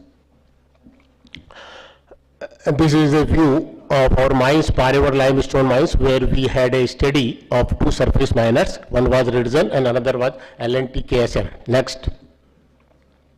This is our lease area. Lease area itself speaks about the dimensions. Since it has a good length and good breadth, so it is one of the important factor in operation of surface miner. Next. This is a surface geological plan, because the resources contains SMS grade as well as cement grade, and the idea was to start fast with least government permissions, with people friendly, and then got fast revenue. So the idea was to deploy surface miner, and this is the red marks zone, each surface miner zone, SMS zone, where it is 2.57 meter thickness available, and which can be mined out nearby private lands and etc. So we started there only. This is the drone view of our working pit. We can say how dimensionally the shape is, length and breadth. In the first year mining we could start with 150 meter by 150 meter, and this is in this shape where we went to 3.5 meter up to 4 meter depth for a testing purpose. Next, please. Now I come to introductory information that belongs to the limestone and its quality. That this is a Kuyala limestone which is spreaded in 900 square kilometer, which contains SMS grade as well as cement grade. Cement grade is geologically named as chalky limestone, and the deposit also contain marl, shale, subbentonite clay and friable sandstone. So this unique sedimentary limestone deposit is result of a marine transgression process of geological formation. Next, SMS grade, since we know, and cement grade is backbone of our Indian economy, Indian steel, cement industry and many of the power plants. Jaisalmer has a very good quality SMS grade limestone. It contains low silica, that is less than 1.5%, and high lime, that is more than 53%. And cement grade is also a very good limestone with low silica, average 6%, and high grade up to 49, average lime is 49%. So it is well suited for both the industries. And icing on cake is that the physico-mechanical and chemical property of this limestone makes its surface miner amenable to work it out with this manner. So earlier we went with the abrasion index, work index, thinking that we may need crusher. So when results came out, it was very soft, and then we came to Ram Prasad Ji Chaudhary for testing UCS. So we got result from MBM also, and results were favorable because the cement grade UCS is only 44 MPa while SMS has a 55 MPa. SiO2 and CO was within range. Next. Thus, all these studies helped us to go for a R&D. So we asked to L&T surface miners and Redzen surface miner, and in between I had a good discussion with Bhandari Saab, and Bhandari Saab patted me, you go ahead with this, you have a good idea to go ahead. So we pursued with the management, and by operating this, I thought we could have a sustainable mining of SMS grade as well as cement grade limestone mining. So during study, various operational parameters of surface miners were changed, including cutting speed, milling drum RPM, pulley dia were also changed to get desired output. And desired output initially was to get size range of 30 to 80 mm only. And so hence, and thereby, and the most important was the villager friendly it should have been. So sustainable mining is nowadays is safer, eco-friendly and villager friendly. This is the view of our pit, where we can see both the surface miners are there. On one side it is L&T surface miner, go back please, and this is a 55 ton class, and where you can see the layers cut by surface miners, and on the other side it is a top surface is being cut by L&T KSM, that is 110 class surface miner. Next. We can see the basics specification: cutting width by ISO mm, cutting depth 35 centimeter up to, and the pick spacing 38 mm, number of cutting tools 76, drum diameter 1120 mm, and power is 597 kilowatts. So theoretically we can come out with, if we cut a one layer of 100 meter length with this 2.2 meter drum and a depth of 25 centimeter in a specific gravity of 2.67, we can get 150 tons of limestone. Next please. So now I come to major benefits of surface mining, mining without drilling and blasting. If you extract out drilling and blasting, I suppose there would not be a mining, because it has been only drilling and blasting over the year, because it is only harmful part. Drilling means dust, blasting means dust, noise and other nuisance values. And so if we reduce it or we zero down it, then it is just like a farming, agriculture working like that. Then second part is extracting and crushing material. So another advantage is we get crushed material of its definite size without blasting. So that is another advantage. And it is a very loose material. In case of drilling blasting, we get a hard crowding force, digging force of excavator, while in case of crushed loose gitti, we use loader, and which improves the productivity of the system. Then very important, very important is selective and precision mining with quality assurance. Because IBM people says we know that the mineral cannot be easily generated. Now, if we lose it out by just mixing in the blasting and all that dilution, then we are posing problem for ourselves. So best part is you can have a selective and precision mining. Eco-friendly mining is definitely when you don't have drilling, blasting, safer working, definitely very safe, robust, clean edges, benches, higher system availability, seamless operations. When there is a small systems, it will definitely be effective. जितना बड़ा होता है coordination उतना तकलीफ देता है. Overall cost economics, and then when I count both tangible and intangible, then it becomes in favor of this part. Then least statutory hassles, public and villager friendly, and R&D results I will show you later on. Next please. Now I show you my operations. On one side we have operation of surface miner, and other sides loading by loaders is in under process.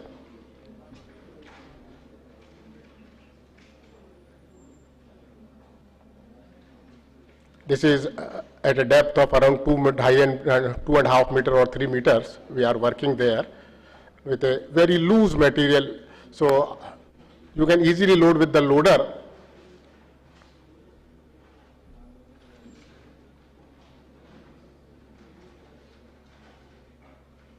Now this is another version of surface miner. There is a LNT, this is a bigger side, and this is on the outcrop side, where we are getting material between 0 to 100 mm, because the top layer is embedded in topsoil, actually, alluvium.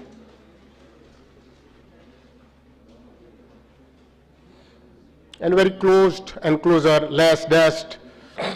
This is very visible.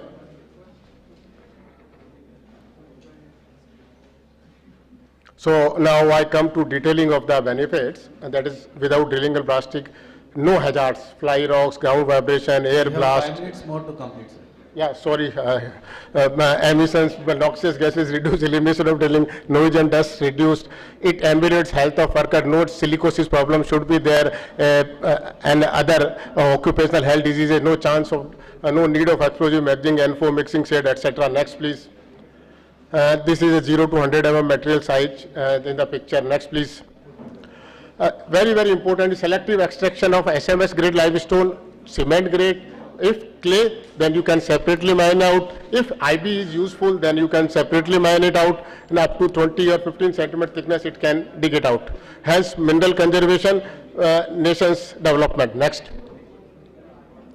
We have a top layer that is hard, compact, SMS grade with silica. This is top boardly layer, with size range we recover is plus 30 mm, plus 40%, bottom massive layer 2% silica, and then chalky limestone goes this. So all the layers are easily worn by surface miner. Next, please. This is a typical borehole section where you can see yellow color is our chalky limestone, while on the top of this is SMS grade, and below is this friable sandstone, and on the other side is a typical cross section of the pit where you can see SMS grade thickness, then the cement grade thickness, and a cutout material is lying there, and top soil is also there. Next, please. This is a eco-friendly version. This was there very easily in the month of June. We saw one rain, and we found this water harvesting also was there. Then some migratory birds came to us, and so this was a good picture of all activities. Next, please. Eco-friendly working means no noise, no dust. Next, please. Safer working, definitely clean cut edges, bench formation, maintaining bench angle, height, etc. offers micro level planning, allows carry out to work in the vicinity of high tension line, which are very much prevalent in the area. 132 kV, 220 kV, reduces stripping ratio. Next, please. This is safe of mine and water harvesting and slope stability. Higher system availability with blasting, typically important productive time loss by 2 hours. Shifting of machine loss, surface miner can run continuously, better coordination and seamless operation, hence whole cycle work smoothly. Simplifies, coordination simplifies with a single machine. Planning of mining process very easy, mining use बहुत ज़्यादा अच्छा हो सकता है, operation बहुत simple है और maintenance भी कम आता है. So a simple machine can do lot of works. Then if we go for simplified, reduce manpower, reduce machine, reduce monitoring, reduce drilling, blasting to high crushing, hence mining is simplified. Next please. So we can stock out different quality materials. Those are shown in there, steel grade or cement grade. We have separately kept in as storage purpose. And this is our cost economics, where we see 44 rupees per ton we got in a mining cost.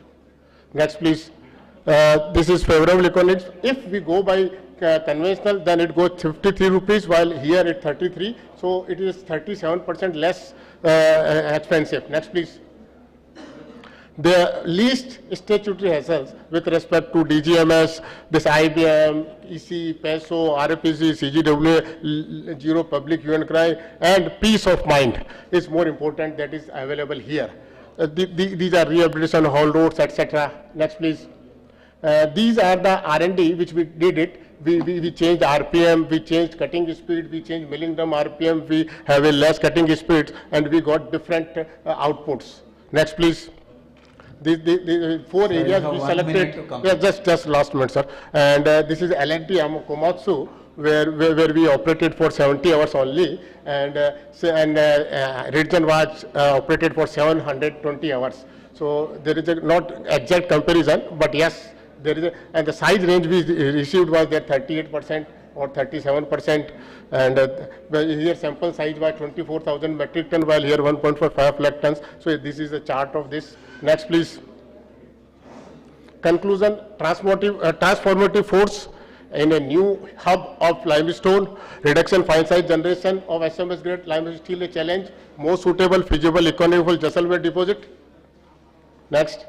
So sustainable mining and safer, eco-friendly, mineral conservation, rainwater harvesting, optimized cost, and villager or public-friendly mining is need of ours.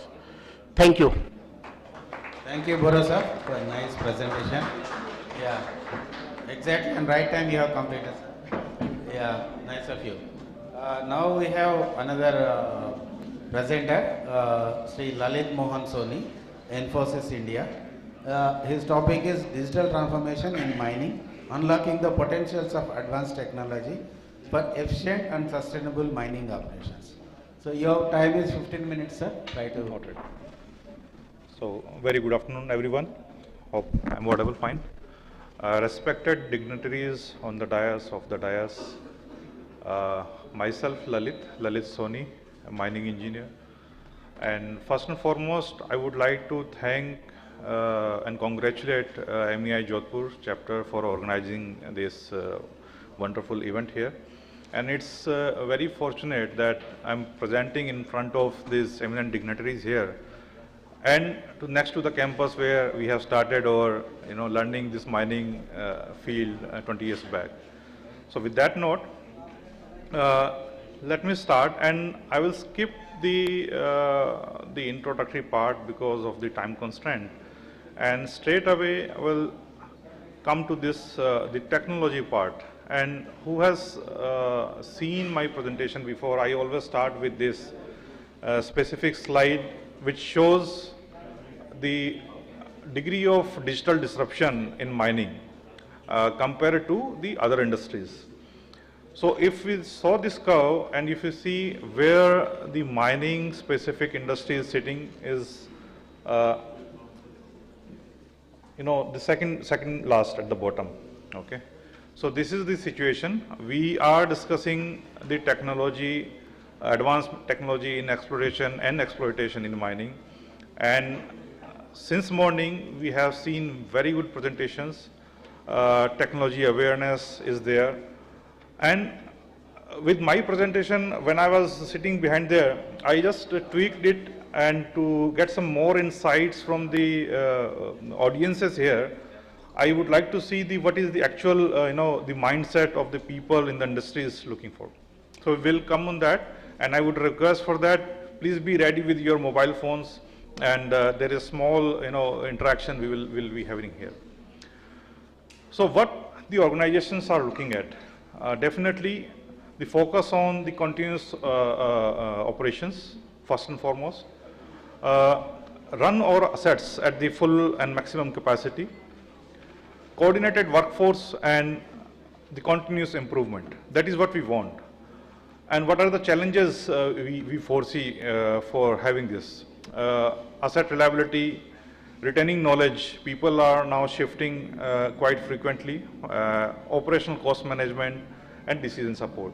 And not only these operations are impacting, or the mining specific, the business unit is impacting, it is also impacting my HR, my plant operations, mechanical maintenance, and all those people, right? So ultimately, we have to be very optimistically utilize all our assets so that we can have some, good forehand in the market. In terms of technology landscape, we are talking about technology, advanced technology, or whatever the latest technology we talk about. This is how a typical landscape looks like. Starting from the bottom, you will see the assets which are generating the data. We hear in the morning session also that data is crucial for all of our assets. If we are able to collect the good quality data, analyze it properly, we can definitely say that we can do some great improvements in overall the operation itself. So we are having the assets which are generating the data. Then we are having the layer which is converting the data to a meaningful data basically. Otherwise, someone in the morning they said the garbage in, garbage out. That should not be the case here. Okay, and ultimately the decision making layer which give you the insights about the data, that where to focus, what to focus, sort of things, right? So with that note, I just listed out 3 questions while sitting over there, that what are the latest technologies in mining, why do we need digital transformation, and when we talk about the approach toward digital transformation, what should be our take forward? So I was prepared with another slide pack that what are the latest technologies, but since morning when I heard that, I think that we are aware about the technologies, what are being used. So many technologies we have also heard since morning.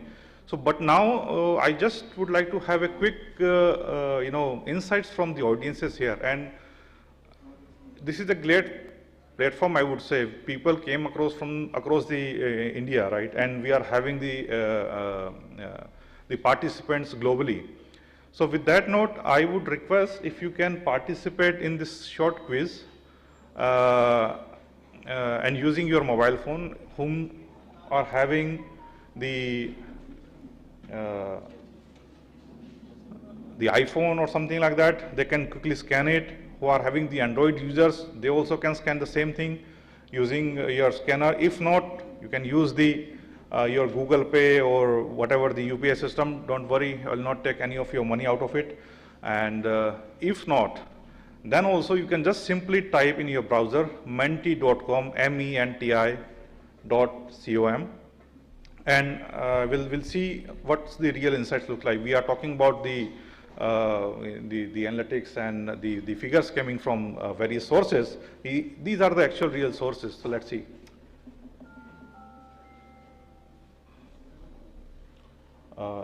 The other one.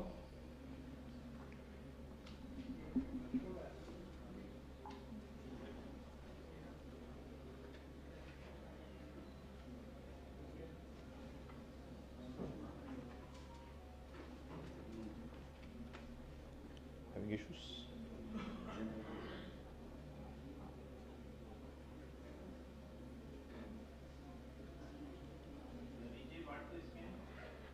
One second, sir. He's just flushing it. That's how. Come again? It is done, and that's how technology disruptions come into. Okay. So we set it up in the afternoon during lunchtime, but still, I think it will take some time. Not sure. Can I help? Yeah, you can.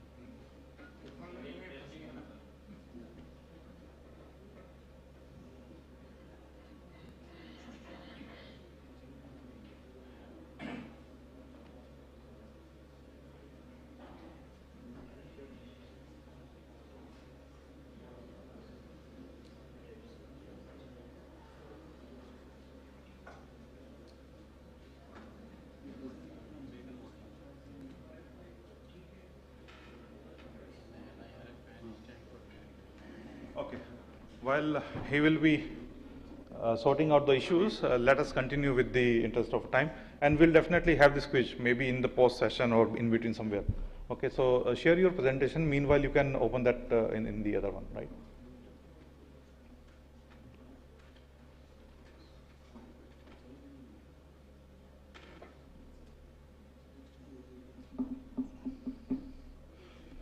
These are not considered in my 5 minutes, right?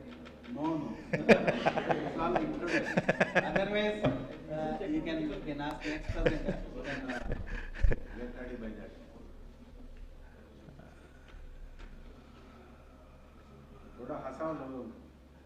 Good, sir. The Kapil Sharma show. So here we stuck, right? So are we getting that one? No?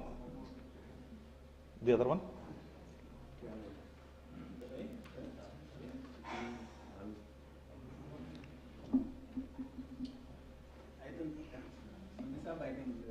Do you need some more time? No, I don't need time, sir. They need maybe someone else will start if one. Yeah, we'll go to the next presenter. No issues. While you get it. Yes, please. Yeah, I think. I'm sorry. We'll there take is a some pause here. technical glitch for his presentation. We'll switch over to next presenter. I request Sanjay Purohit and Ashwin Khadge on digitalization mining, ongoing optimization drill and blast using the digital technology challenges. Please, Sanjay Purohit and Khadge. Who are they? Huh? Oh, they will be joining a hybrid. Are they ready?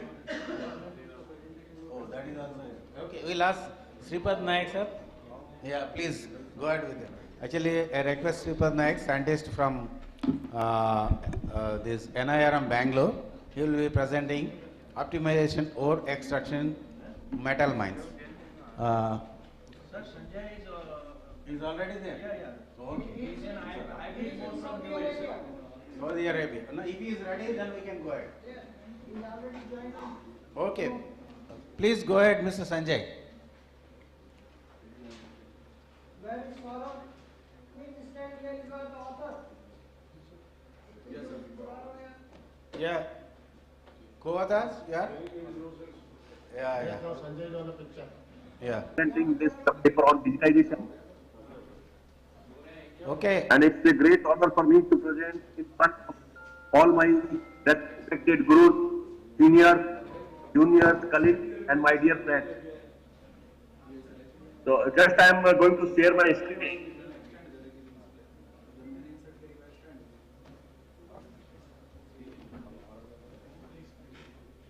Please go ahead.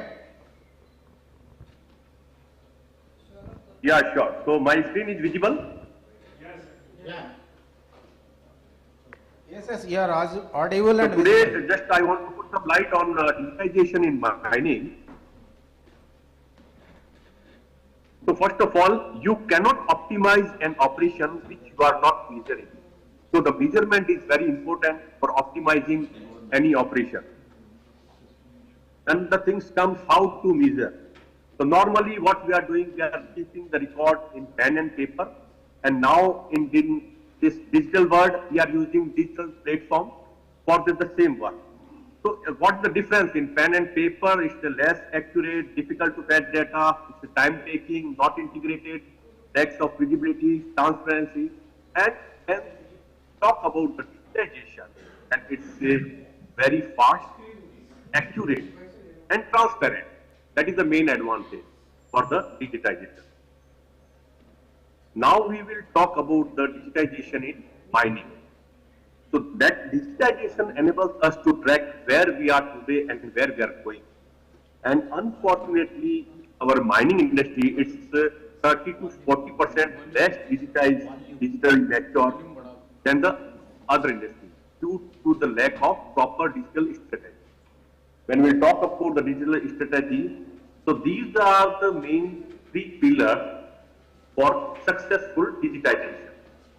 So the digital platform which we are using, that should be commercially viable, return on investment should be appropriate, technically strong enough to give the desired result, and culturally it should be easily acceptable to all the users. So the challenges in the digitization. When we talk about the Indian scenario, we have many challenges in implementing the digitization. From top management, middle management, lower level, everywhere we are facing the same problem. And the things have worked previously. Now, why we are changing? Why to change? If it is working, why to change? This is the main mindset problem is there.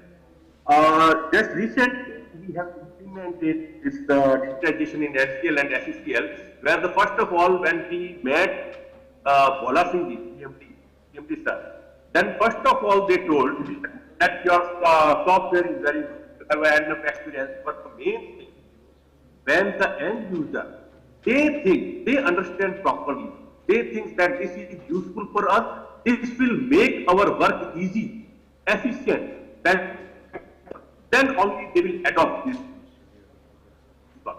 So you will only succeed if you will succeed to convince them. So that is the main challenge we are facing. And personally, we have faced this challenge, but fortunately, due to the support of the all higher management, all the managerial staff, and also the end users also, we successfully implemented this digitization in NCL 4 mines and SECL 3 mines. So now we will talk about the digitization in drill and blast. In drill and blast, once we talk about this one, so our work starts from the design part. So based on the rock property, the site constraint, the explosive which we are going to use, all we are considering and we are giving a best suitable design for particular rock. At the same time of design, we can predict about the fragmentation, ground vibration, air vibration. So the beauty of this is we are, while designing, we are getting all the prediction. Then after the blast, we are capturing all the records, we are assessing them, and based on that one, we can optimize our blast day to day. So this is a platform where you can get all the details. So it will give in front of like a mirror. When we are standing in front of mirror, then mirror can show that yeah, your tie knot is not proper. So here everything in front of you. So you can check yourself, and with your wise decision, you can optimize your blast.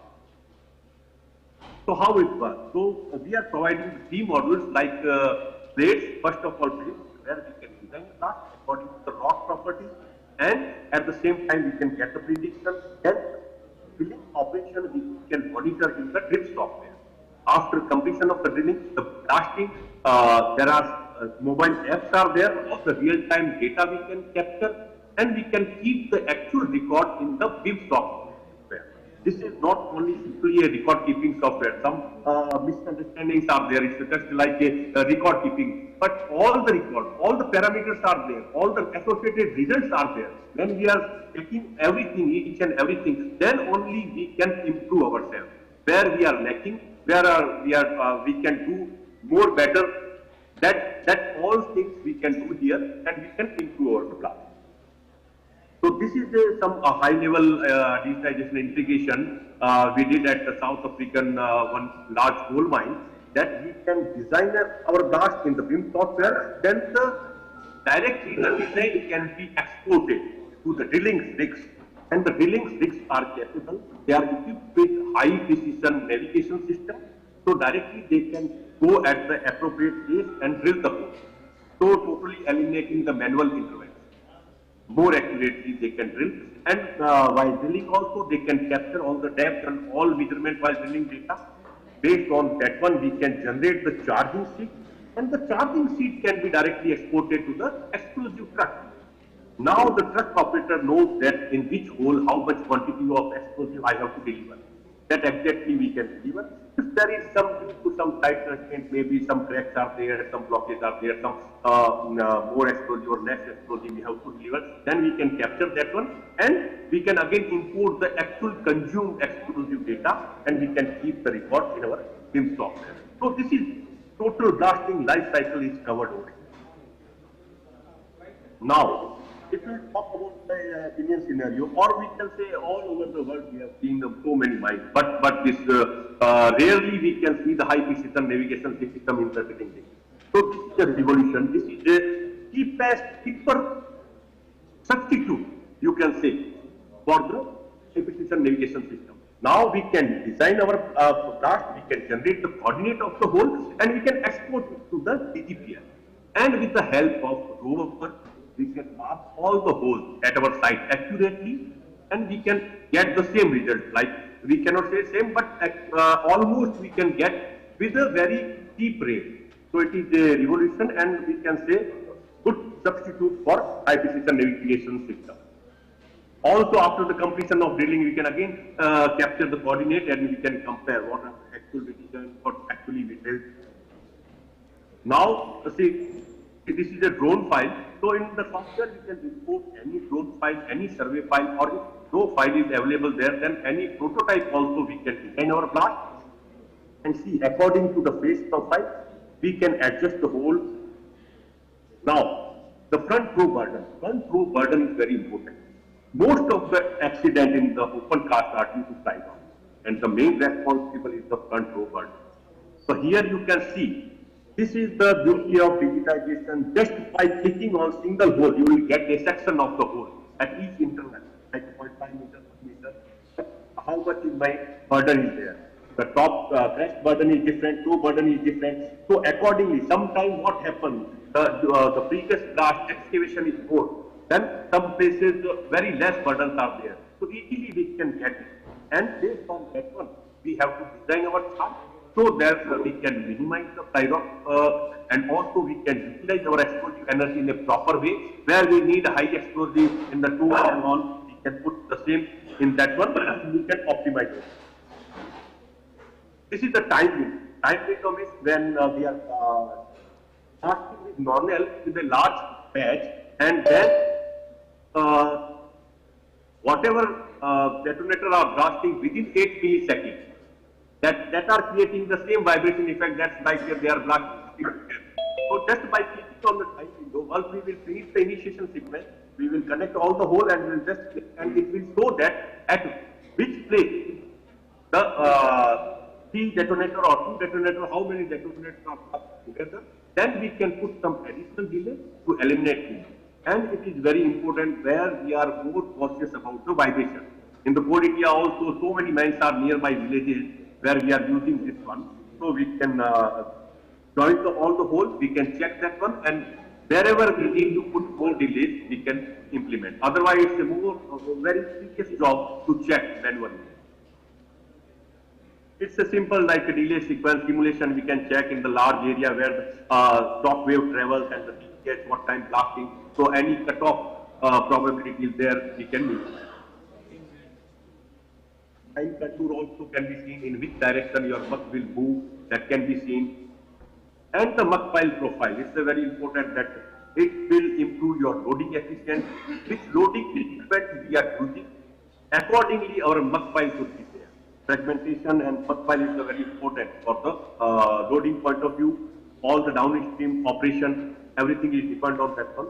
So we can check with these parameters, our muck pile shape will be that kind of, and we can change certain parameters and we can get it. We can do the more spreading muck, we can get it by changing certain parameters. Same like the fragmentation. Fragmentation also, we are predicting the fragmentation before the blast, and after the blast we can capture, we can take image analysis, do the image analysis, and based on that one. Because see, the powder factor is important thing, but the fragmentation is more important. Because if we are improving powder factor and our fragmentation is not as per desired, as per the requirement, as per the loading equipment, your pressure opening, everything, then we are going in the wrong direction. So the optimization means we have to see the fragmentation should be in our desired limit. Your vibration also in the limit, size of peak and everything within the desired limit. At the same time, our powder factor should be optimal. So these are some drill and blast digestion at NCL and SECL. So here, as I told, the main aim is using the DGPS, the drilling accuracy. Bandari sir always saying that the drilling, if we did the drilling well, our blasting will be very good. Always, my personal experience is also there. If there is a shortage of 10% explosive, what we have tried, it will not impact so much. But the 10% variation in the drilling, it will a huge impact of that one. If the more depth is there, we can fill the sand. But if the shorter holes are there, it will create a more problem. So we can improve the drilling efficiency by using this one. These are some figures are there. You have for the 3 minutes to complete your presentation. Sanjay. Yeah, sure. So these are some comparisons we have shown here, the improvement in the powder factor with the same time the fragmentation. You can see the fragmentation also in the within the limit, and we are improving the powder factor. This is the one in Dudichwa and Jayan's border. CMD sir also given a challenge for the casting the full entire overburden to the empty space. So that we have put the 5 blasts over there, and you can see the drop over here in this picture. Also the second blast here also you can see, and we have improved and more than 50% material casted. In this one you can see, in this picture you can see all the, this is the cutting edge, and this all material is lying over here. Again for the some this one we can compare here. Some powder factor little bit low is here, but at the end is the 50% we have improved the casting. So we are saving in the overburden movement also, the dragline movement also. Same in the Khadia also, we did some trial blasting with improving the fragmentation, with drilling accuracy, with change in design, with change in initiation sequence, with change in tacking, tacking pattern also we have used for getting a good fragmentation. Also very important thing that in the software, our base profile is always and with the naked eye you cannot judge. In some long faces it's a 1 to 2 meter up down we can see. But by just looking when we are discussing with the software, immediately you will get each hole depth according to its collar level. The bottom level is same for all, but the collar level is different at the top level. So accordingly it can generate this one. In that one we can save a huge amount of drilling also and explosive quantity also. These are some Khadia patch HOE improvements are there that we have sorted out. And also the 6 meter branches we have converted with the suggestion of CMD sir that 9 meter, and it's a huge improvement in powder factor also, production also. And this is the dashboard. In this one you can get all the KPIs, whatever performance, your mine's performance. Particularly if we will talk about particular mines, then that management can see the performance of his mines. Overall, like if enterprise system is there, like Coal India, in the Coal India headquarters, they can compare all the mines, what the powder factor going on, what are the costing going on, explosive cost, initiator cost, production wise, they can compare. Naturally, the powder factory is not same for all mines, but that question could be raised, why the powder factory is low, why the powder factory is low. Why the costing can be compared. Please conclude, Sanjay ji. Yeah. So these are the benefits we are getting from the digitalization, and benefits beyond operational optimization. The safety on the top, minimizing environmental impact, and we are developing safe, happy, healthy culture for our society. Thank you very much. Thank you, Sanjay ji. Making my presentation, it would be great. I can physically I want to present the date on side, so I couldn't make it. Thank you very much. Thanks to all the MBI committee for arranging this great conference. And if any question is there, I will be very happy to answer with my little knowledge. Saurabh was there in NCL for 3 months, fresh graduate. Anybody wants any demonstration, other software engineers are there, and this is the document he can distribute. Okay. They are there for next tomorrow also. Anybody wants to see demo, they will give questions, answers. He will give. Okay, thank you, sir. Now moving ahead, I think we have Sripad Nayak with us, scientist from NIRM Bangalore. Please present your paper on optimization or extraction in metal mines.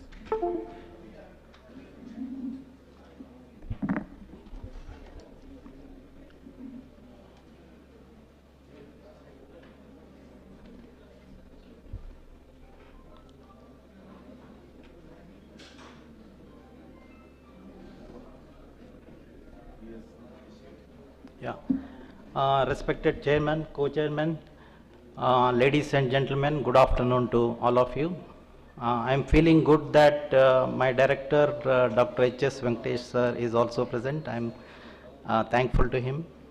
And now straight away coming to the topic, optimizing ore extraction in metal mines, insights from 3D numerical modeling.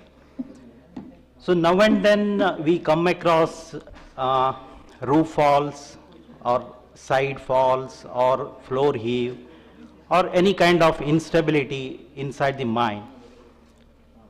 We all know the reasons for it, because the main reason being we don't follow basic rock mechanics principle. So you may ask, what is that basic rock mechanics principle? See, all of you have, most of you are mining engineers and other engineers. So mechanics principle, that is the important one here is, see, everything has to come back to a state of equilibrium. As long as, see, in situ state of rock, it is under a state of equilibrium. So by means of mining, we are disturbing it. And if during that process, if you don't bring the system into equilibrium, then the nature will bring that into equilibrium. Maybe it is a matter of time. So it may happen today or it may happen in a couple of days. But ultimately, it will come to a state of equilibrium. So do we have a solution for it? Can we control? Yes, we can control. At least we can minimize the damage, or we can minimize by understanding the rock. How do we understand the rock? See, one way is to understand its in situ nature, understand its properties, how it behaves. Okay, so we take samples from underground and test it. Most of the time, that is the only knowledge we know about the rock mass. And in some cases, we go for underground investigations that may be in the form of in situ stress measurements. But most of the time, we rely on only the laboratory investigations. In this particular presentation, I want to demonstrate, because one of three-dimensional numerical modeling, it is one of the tools that is very relevant for this particular conference also, because this can be one of the advanced tools for optimum utilization of the resources. This one I would like to demonstrate using a case study at Rampura Agucha mine. As in the morning session also you have come across a presentation on Rampura Agucha mine, so most of you are aware of the setup there. And coming to the deposit, it's a lens-shaped ore body with basically northeast southwest of strike length of almost 1.5 kilometers and width varying from few meters in the northeast direction, widening to as much as 120 meter in the central to as you come towards the southwest section. And the important aspect here is there is a huge open cast mine below that you are doing underground mine. So it is not a straightforward situation where you are straight away going to disturb your in situ rock mass. It is already under the influence of a huge open cast working. So you have to understand the influence of excavation of such a huge excavation, and that also has effect on its stability when you go underground. So the deposit is approached here below by ultimate pit by a decline and a shaft from the surface. And most of you are aware the ore body is very massive and it's a single lens having an average dip of about 55 degrees.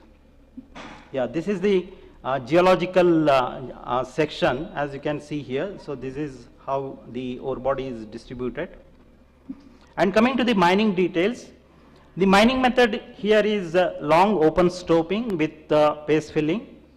So in this method, the stopes are developed with 25 meter intervals.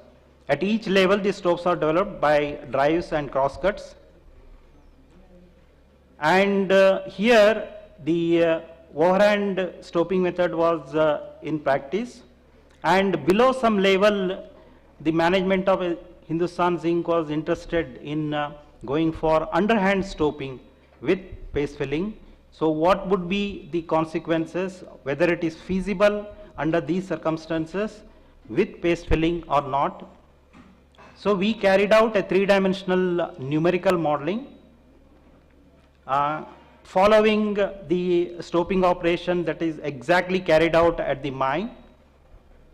Okay, so the stoping operation is carried out in sequential manner so that the void created after extraction of the stope is immediately filled with paste, while other stopes are kept ready for extraction.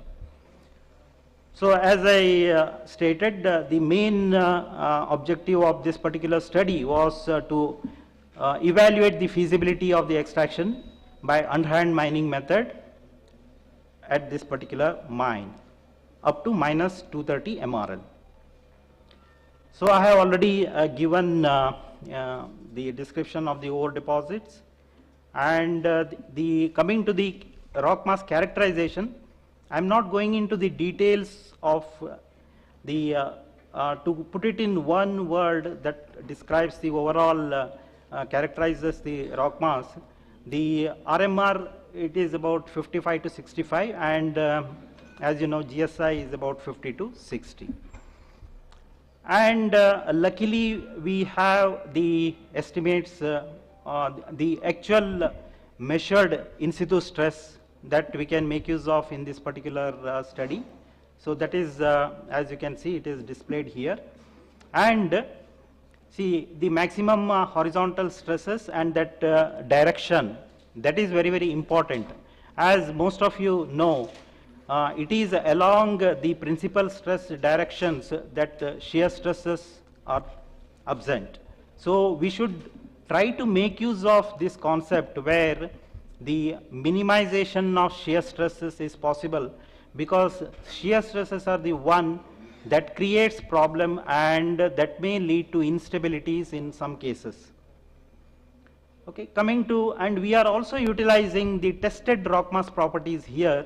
So we have physico-mechanical properties for the host rock as well as the ore, and here we utilize the Hook and Brown failure criteria for estimation of your the properties of your host rock as well as the ore. As you know, as the depth increases, the properties also change. So we have assigned for every 100-meter interval, we have changed the properties as per the depth by estimating using the Hook and Brown failure criteria. As you can see, we have made use of a continuum model here, a flag 3 model showing the complete open pit mine, and below that the planned underground as well as the existing underground workings that were also modeled in this particular 3D model. And there was some shear zone that was sandwiched between the ore body, so that was also taken into account while modeling this particular case. As you can see, below minus 80 MRL, it was up to minus 105 MRL, it was by overhand stoping. So we simulated that particular sequence of extraction. So here, between when you extract between minus 130 MRL and 155 MRL following overhand this one, you can see the factor of safety or the strength to stress ratio, how it is distributed in this case. As you go up, that is typically in overhand mining, so how the surrounding factor of safety changes, that you can appreciate in this particular case. And this was simulated up to minus 80 MRL. And following this, there is a regional sill pillar left below this level, and after that we have simulated the underhand method of mining with paste filling, just to see the effect of that one. So as you can see, a pillar is left between these two methods there. As you can see, the patch in between, so that shows the patch here. You have 5 minutes to go. Yeah, thank you. As you can see, so the underhand method of mining was followed in this case, and this is when we mine between the levels of minus 205 MRL and minus 230 MRL, and this was simulated up to a depth of up to minus 255 MRL also. And this is a section showing the factor of safety contours post extraction and backfilling following underhand mining method of this one. And here, as you can see here, and in the next section, yeah, here as you can see on the hanging wall side, the displacements, there is a concentration of displacements on the hanging wall side, as you can see it here. Deformation envelopes are developed on the hanging wall side, and this is with the actual geometry what they have planned. But same thing can be minimized if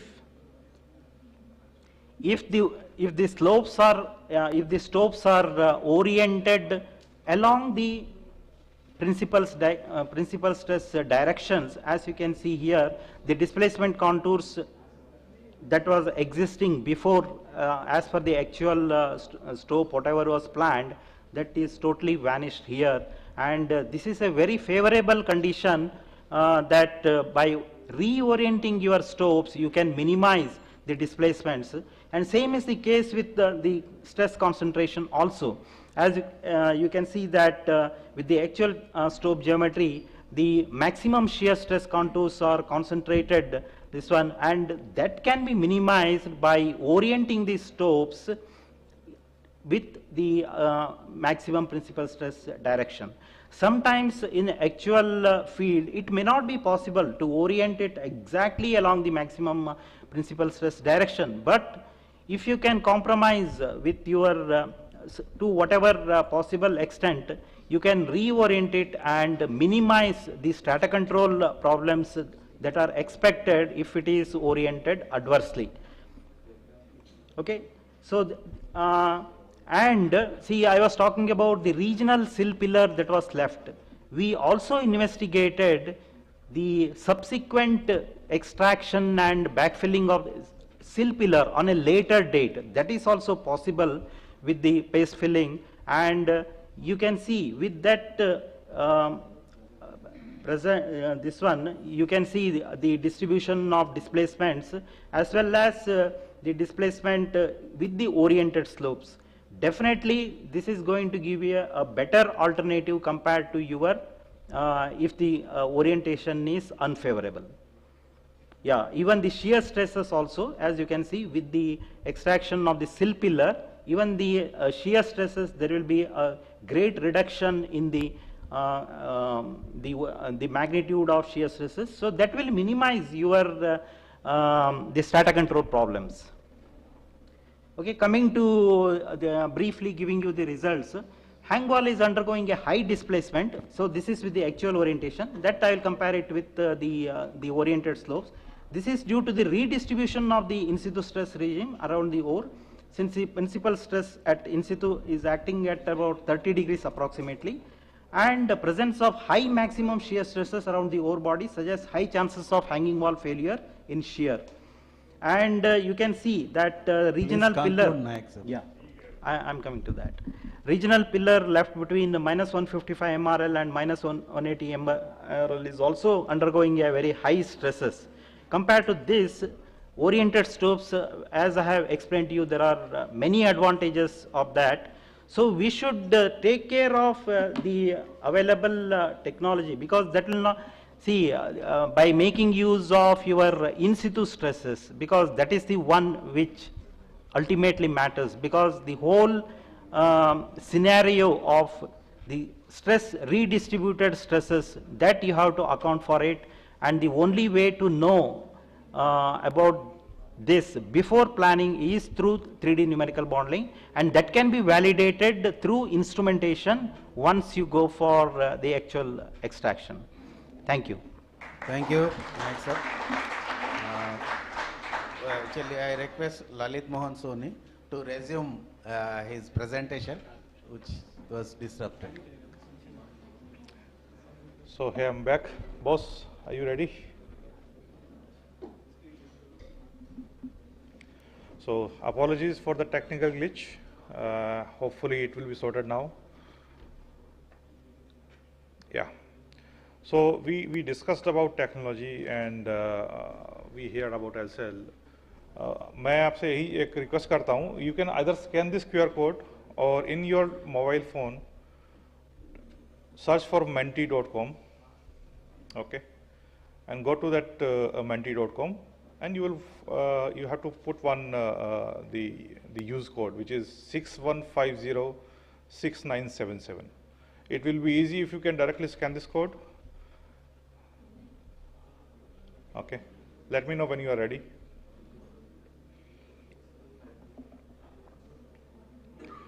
So only 3 questions, and let's get your hand dirty as well. Hope you all are able to access the quotations, sir? Yes, yes, yes, sir. Yes, code is 61506977, who are using the menti.com. Otherwise, if you are going through this scanner, it will straight away took you to the website. Are we all good?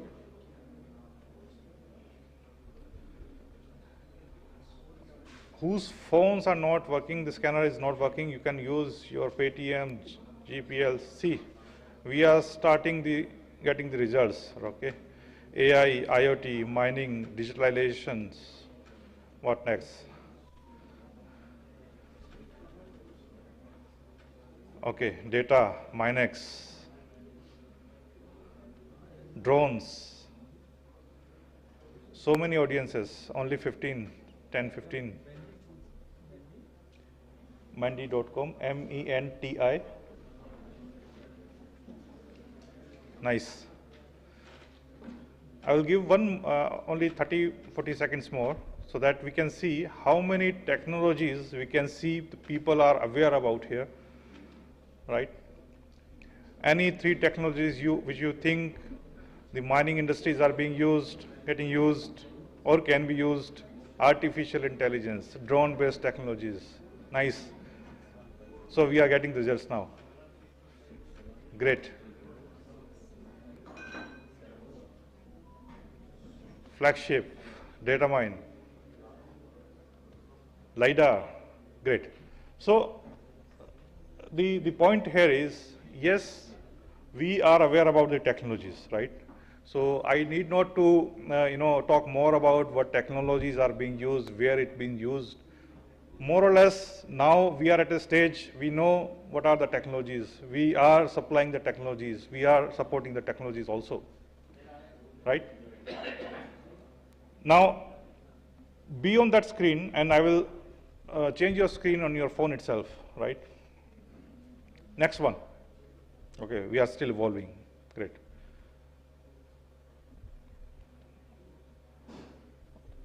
Why we need the digital transformation? So maybe your answers, either productivity and increase in efficiency, improvement in safety and risk management, transparency, okay, productivity and sustainability. See, we are getting results, right? And these are the live results, means we know the technology, we know what it can improve, we know how it can improve, right? Good. Good numbers. So we are using statistics being reported. Now we are seeing online here itself. Great. The last one.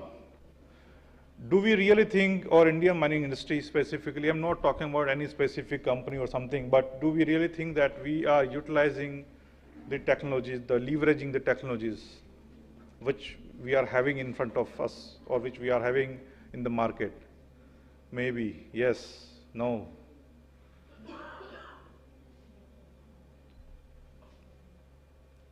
Yes, maybe, no. Okay, there's a struggle between no and maybe, good. Yeah, so most of the people thinks here that Indian mining industries is using the latest technologies, or we are having a strategic approach to adopt that, but still there is a tight competition between maybe as well, right? Maybe either yes, either no. So ultimately, what I want to say here with this short interactive session is, we know the technologies, we know yes, it can improve our things, but when we talk about whether we are really utilizing this in our day-to-day mining scenarios, definitely not. Again, a technical glitch.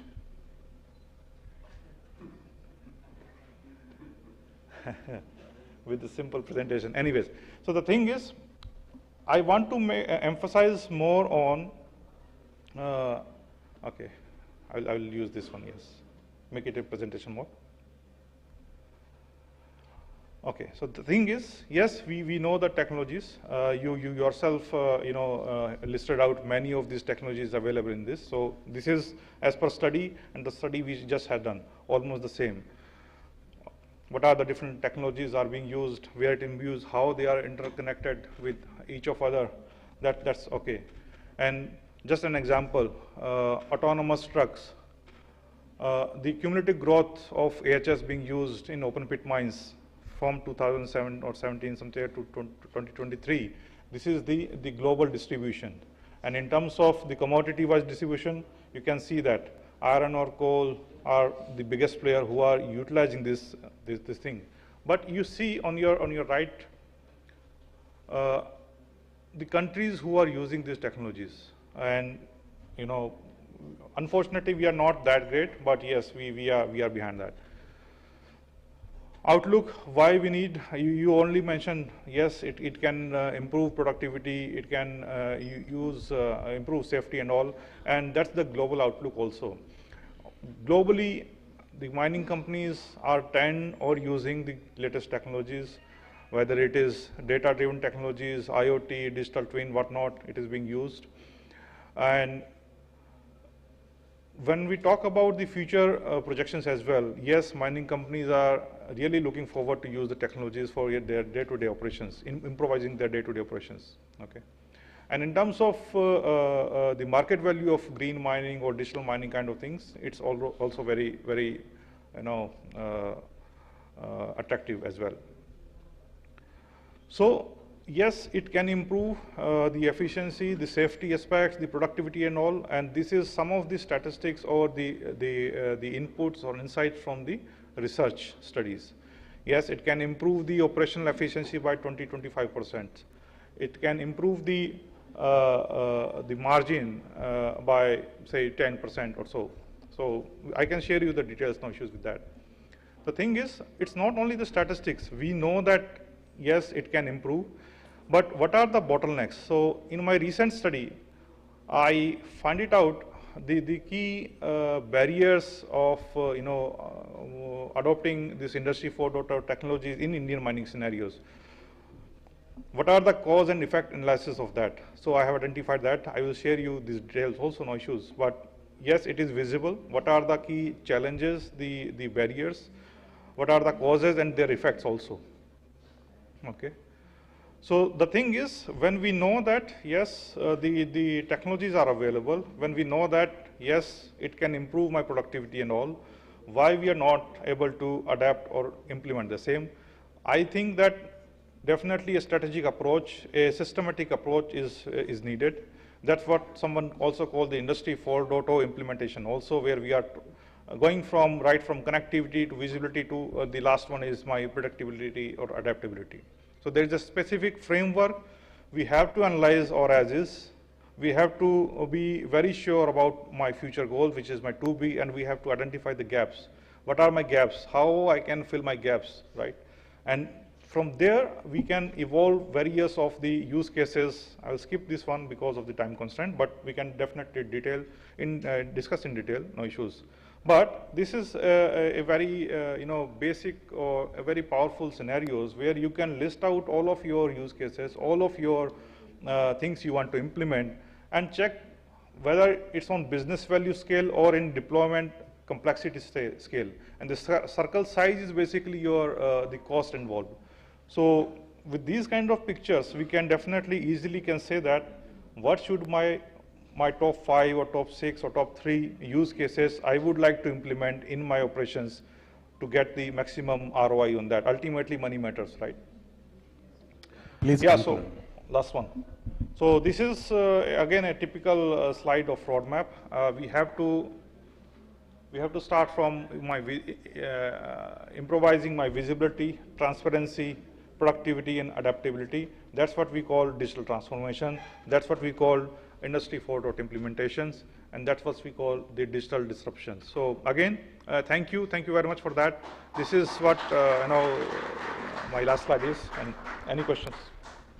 Thank you, sir. Thank you. Thank you, sir.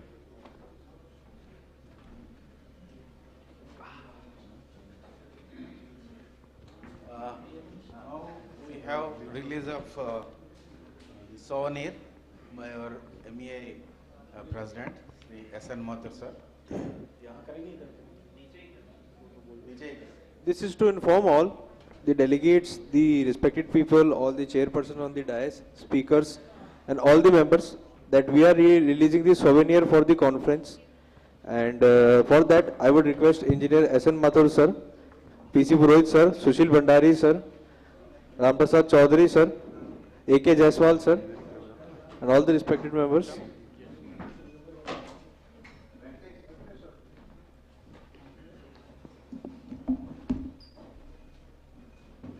This is to be known that Mr. Mahesh Prakash Purohit sir has played a very important role in releasing this souvenir.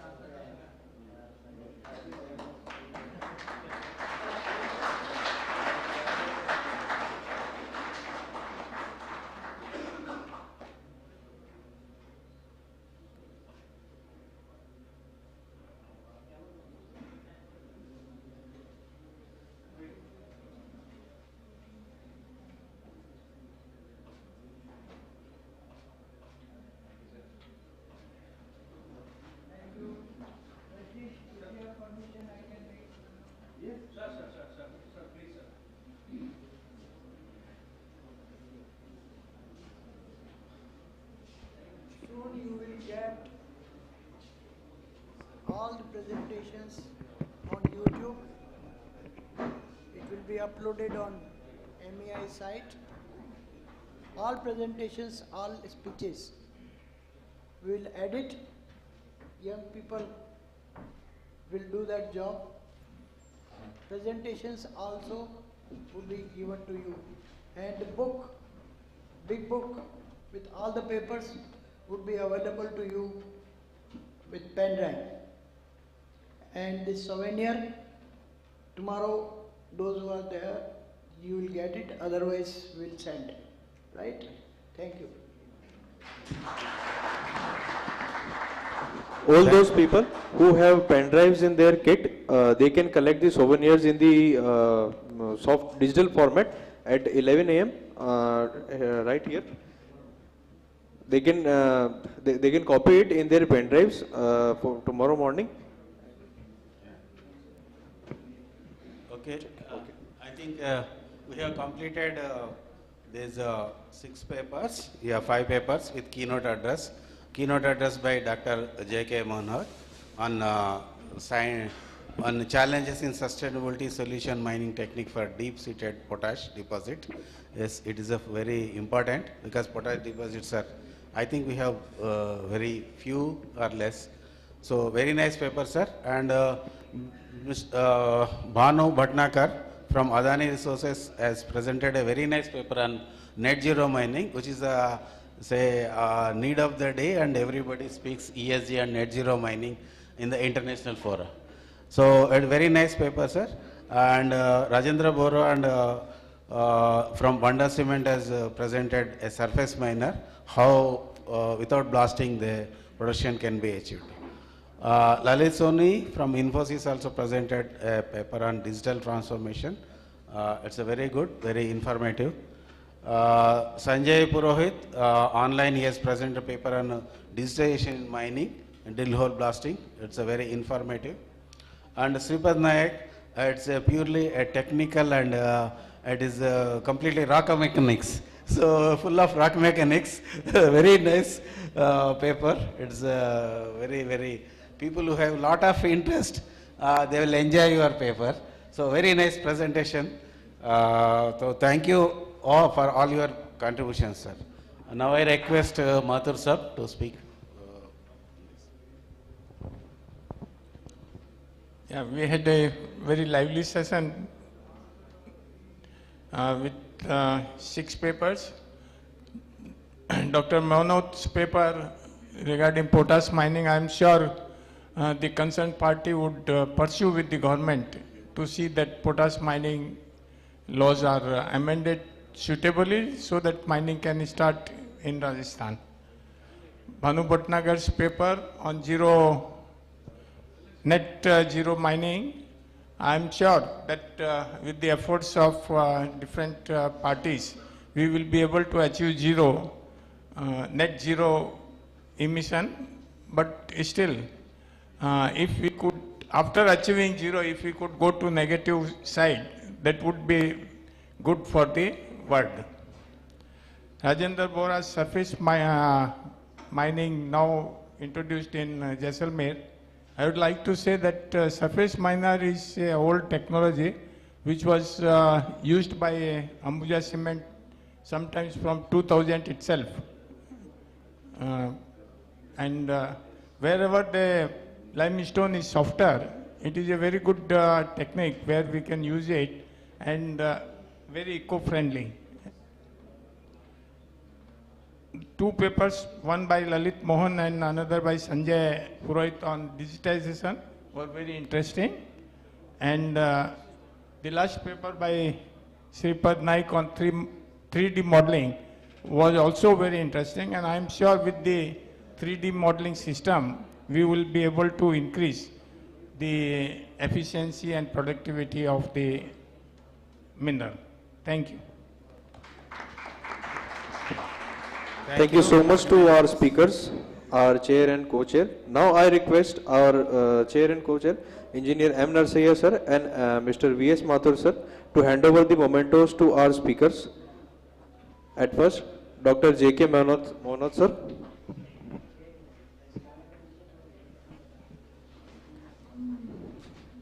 Then Mr. Bhanupi Bhatnagar sir.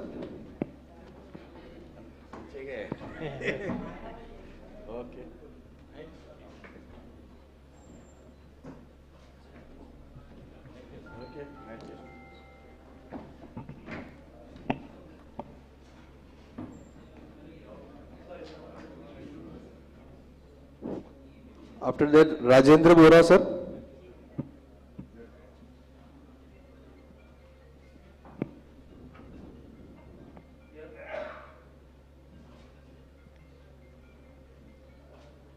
Lalit Mohan, sir.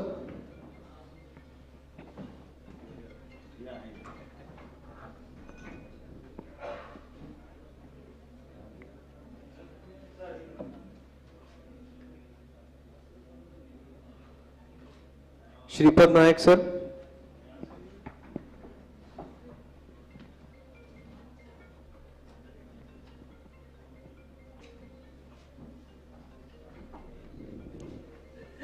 I like to thank Dr. Engineer Sanjay Purohit, sir, for joining us on hybrid mode. Now I would like to request Mr. PC Purohit, sir, to hand over the mementos to our chair and co-chair, Engineer M. Narsaiya, sir, and Mr. V.S. Mathur, sir. Thank you, sir, for leading this session.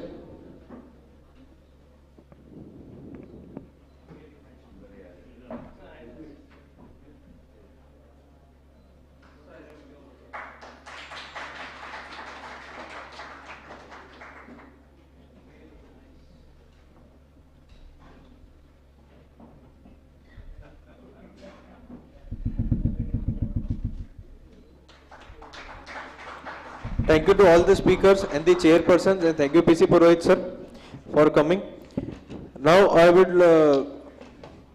say that we will be meeting after a short 15 minutes tea break. The session will be start sharp after 15 minutes. So tea and snacks are available nearby the poolside area. So thank you.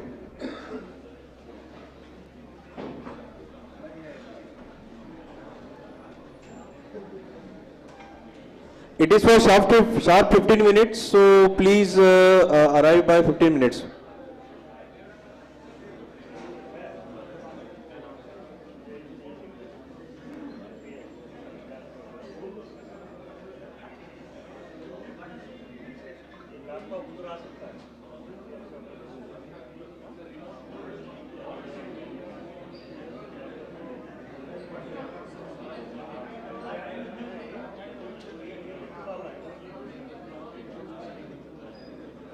Sir, it is to inform that our session chair and co-chair, Sri Saxena sir, is requested that next session chair will be yours, sir. We will certainly love your presence as a chair, sir. Thank you very much, sir. I would also request Engineer Rajneesh Purohit sir to co-chair the next session. Please, sir.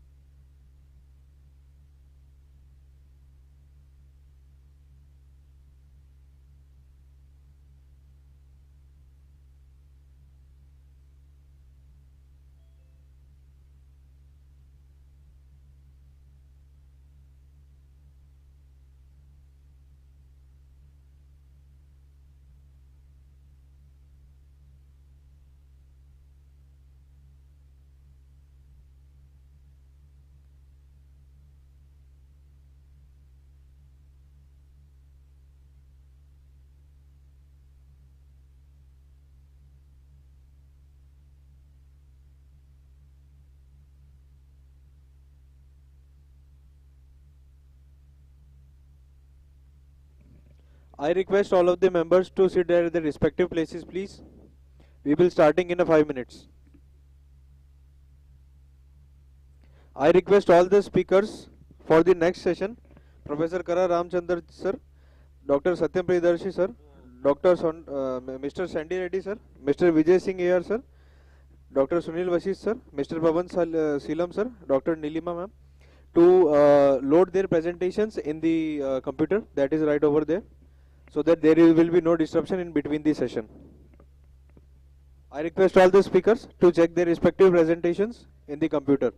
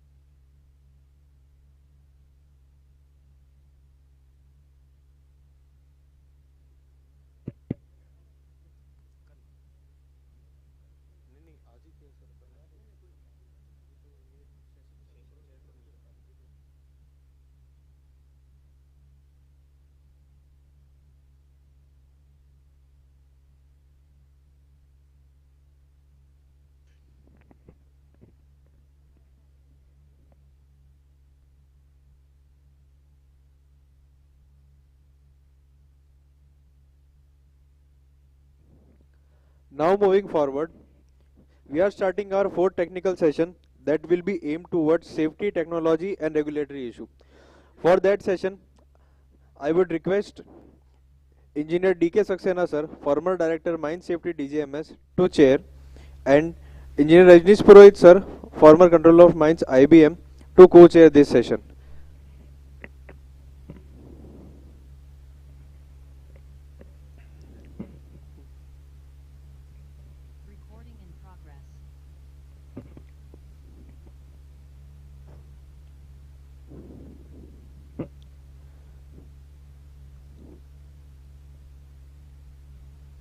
I request Professor Kara Ramchandar sir, Dr. Satyam Priyadarshi sir, Sandy Reddy sir, Vijay Singh sir, Dr. Sunil Vashish sir, Mr. Pavan Seelam sir, Dr. Nilima ma'am, to please move towards dais.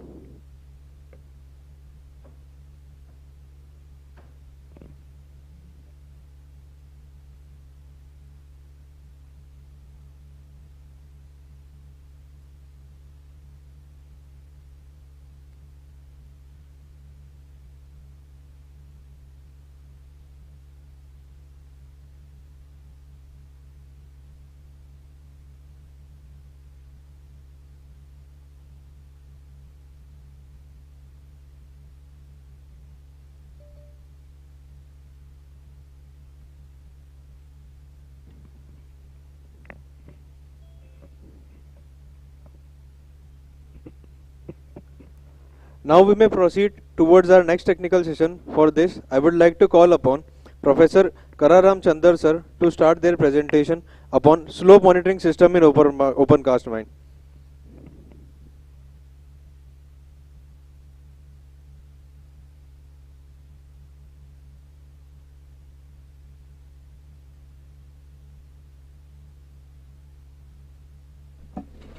Hello, yeah.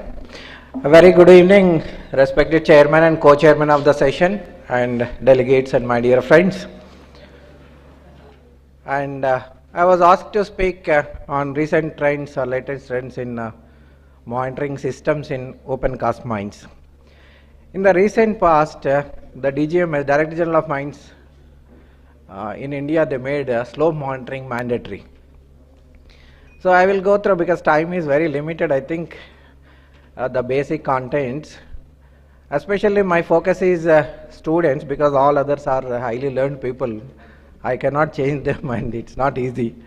So especially students, friends, be attentive to this presentation. The slope design, initially, either the existing slope to be assessed or a new slope to be designed, the basic factor what we consider is factor of safety. So if at present, if the factor of safety of minimum of 1.5, we will consider it is very safe. There are various factors which influences, like rock properties, bench geometry, geological conditions, and other external parameters.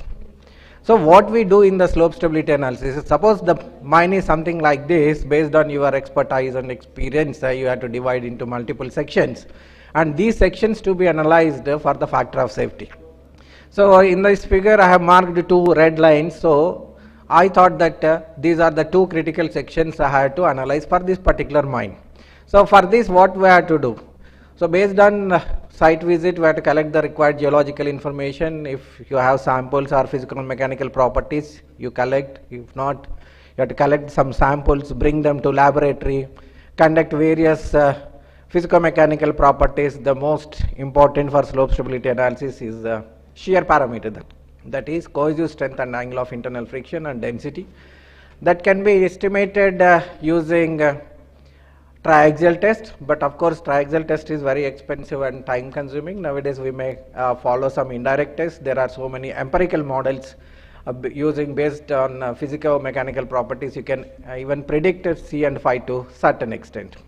After that, those who studied BTech, MTech maybe 20-25 years back, we used to take one graph sheet and we used to plot that. Most of us now forgot, because we are living in the IT era. There are number of softwares available, and put this input geometry as well as the rock properties.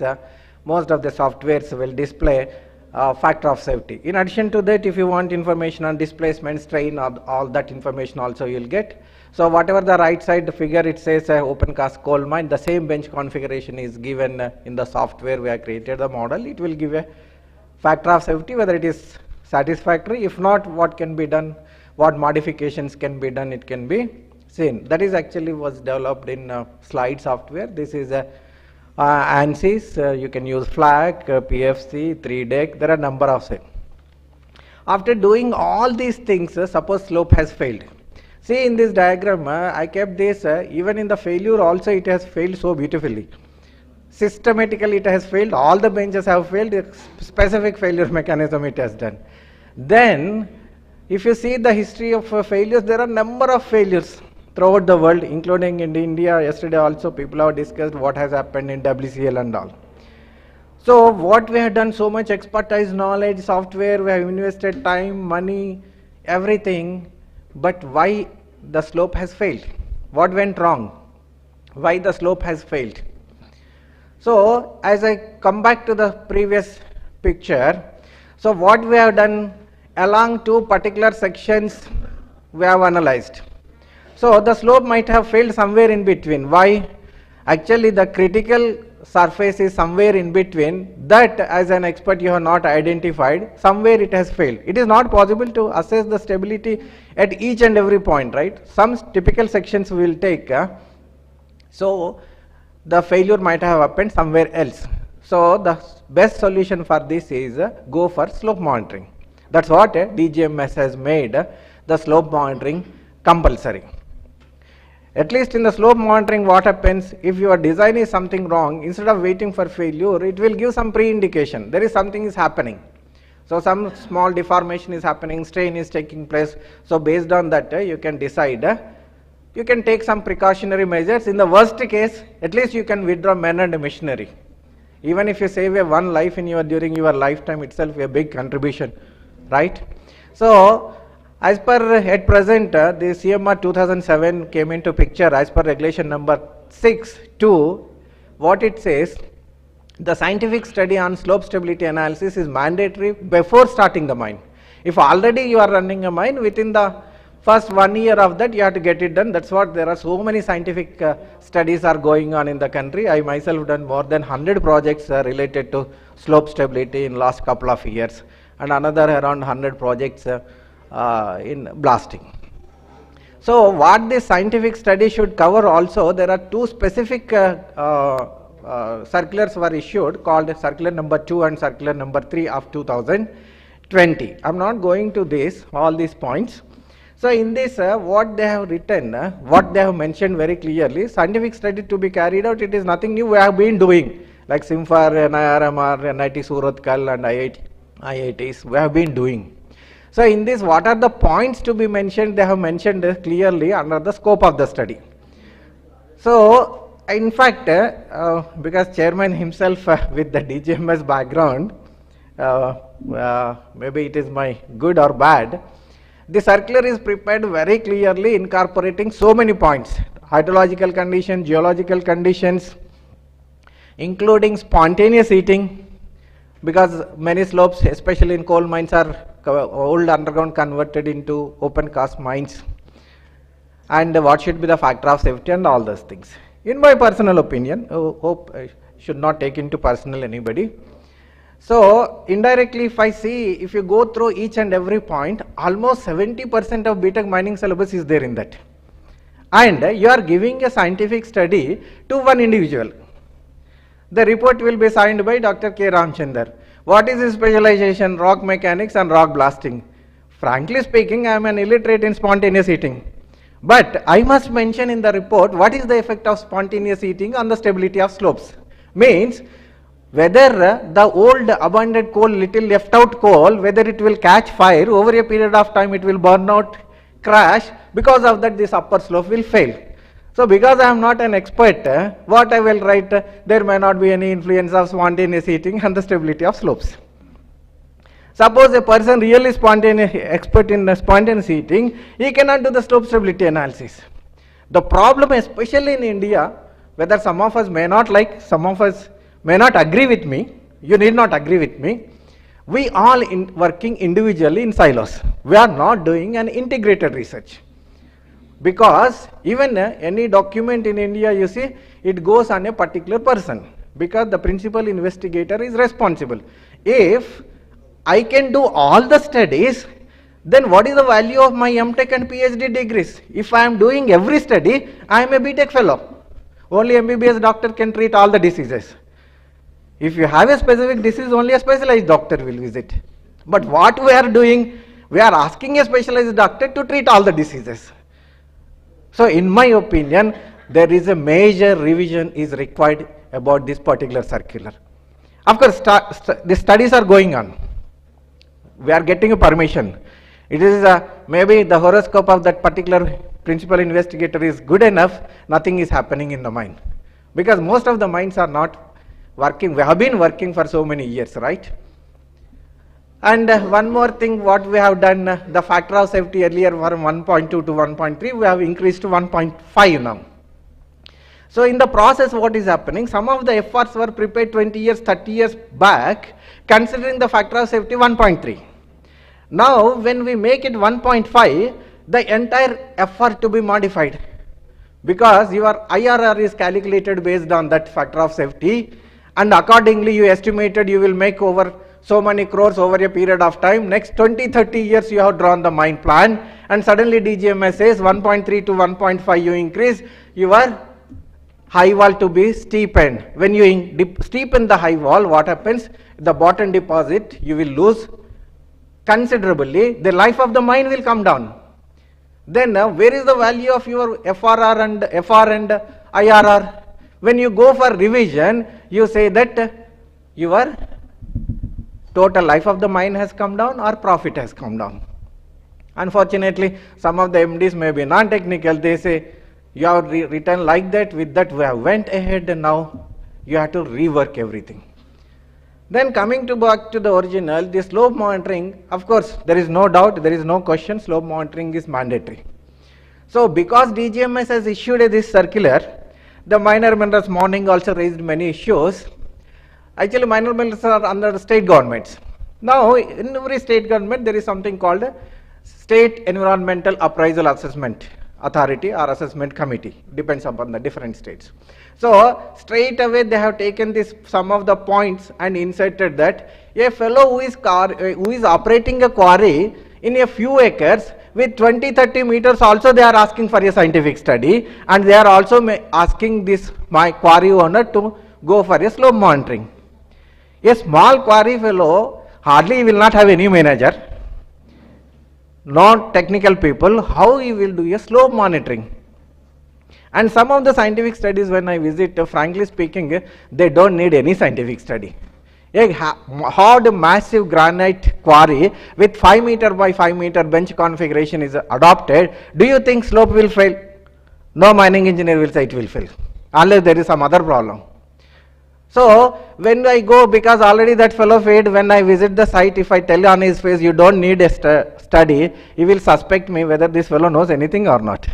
Because you went to a big doctor telling that you have a problem, doctor says you don't have any problem, then you will suspect the doctor, right? So, doctor at least will write some vitamin tablets and give with some new name and send him. That's what happens sometimes. Whether it is his money, my money, your money, it's a wastage of money and time. So, really a scientific study is required there.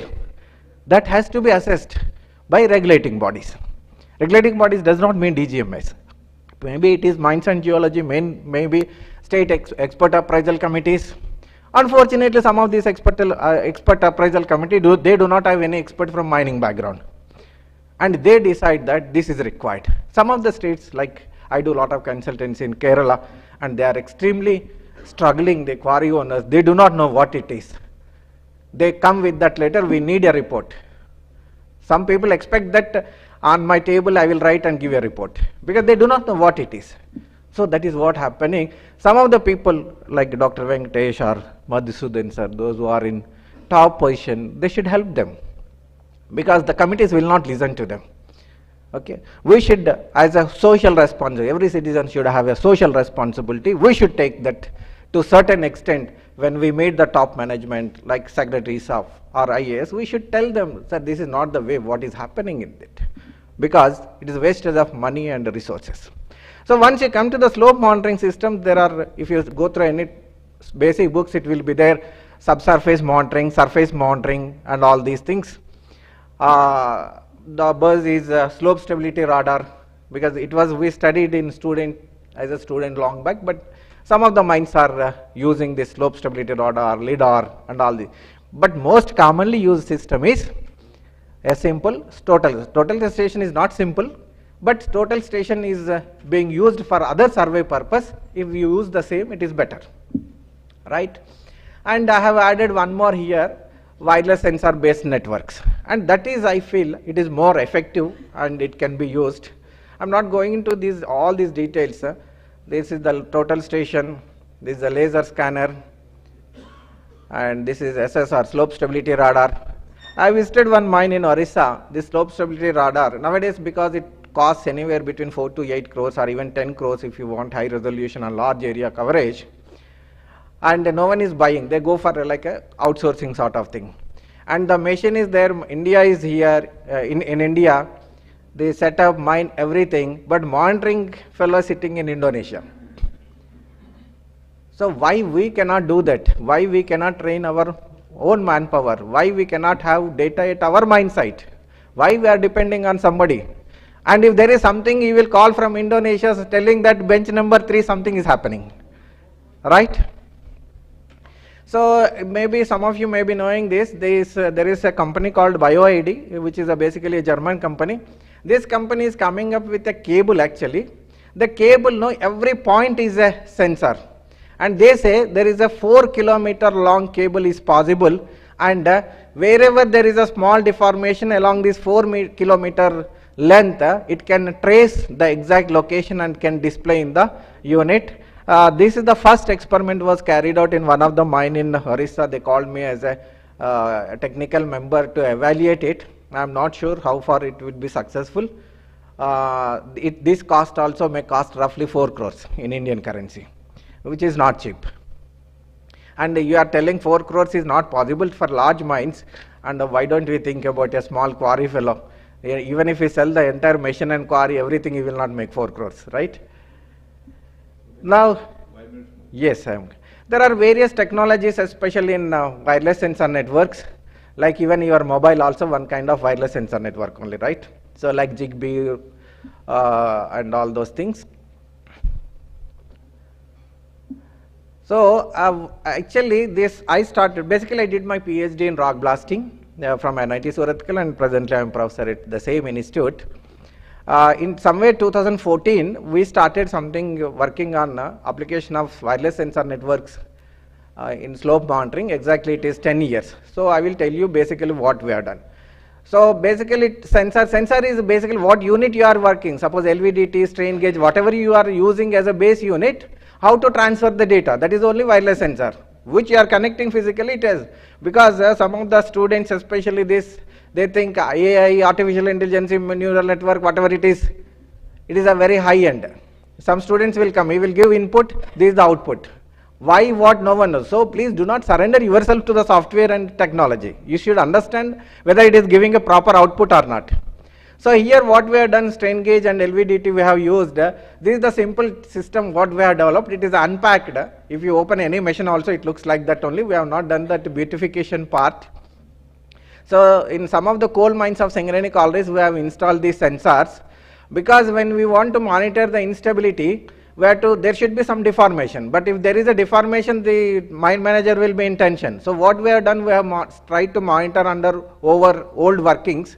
See, there is no physical connection anywhere. This laptop is somewhere and the sensors were somewhere else. We could get the data like this. You can get the data even at 1 second interval. This is the first data we captured way back in 2016. Okay. So when we monitor something new, when we develop a system, you should also check with the existing system. So we have compared this data with a data logger, and some of the cases we have compared with even numerical modeling results. All are within around 15%. 15% is still acceptable when we are going for something new. So after that, that was the first phase. In the second phase, what we have done, because we have used Zigbee, some of you may be knowing, Zigbee is used because large number, 64,000 nodes can be connected into a single unit. That is the advantage. But its extension is, the zone is only 100 meters, because we have to go on extend the network. So what we have done in another study, we have taken here the moisture content is important, effect of blasting in the form of vibration also important. So these sensors we have taken and we have taken a LoRa network. So what is LoRa, what is Zigbee? Those who do not understand, don't bother much. It is like your mobile, different types, okay? I am not going to so much detail. Most of our publications are there available online. You can download. If still anything, you can mail me. So we ourselves developed a program. Here what we have done, we have used a ThinkSpeak is a coding we have done using MATLAB and these things. See here, before using in industrial scale, a laboratory scale physical model we have done just to check whether moisture content, everything it is giving, because moisture content you can add the quantity of water, we can test it. Okay. So this is the one of the coal mine in Singareni collieries. Here also we have taken few top benches, because top benches where when soft formation is there, it is easy to get the deformation. So this is the installation in the field. Because as you know, crest and toe are the most critical points, so at locations. So from this base unit, 3 sensors are connected wireless. From there it went to LoRa, from LoRa to receiver to, we have developed 2 applications. One is SMS, one is Gmail. We have integrated with SMS messages and as well as Gmail. So here if you compare the data, this actually we have more than 10,000 data sets what we have captured in the field on a particular date. Last 1 minute, sir, over. Sir, kindly conclude your session. Done, sir.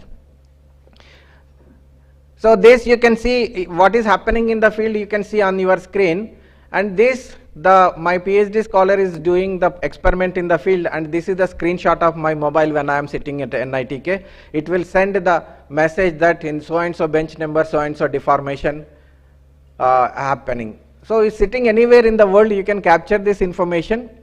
The trigger levels, I am not going to this portion again. but is it possible to exactly to predict failure? So left and right you see, left one is a failure. You can see clearly through the bench, few meters, but bench is not failed. It is a limestone, right? Right side you see a coal mine. You cannot see anything, by next morning the bench might have slided. So it is not easy to exactly do these applications. You can have a slope monitoring plan like this. So what can be done? Sitting anywhere in the world, it is possible to do this slope monitoring data and capturing. Pre-trigger level can be assigned. For this you need to generate, because DGMS guidelines are there in peak particle velocity. Similarly, such can be developed, but you need a large quantity of data. For that purpose, one institution, one individual cannot do that. Regulating bodies like DGMS, like Ministry of Coal, Ministry of Mines, they should integrate, they should tell that unless you 3-4 people will come together, we will not sanction any project. Then you come and you do something for the country, develop a system. That should be the approach. In that way, we have taken initiation, myself and SIMFAR and I University. We are doing a project, Dr. Venkatesh knows in detail, application of special electronic detonators. Such study is required in a large scale. And when this is possible, especially young friends like students, many say that computer science fellow is making crores by developing app, we are not doing, it is a frustrating. For monitoring of slopes, you don't need any big scientific knowledge. People sitting at the end, the students, you can do a startup like this, take the help of big people and generate the data. We know only the technical things. You integrate your knowledge and develop an app or transfer the data, and you can be a billionaire. Why millionaire only? But still it's established, its reliability to be established in thermal stability, effect of wind and other things. And so these are our publications. I have around 15 or 16 publications related to this particular topic. Most of them are available, or just you put K. Ramchandar, NITK in Google, it will lead to my CV, you can download these publications. I am ready for any type of collaboration with like-minded people from any organization, including academia, R&D or industry. This is my presentation. I thank Dr. Rajmani and Dr. Chowdhury for calling me all the way from Surathkal, and for all of you for your patience. Thank you one and all. I had to acknowledge 3 people. One is Dr. Kumar Dorti, my first PhD scholar who worked in this. Second one is Mr. Satish, who is working from Singareni. And third is Dr. Neelima, who is a faculty from MIT. Her contribution is significant, especially in developing coding and these things, because of her computer science background. Thank you one and all. Thank you, Professor. You delivered a very good lecture and critically analyzed the regulation and circular. But I think circular, we say that you engage a scientific institute of repute, not an individual. So when you engage a scientific institute of repute, means there is a different type of talents. What you are saying about that. Sorry, practically it happens. Okay, generally we ask management that you engage a scientific institute of repute, not an individual. So this is the responsibility of the institute to engage people of different trades and talent. But really very good, excellent paper. I must thank you. Thank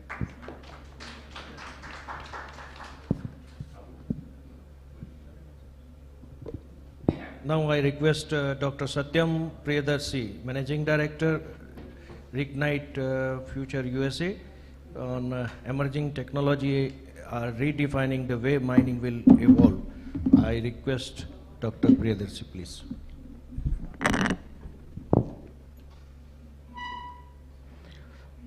All right, good afternoon. I hope people are awake. I stand here and I've been listening for last 2 days. I think I've learned more about mining than I really knew. So I don't know what I can deliver. What I can deliver is how to think differently and how to transform an industry. That's my expertise. So we'll talk about, I think Professor Chaudhary, or the oldest student Chaudhary, yesterday gave an excellent talk about making a slide from ChatGPT. But you know, ChatGPT is actually caused a great interest in this field of what is called AI. AI is 60, 70 years old.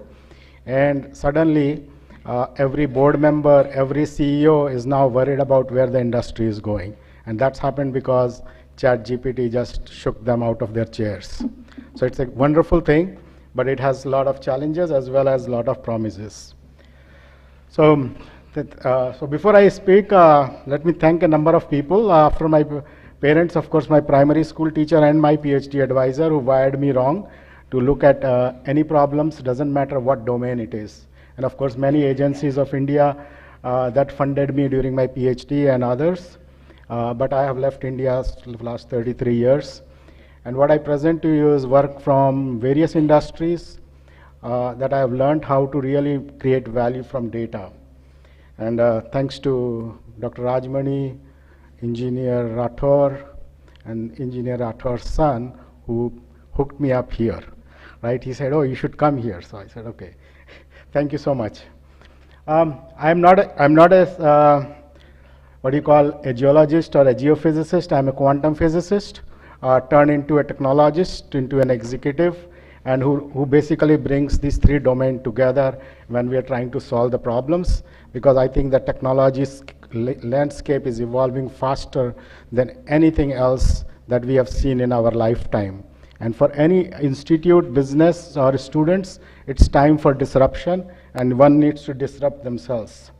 And how do you disrupt something is like looking at a picture at a very high level first. That what's wrong with an industry or an organization.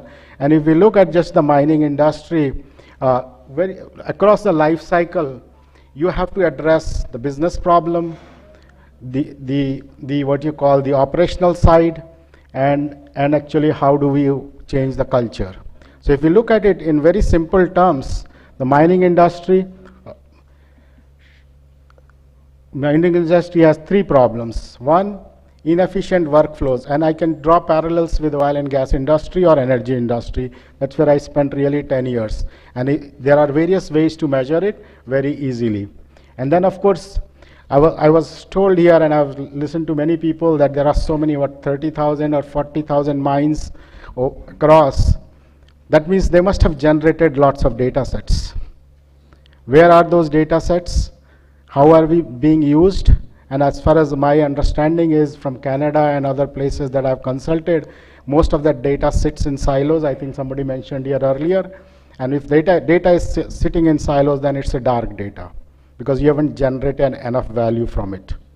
So goal is, look how we are all using face recognition technology, and we are very happy when it looks at all the photos, all the faces in a picture. That only happens because somebody integrated the data of faces around the world. 20 years ago, you could only see one person at a time. Same thing can happen especially in exploration, if we can actually connect all the data sets that have been explored so far into libraries, and that libraries can be utilized by every company. Whether it comes in India, I think it may come under DGH or DGM, whatever the organization may be, or a consortium of all the companies. This is how you actually transform an industry, right? And of course, lack of adoption of newer technology. I heard so many talks earlier, people talking about digitalization, and various topics. But how do you actually adopt them at the right time, at the right scale? But what are the technologies? I think Professor Bhandari was already talking about some of them. But why are we actually using them? There are four fundamental problems in large industries like mining, energy, manufacturing. That one is data is in silos, knowledge is in silos, right? And then, of course, multiplicity of things that happen, whether it's analysis or whether it is the output. And I think the great discussion about memos and regulations at state level, at country level, at international level, all those things, quote unquote, ChatGPT can actually suck it in and give you a better document much faster. So that multiplicity can be reduced in that sense, right?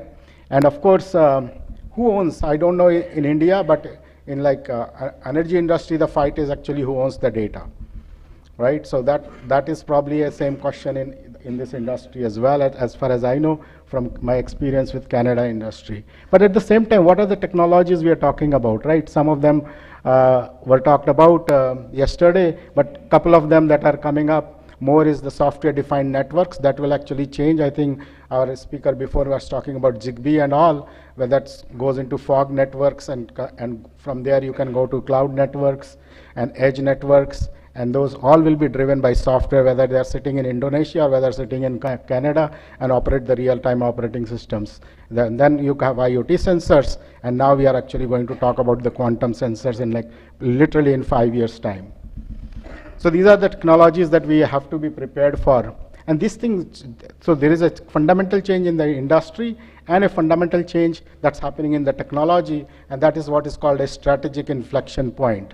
That means the industry needs to evolve, the technology needs to be adopted fast so that we can actually make some impact and disrupt the industry.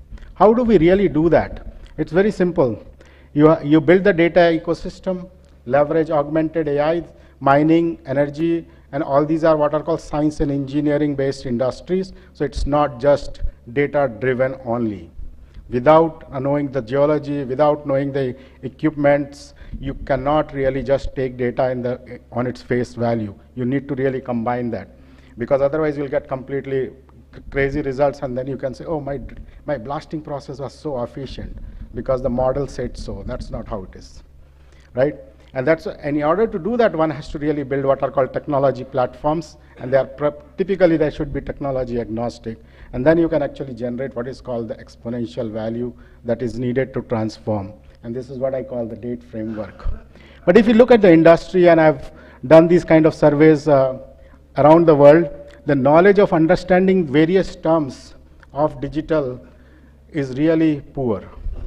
If as a professor I grade this kind of a question answer session, then most of the top leaders of the industry actually would fail, because they don't understand various terms, how they actually work, right? But at the same time, if you look at practical side of it, there is a clear value proposition of various technology as you mature in your digital maturity. That is, digitization has a very specific meaning. It's only about converting your data into a digital form. It's not anything else. Digitalization is when you start actually optimizing a process for your improvements. And then transformation is when you actually took it at an enterprise level or as at industry level, and eventually you lead to this digital disruption of an industry, right? And that's when you actually generate significantly value for the business. So most of the work that is being done is typically in the digitalization framework, and people think that it is the transformation. It's not the transformation. But in order to do that, one can actually really look at it. One is to reduce the inefficiency. One can tap this dark data and convert them to smart data. We all live on smart data, right? When you type on your phone, you don't want to type bad things or wrong spellings to your boss. That means you are actually correcting it. Why can't we actually make our data become that smart? Whether it is not today, maybe 5 years from now, 2 years from now. The more the data becomes smart, you have less risk of automation. You will actually have automation which is really meaningful, and you can actually change the way the industry works. That's how you innovate the solutions, right? And if that means you actually increase your digital data maturity. I don't think the pointer works. You can't see, right? And these things are done in phased manner. It's not like, I build a neural network and we are done. These are you slowly learn from your historical data, and then you actually come up with a prescription on how to improve your data going forward. And then eventually connect it to your real-time operations, and then you get further improve your data, and go and so on and so forth. And then you will have what you call provenance data, as well as what I call the smart data. And then, of course, it's all about business. So you can actually measure your business in any of the 5 financial metrics that you like: accuracy, efficiency, cost savings, NPV, or revenue. Always, any project we do, we have to really always worry about these things.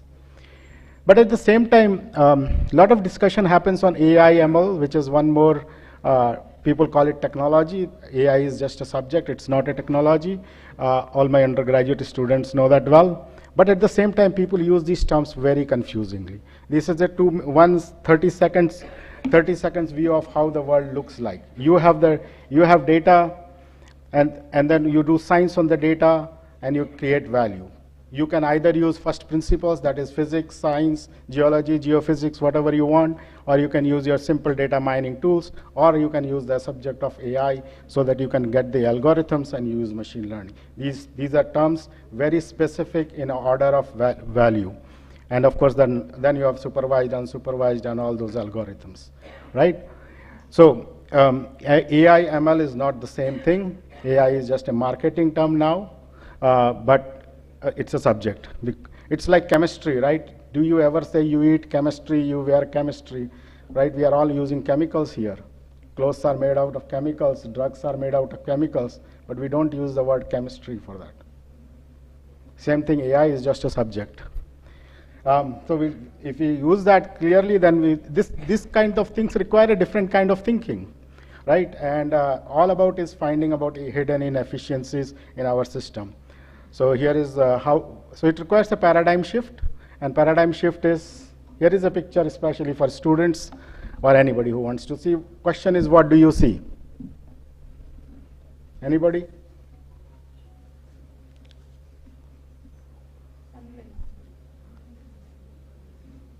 What do you see? Two tigers, two kids, sunrise, fire, okay, all right. It's not an open pit. It's a beautifully structured data. Yes? Life in harmony with nature. Maybe harmony with nature, good. The tiger faces in the tree.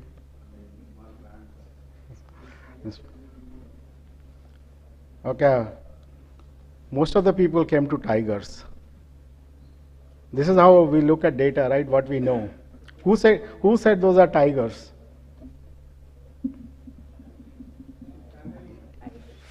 Family. But who said that these are tigers? We have been trained, right? Anything that looks like brown, white, black stripes, right, is a tiger. Huh?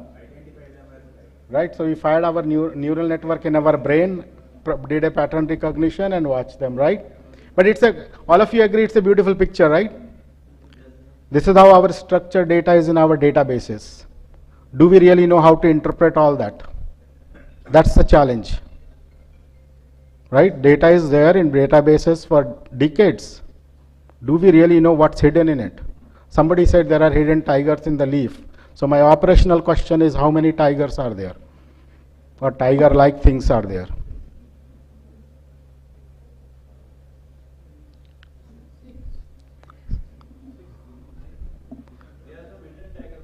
Yes, that's what I'm asking. How many?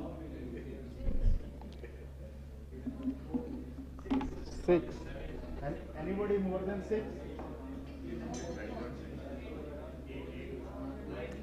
9. So have you found all the minerals then? Okay, more than 9? Anybody? You are scientists, we need to count. How many? After 9, anybody?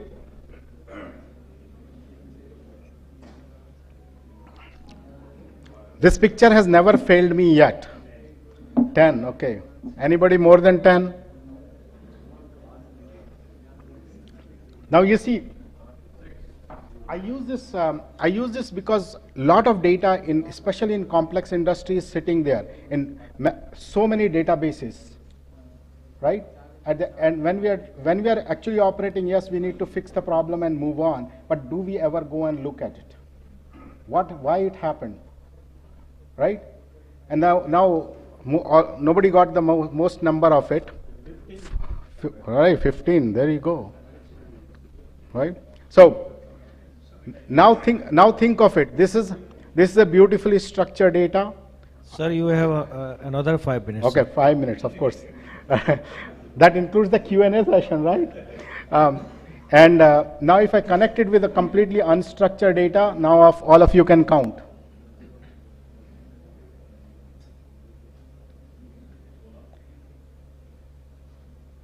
It's easy. So if we can actually connect our data sets, we can actually find significant value if we really want to do it. Question is, do we want to do it? And why do we want to do it is for 3 reasons. Either we want to optimize, automate, or build new solutions. As simple as that. That means you have to leverage your structured data, unstructured data, semi-structured data. You have to leverage your historical data, your current data, and the future data that you don't know yet. But if we actually do that, we can actually build solutions. So how do we do that? Is one case study here, when we can actually use computer vision and deep learning algorithms to look at the various contents as they are going over the belt, and actually when you connect different data sets, do the image processing similar to looking for the tigers, you can actually really improve on it, right? Second case study is simple, looking at the LiDAR data to look at the muck pile shaping, etc. You can build algorithms and you can actually look at it. Simple, right?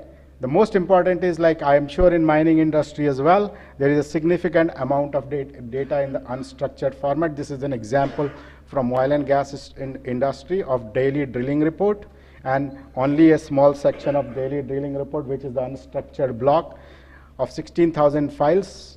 Just looking at analyzing it was actually roughly about $200 million for a small operator in Vietnam for a single project.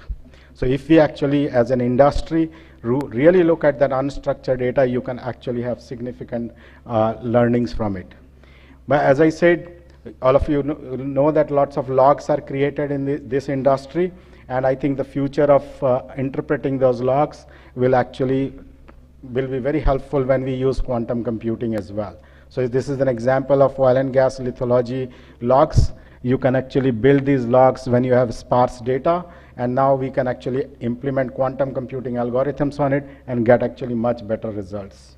So in simple terms, we can actually co-innovate solutions. Co-innovate means do collaborations across the industry, academics, and that really will help to really reduce the time to value from the data, and that helps you transform both the industry as well as the talent, and then we can have the mining 5.0. And in simple terms, in interest of that, I will say, for students especially, one really need to think about what your career looks like in the next 15 years. You not only just basics of mining, you need to learn a lot many more subjects, which includes computer science, quantum computing, and of course business. Without that, all those things will not be very meaningful. But if we build that convergence, we could have mining 5.0. Thank you very much. Thank you, Professor. Delivered an excellent talk on technology and mining, innovation through technology. Thank you very much. Next is Mr. Sandy Reddy from NIT Surathkal. He'll be speaking on implementation of IoT application for environmental and safety monitoring in underground mines. Okay, Mr. Reddy.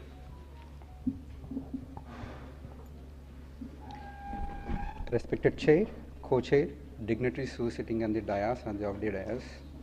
Good evening, one and all. Good evening, one and all.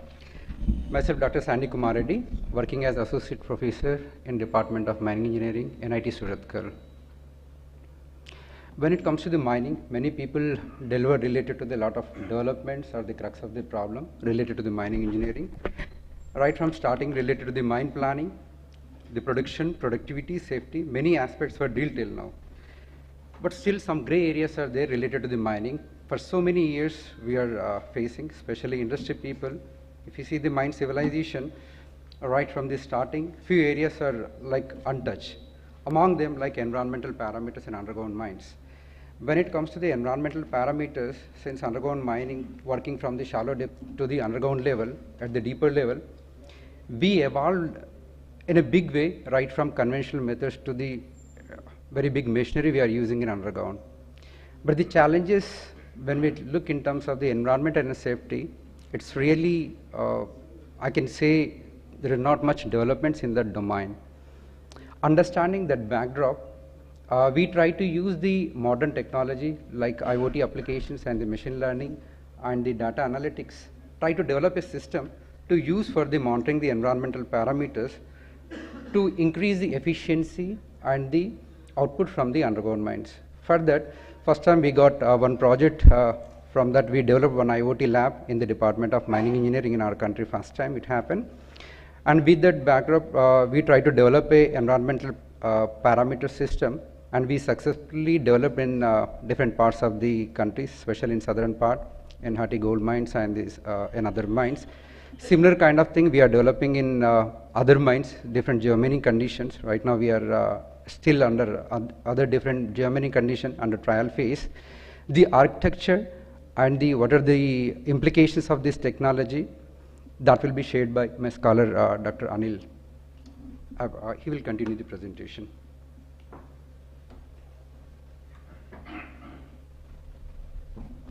Thank you, sir. Good evening to all. Myself, Anil Naik. I am PhD research scholar from Mining Department, NITK Surathkal. So today here I am here to present implementation of IoT applications for environmental and safety monitoring in underground mines.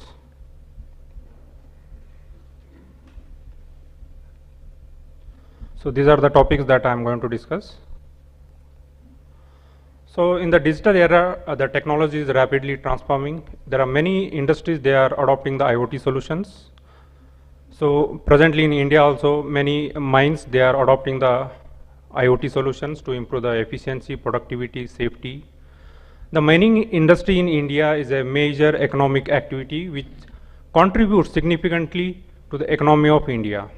So mining is one of the industries in which the mine workers, they work under extreme conditions in a harsh environment as per the requirement, and the few miners, they die from mining accidents and occupational diseases every year. So in order to coordinate various tasks and ensure the safety in mining, so there is a need to adopt Internet of Things solutions in mining industry.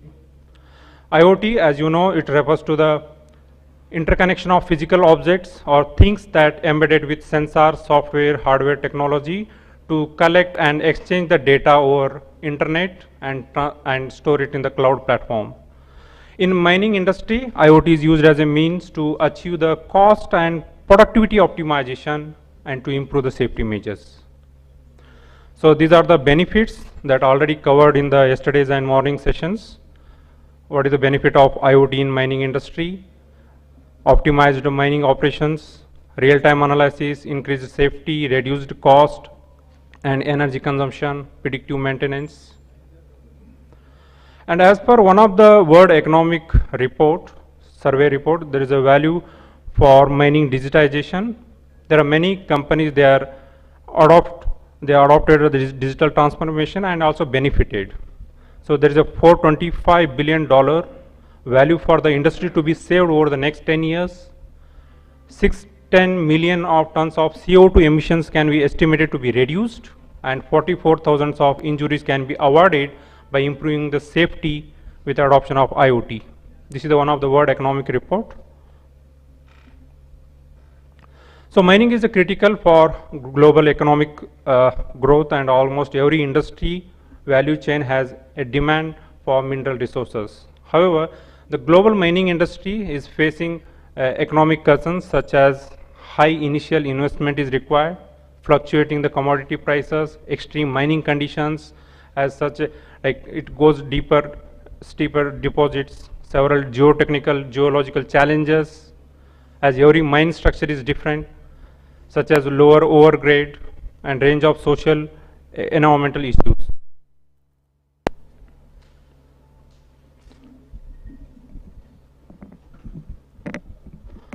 So because of these challenges, so implementation of IoT in mining industry is required, especially in the underground mines. So based upon these requirements, based upon these challenges, we have developed a LoRa-based wireless communication system that monitor the environmental parameters in real time. On 24/7, we can monitor the data, we can collect the data, and also we can monitor in real time. So as of now, we have worked on the prototype based upon one of the architecture that is also called as mine architecture, that is a paradigm of paradigm of IoT, or we can say the extension of IoT, that is mine IoT architecture. So mine IoT architecture, that is based upon the 3 steps.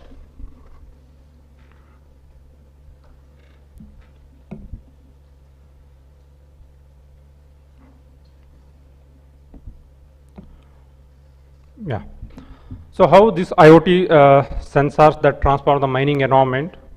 So traditionally, the task of monitoring working conditions within underground mines has by fallen into the wired sensors or wired systems, like the cable communication to transmit the data from one place to another or from underground mine to surface. So they are vulnerable to failure when the network fault arises or cable cut, and also the maintenance problem. So in contrast with this, the evolution of sensors and communication technology like wireless sensors, wireless communication, Zigbee, LoRa, that have gained a widespread adoption in the mining industry.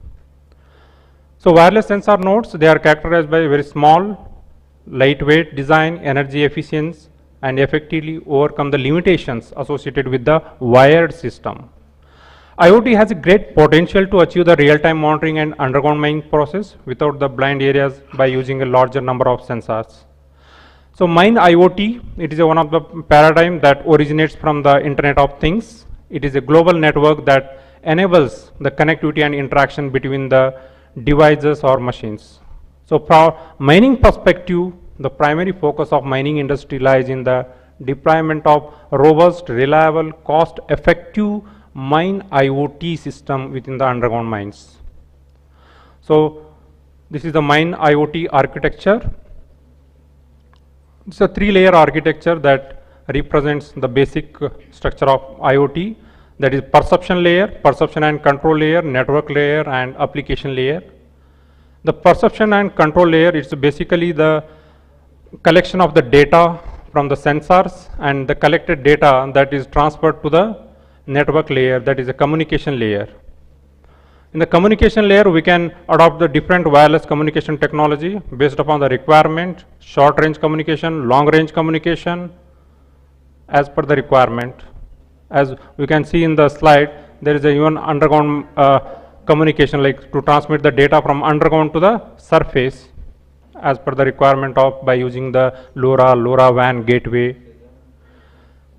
And the application layer, it's the interface between the user and applications, where once the data is transferred from network layer to the application layer, so the end users, they can access the data from anywhere. So this is the main IoT architecture, where we can use these architecture for developing the IoT solutions for environmental monitoring, fire detection, personal and equipment management. So this is one of the, based upon this mine IoT architecture, we have developed a real-time environmental parameter monitoring system in underground mine, and that consists of transmitter section and receiver section, where transmitter section is embedded with the different sensors, gas sensors. Sir, another 5 minutes, sir. Yes, sir. Different sensors as per the requirement, and this transmitter section transmit the data to the receiver. So this particular hardware prototype that we have tested in the one of the underground mine in India, that is around 900-meter depth from the surface, and also we compared the data that we collected from this real-time system with the existing multi-gas detector device. And also we can extend this particular real-time system with the industrial approach, like we can transmit the data from underground mine to the surface. That is also we are in process. So this particular model we are tested in at the around 830-meter level of one of the underground mine. And these are the results that we compared our real-time monitoring system with the multi-gas detector. And also we there is a data correlation of 70 to 75%. And And we also compared the analysis of the data collected from the multi-gas detector that presently the underground mine they use for monitoring the environmental parameters. So in that one of the mine we found that there is the major gas parameters and how it behaves, like as in the slide we can observe there is a decrease in the oxygen with increase in the CO2, CO, ethylene oxide gas parameters. So the research challenges and the further direction. So the main the challenge is real-time connectivity and data analytics, as every mine structure is different. So based upon the mine structure, we have to design the IoT solutions. So that is one of the challenge. And the investment is required. Actually, if you want to go for with industrial sensors with continuity of like to monitor data 24/7, so high investment is required. And also there is like inherent issues in the mining industry where high investment in the initial stage and generally there is no profit is gained until the start of the continuous mining operation. So the layout and mining status of underground mines varies from mine to mine. The structure of the mine is very. So every underground mines need to design IoT applications based upon the specific conditions, and it will be expensive, difficult to develop the standardization. So these are some other issues like hardware issue, underground communication issues, and data management issues. So a generic 3-layer mine IoT architecture is we discussed, and how the sensor used to collect, transmit the data through the communication technology in underground mines, and we have discussed IoT applications that used for environmental monitoring in underground mines, so mine gas, and we can use for the dust monitoring also, temperature, humidity as per the requirements. Mine IoT standardization wireless communication that we used LoRa wireless communication. As the name indicates, LoRa, it's a long range wireless communication that is suitable for the underground mines and for efficient data management approach. And the advanced the technology like IoT, the machine learning techniques that should be adopted to predict. So based upon the historical data, when the if there is any lack of ventilation in that particular place, so we can predict the variation in the gas parameters. And the mining industry also need to pay more attention to the mine workers' occupational health. Session, sir. So however, we are still a long way from a world in which all mines are fully smart, and future needs an infrastructure capable of overcoming the difficulties with IoT integration in mining. Thank you, sir. Thank you very much. You spoke about ventilation conditions. Yes, sir. So can you predict spontaneous heating with this data? Yeah, yes, sir. Based upon some historical data, like based upon with this real-time system, if we collect some data, so based upon that data, we can predict. So this is something like telemonitoring system? Yeah, telemonitoring system, sir. Okay. Well done. Yes, thank you. Thank you. Right at this site level, it's got the connection till the cloud, data generation is connected to the site, the tested data at the college level.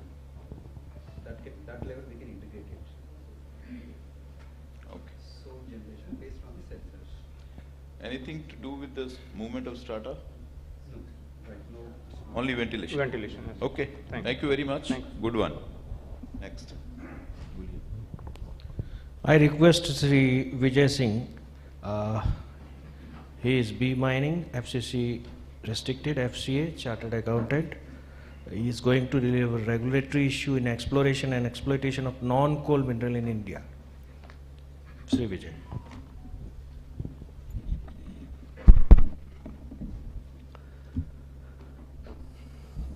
Respected Chair, Co-Chair, dignitaries on the dais and off the dais.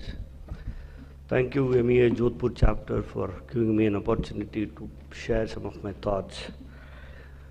The title as it stands,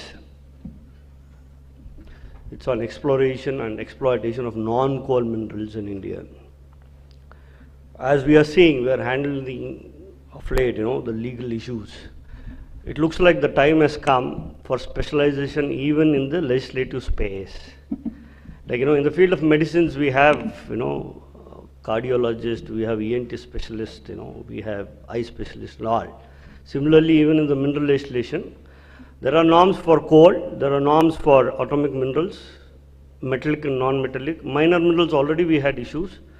I think the government, it's high time that, any legal advice or any compliance that you plan to do, you have to identify what mineral you are dealing with and the area, what mineral you are dealing with. Only then you can probably advise them in a proper manner, and probably you look at those provisions. Time has come. If you don't learn, the government is driving us to learn now. Time has come to specialize. So that's the reason I have named it as issues in non-coal sector, non-coal minerals rather. Generally, I start with a disclaimer. Whatever I am discussing is purely my thoughts. They are not made on behalf of MEA or ICA, the Institute of Chartered Accountants I belong to. You can 100% disagree with what I am saying, absolutely not a problem.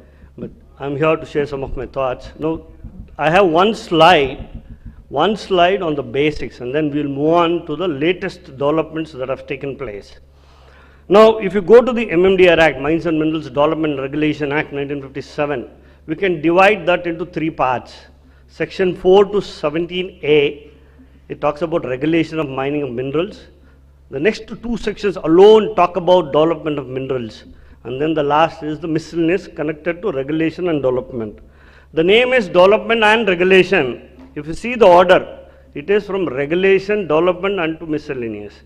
Actually, what has happened? Somewhere in December 1999, they have changed from MMRD to MMDR. But the sections are in the same manner. We had 57 sections till about August 2023. Two more sections, two new sections have been added now in August 2023. Now, whatever I am saying, it finds support in one of the decisions of the Honorable High Court of Karnataka. So that's what I thought I'll share. This is a basic slide. Now, moving on, we look into some of the changes that have happened now in August 2023. There was a notification on 9th of August 2023 that was meant for public purpose only. It was just for the information of the public. The actual date of implementation of the amendments is 17th of August. That is what I have put it on the slide. What they have done, they are now introducing something called as an exploration license for the first time. Section 3, clause AAA, it was never there. We never had something called as EL, exploration license. Now, what they have done, they have modeled this on the concept of CL. Section 3, clause A, if you go there, it has got a definition of composite license. Now, what is this composite license? PL cum ML.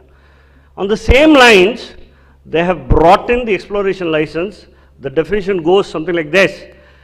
It starts with the word means, and I have reproduced exactly the way it is, including the commas and the full stop. I don't alter anything because that's how the law has to be read. It says it means a license granted for undertaking reconnaissance operations or prospecting operations or both in respect of minerals specified in the 7th schedule.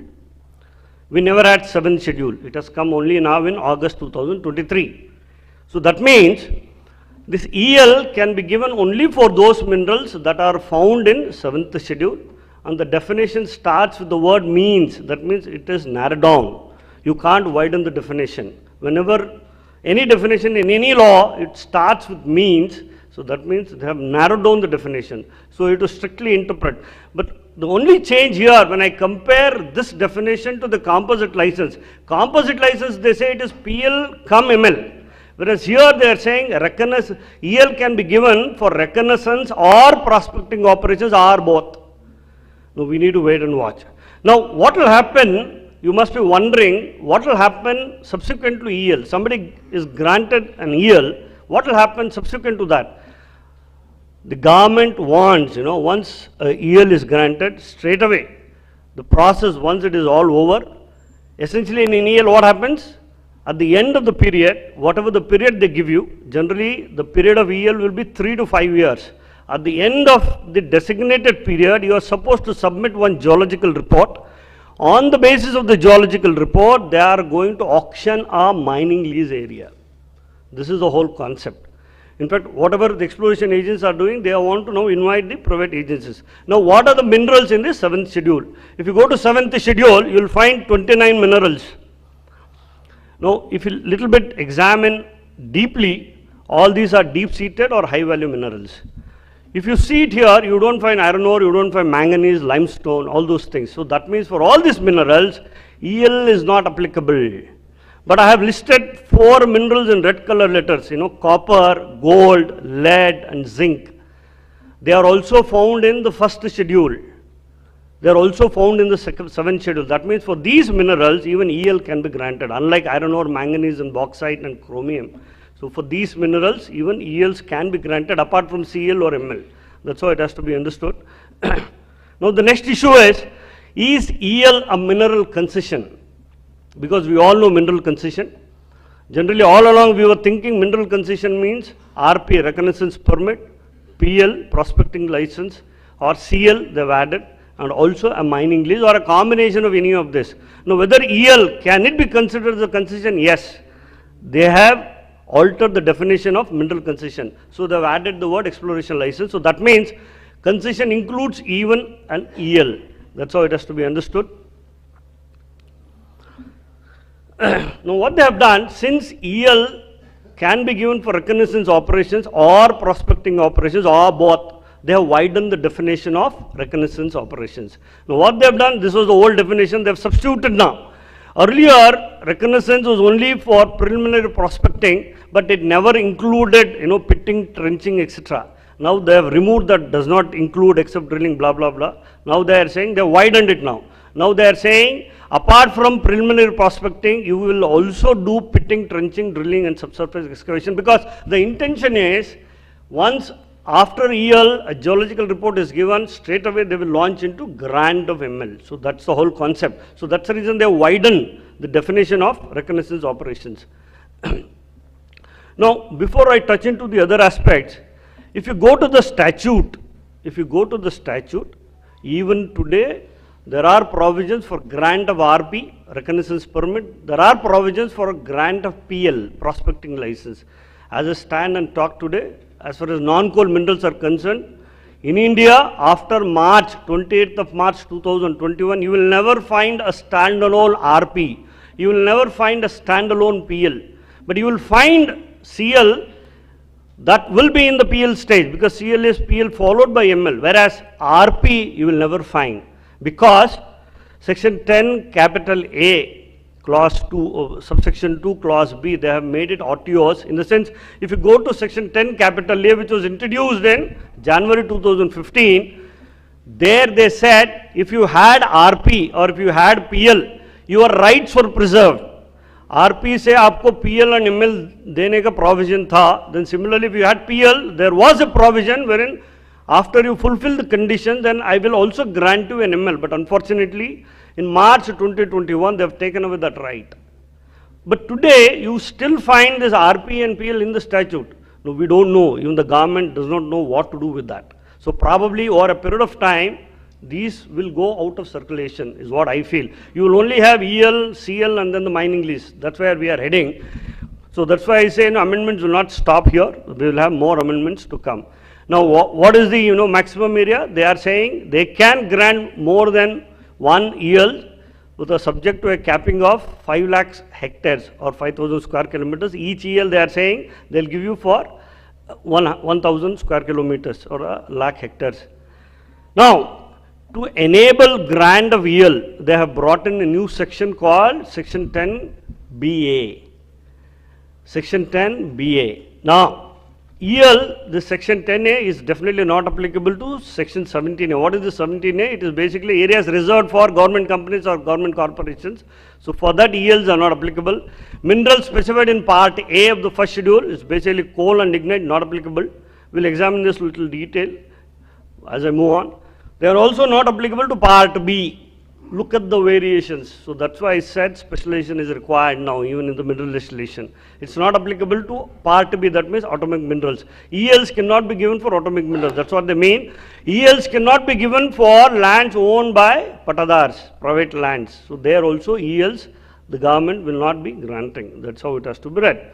Now, grant of EL, it is always the state government that will grant. Now, it says before grant of EL, prior approval is required from the central government. Whereas for certain minerals, if ML has to be granted, they don't need a prior approval. They can directly go and grant. The state government is empowered. Whereas in case of EL, mandatorily, the law says prior approval from the central government is required. Eligibility, whatever is the eligibility criteria for a CL and ML, same eligibility criteria they have kept. They have not altered anything. That same eligibility continues to hold the field. What is the period of EL? They are saying it will be 5 years. But they are saying after 3 years you need to apply for an extension. It is not automatic exactly 5 years. They say they will give you for 3 years, then you have to apply for an extension. Now they are saying after 3 years, if 100% area, whatever area has been given to you, you are supposed to retain only 25%. Balance 75% you are supposed to surrender after 3 years. That's what the provision. Sir, another 5 minutes, sir. Yes, sir, I will. I've told you they have to submit geological report and then straight away it goes for an auction. Now, what is the benefit? What is the benefit for a EL holder? मेरे को क्या मिलेगा EL लेने से? I'll spend some money. Eventually, once the area goes in for an auction, you will be given a share of the premium, the auction premium. So that's how you will be compensated. Now the question is, as of now, the rules are not framed. Rules are still not out, so we have to wait and watch for the rules, the exact modalities, what will the percentage, how much the bidding will happen for an EL and stuff like that. Now one last thing I want to touch upon is, they also tinkered with the first schedule. If you go to the first schedule of the MMDR Act, we had Part A, Part B and Part C till about August 2023. Now they have added Part D also. It was never there before, they have added Part D. Now what they have done, if you go to Part B, it talks about atomic minerals. Part B of the first schedule talks about atomic minerals. If you check, we had 12 entries. Now what they have done, because for the minerals specified in Part B, private parties are not allowed to obtain a concession as far as Part B is concerned. Part B is reserved only for government companies or a corporation. So what they have done, there are some critical minerals in this. So they have removed out of some 6 minerals out of this. And then those 6 minerals, they have brought it as Part D. They have brought it as Part D. If you see Part D, there are 24 minerals, 6 from Part B, and then they have added certain minerals. This Part D section, they call it as critical and strategic minerals. For a change, for these critical and strategic minerals, it is only the central government that will auction, not the state government. Whether it is CL or an ML, only the central government is empowered to grant CL or ML. State government will not. That's the reason 29th of November, there is an NIT, notice inviting tender. About 20 areas is on the block. They are all critical or strategic. So, if you give me another 2 minutes, I'll complete it. Sure. Yeah. Now, the last issue was the chaos in the grant of mining lease. Life was very simple. 12th of January, before 12th of January 2015, we just had one mining lease. Whether government, no government, notified, not notified, life was pretty simple. Now look at the chaos, what has happened now. Simple, one category of mining lease, they're still working. Whatever I'm talking, they're all practical. Now, you will have mining leases granted by way of auction, everybody knows. There are also cases granted prior to auction. So, second category. There are also cases that were granted during that period, 2-year period, 10A2C section when we had applications, if you had applied, then certain cases they considered and leases were granted. This is the third category you have. The fourth category, the 10A2B, I told you a little while, they withdrew RP rights and the PL rights. There will be cases. And you will also have MLs granted to government companies or corporations with extension clause. Today for ML there is no renewal, but there is only extension. But this privilege is given only to a government company or a corporation, whether it is NMDC or whatever government companies. Only for them, after 50 years, 2020, it will be extended. That's the condition today. But the government companies can also participate in an auction. They can also bid and they can also obtain a lease. In those cases, extension will not be there. This is another category that has come about. There is another category called as stopgap MLs granted to government companies or corporations. Now what is this? If you go to proviso to section 8 capital B, In an auction, you know, what happens, section 8A4, if you see, after 50 years, a private company, he has to surrender. Once you surrender, it goes into an auction. After the auction, let us say the lease deed is not signed. The second one, lease deed signed hua hai, but within 1 year, the lease has been cancelled. In those cases, they are saying we will catch hold the government setup, government company or wo area, we will give it to, you know, those cases will give it to government company or corporation. In fact, I am told in Orissa already 2 cases have happened like this. So this is another category we have. Then we will have some transfer cases and we will have some CLs getting, in the process of getting converted into ML. Look at the chaos they have done. So this is all I had. Since I don't have time, so I'll have to wind up here. Thank you very much. Thanks for your patient listening. Thank you, Vijay sir. It is really a tremendous job done by you for MMDR Act, which is amended after 12 January of 2015. And I suppose a lot of people may not understand right now, but you should go and I think Madhusudan sir have some question. Adding to this, in auction also there is a captive, non-captive. Correct. That you have to add it. Correct. You're right, sir. One more chaos, you know. So we are having very short of time. Otherwise, we can hear from morning to evening to Sir Vijay sir, as because he is very thorough in MMDR Act, and right now after auction resume, first come first serve and auction resume, and after that the latest amendment government has bringing day by day. And he is updated to all these. I suppose we will certainly have another session of Mr. Vijay from morning to evening. Thank you very much, Sir Vijay.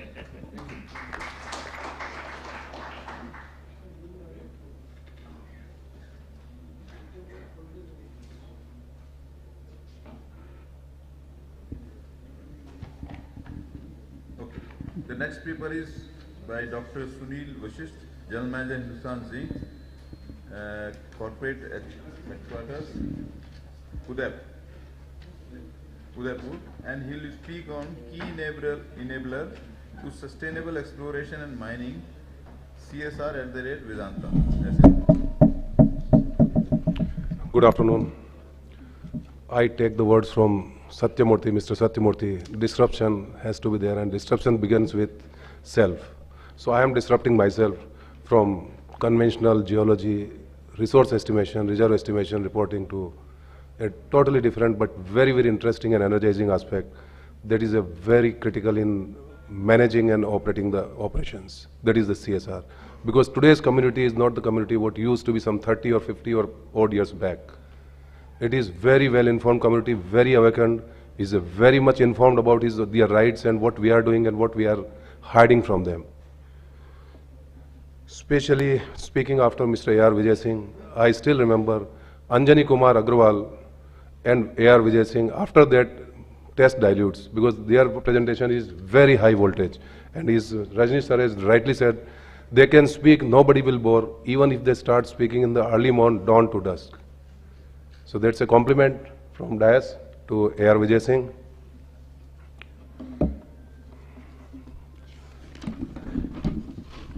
I'll just sum up the brief of our group or company that we are having. We are in the 8 businesses, 10 business verticals. Across our footprints are across 12 states. I may be bored for my wrong thoughts. We are dealing with some 12 commodities like lead, zinc, silver, alumina, copper, power, iron ore, steel, oil, gas, ferroalloys, and of late, but very, very impressively and leap and frog going into semiconductor business. We are operating across India. Business we are operating definitely across 12, but CSR activity and people-centric activity or well-being activity across pan-India. That is on the call with the Prime Minister and nation's call. Through many disruptive activities. Next slide, please. It mentions with the vision, mission, and objective of the CSR that mainly focuses the core operational areas because they are the first on the priority. And Hindustan Zinc also implement in program basis need assessment at district, state, and central level. that is not operating in the immediate ambience or ecosystem, but our footprints are crossing district, state, and even globally. So these are some of the things which I am not going to read. I think they are generic in sense. Next, please. It deals with the Hindustan Zinc implemented CSR program across all the thematic area of community development such as education, women empowerment, sustainable livelihood, health, weather, sanitation, sports and culture, environment and safety, and community asset creation. Though all this focuses on holistic development of the community. Slide also show different programs benefiting the various community and peoples around. So these are some of the things. The most important or eye-catching may be Nangar. Nangar is nothing but high-tech Anganwadis with so many high-tech inputs, and they are in the deepest or most interior part of our operation or across the operation. Next, please.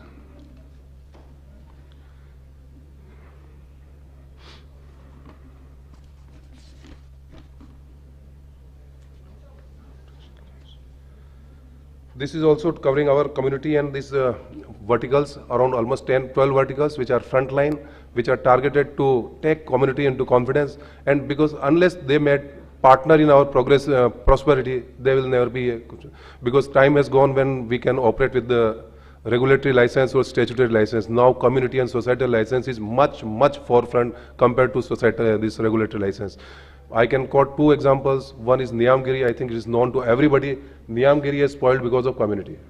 Community could not never been taken into confidence. I am not touching upon the other disputed area or community area, that is the politics, but they also use the community. And community could not be brought into the confidence and lead to a complete failure of 6 lakh ton per day alumina refinery, which was the biggest on the ground, but still not operational at the full capacity. In addition to Niyamgiri, there is one more example I am taking right from my own group. When this 2015 amendment was rolled out, everybody was skeptical, scared, and undecisive because everybody was anticipating chaos, beginning with me and including with me. Still, at the government's persuasion, we opted for a gold block because government said, you are elder brother. If you show some interest, it will give a confidence to the community and nation as a whole. We went for a Bagmara gold in Chhattisgarh. It will be shocking and really disappointing that after almost 8 years, even relinquishing the area of dispute, some suspected dispute, relinquishing 30% area, we are still yet to enter in that area. So this is the scenario of the country. Where comes the mineral development? Even exploration, which in India, as a geologist, I claim that 1 in 100 turns out to be a successful operational entity. 99% area is prone to be rejected.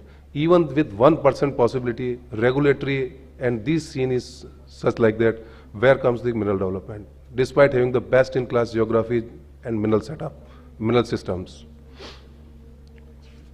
Next please. Transforming the lives. It shows our outreach during 2023 and first H1 of 24. We show our outreach to 2.6 million, see huge number, outreaching 2.6 million lives across 2 states. In addition to our Rajasthan, we are also having the operational presence in Uttarakhand, that is the Pantnagar plant. Pantnagar and Haridwar plants are for silver and zinc. We have also covering plus 200 villages with sustained CSR initiatives. The 3 pillars of our CSR portfolio are enhanced local economy, improving quality of life, and creating strong institutional values with safety in community as cross-cutting them across all the interventions. These 8 districts covering the Rajasthan as well as Uttarakhand also. So you are seeing how happy community can be a partner in your licensing process. Next please.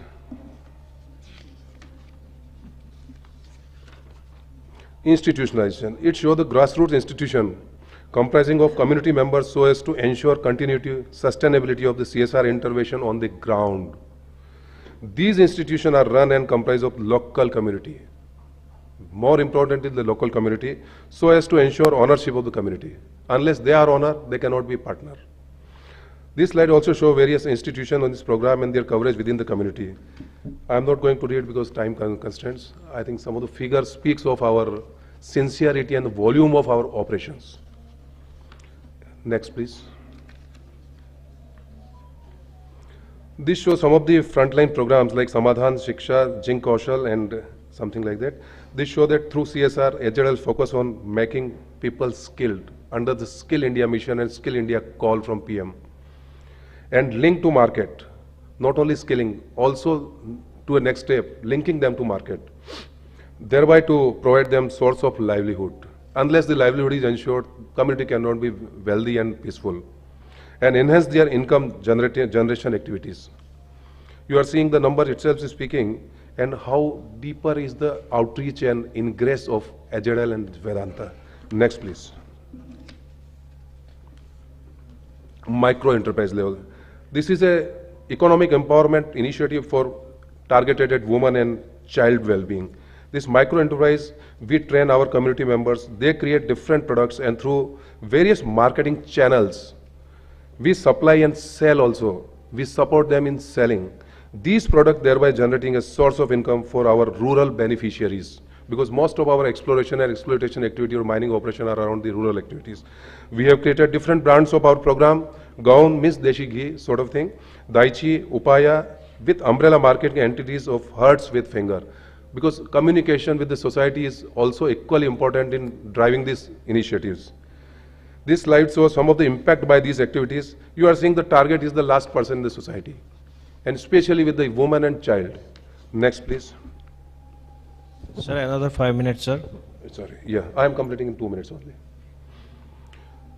This is impacting quality of life. It shows how HZL CSR focus on education from preschool stage to higher school education with overall development of the students, especially the girl childs.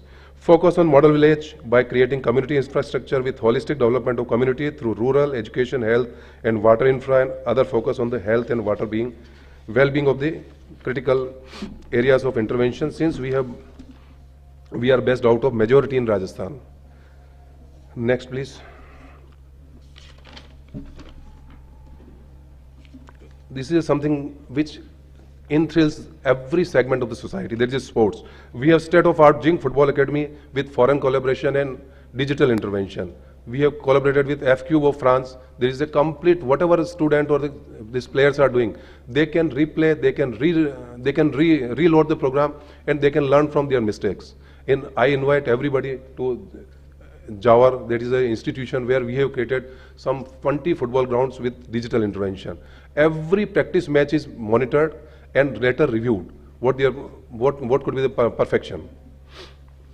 Work under the progress of Jasraj, and our 2-3 members have gone to nationally and internationally. Some of the names are like that. In addition to that, we are also going to create the largest stadium in India. That will be third largest in world also. That will be capacity of, that is going to be near Jaipur, Anil Agrawal International Cricket Stadium, that is equivalent to Oval and Lords put together. Next, please. Now, safety and volunteering. We have safety across all the programs of HZL. That is very, very active, and sensitivity for the safety. All our corporate programs begin with the safety induction. We invite external as well as internal volunteers basis their skill sets to contribute within the CSR program. Next, please. Now, most importantly, leveraging technology in CSR. I think that is the first initiative from Hindustan Zinc across not only India, maybe some globally also. Across all our programs, these are some of the things which we have covered. If time permits, I just want to show a very short video that will really create excitement in this. So, I think out of 2, you can play that F-Cube technology-based football academy video.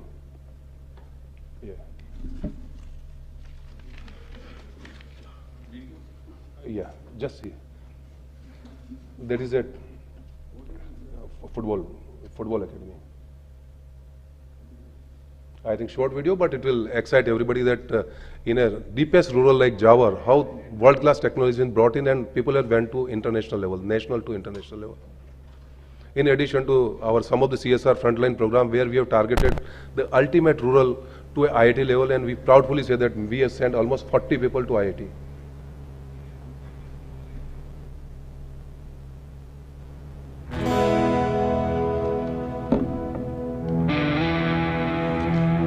कौन?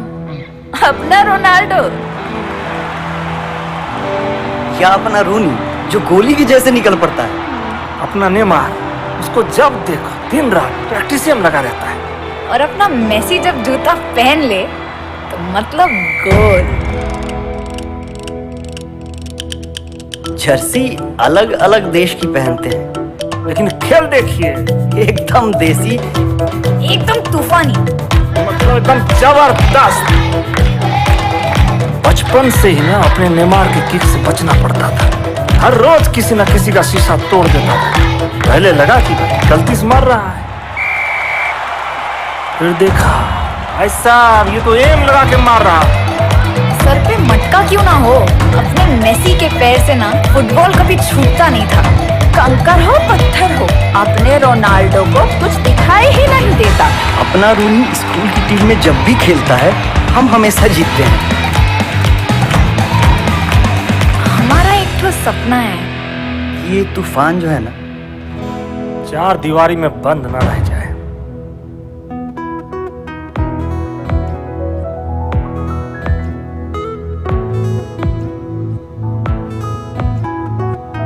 हम इस तूफान को थमने नहीं देंगे। इन्हें ऐसे तैयार करेंगे कि इन्हें कोई रोक नहीं पाएगा। सुबह के अलार्म से खेल के मैदान तक अब बस मेहनत होगी।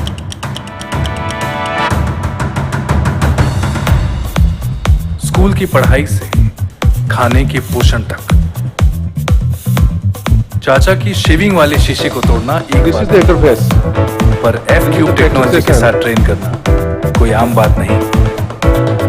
पैरों के साथ बॉल खेलना आसान है, दिमाग के साथ खेलना ये इनको हम सिखाएंगे। रोनाल्डो को लगा था यहाँ पे बच्चों को हरा के आगे निकलेगा, लेकिन यहाँ कोई बच्चा हो तब ना। मेसी को अगर आगे बढ़ना है तो दीवार को तोड़कर गोल मारना पड़ेगा। These are all existing on the ground.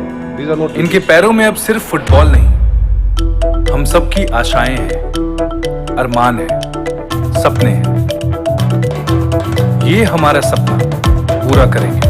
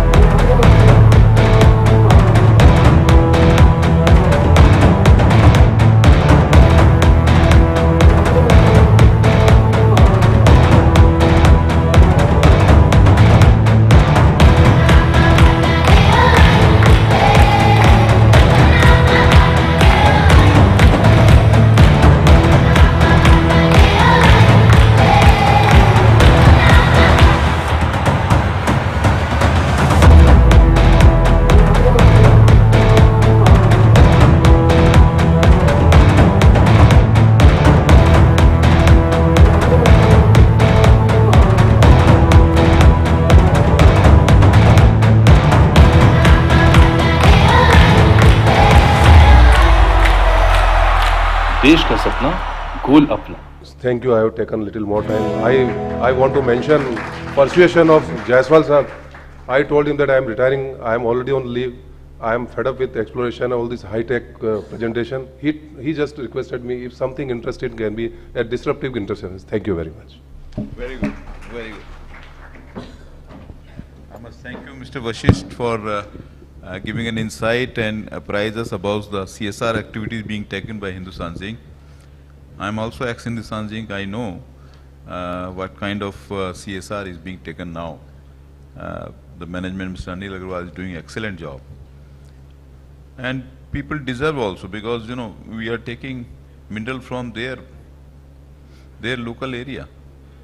So I don't know about the district mineral fund, but district mineral fund is slightly, there is a controversy.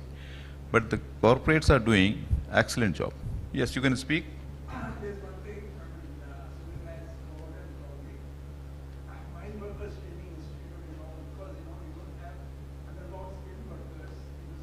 Skill center.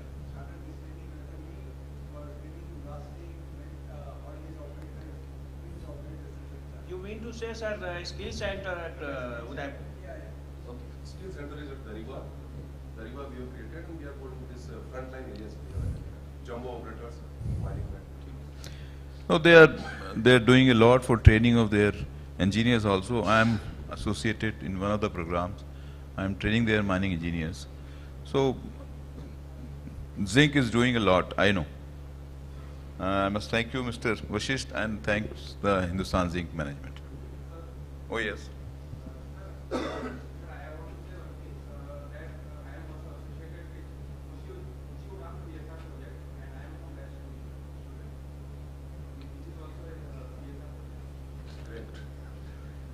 Well done. Okay. Thank you, sir. Spending almost 7 lakh rupees on each student. A boarding school, round the clock for 4 years. Once somebody passes the 10th class, then unless he enters into some institute of repute, we can. पर मेरे ख्याल से corporates को खर्च करना चाहिए पैसा, क्योंकि पैसा तो वो वहीं उसी जमीन से ही उगा रहे हैं, तो वहाँ के लोकल लोगों का हक बनता है. And Zinc is doing right thing. Thank you. Next is Mr. Pawan Seelam. He is principal scientist Simfer Nagpur. He will speak about shaft pillar design in metal mine, a case study. This must be a very interesting paper. I am really interested. How do you design a pillar?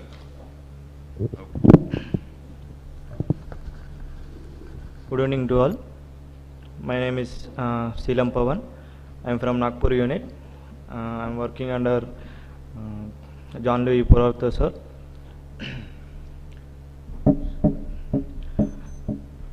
Today I give a presentation on shaft pillar design in metal mines.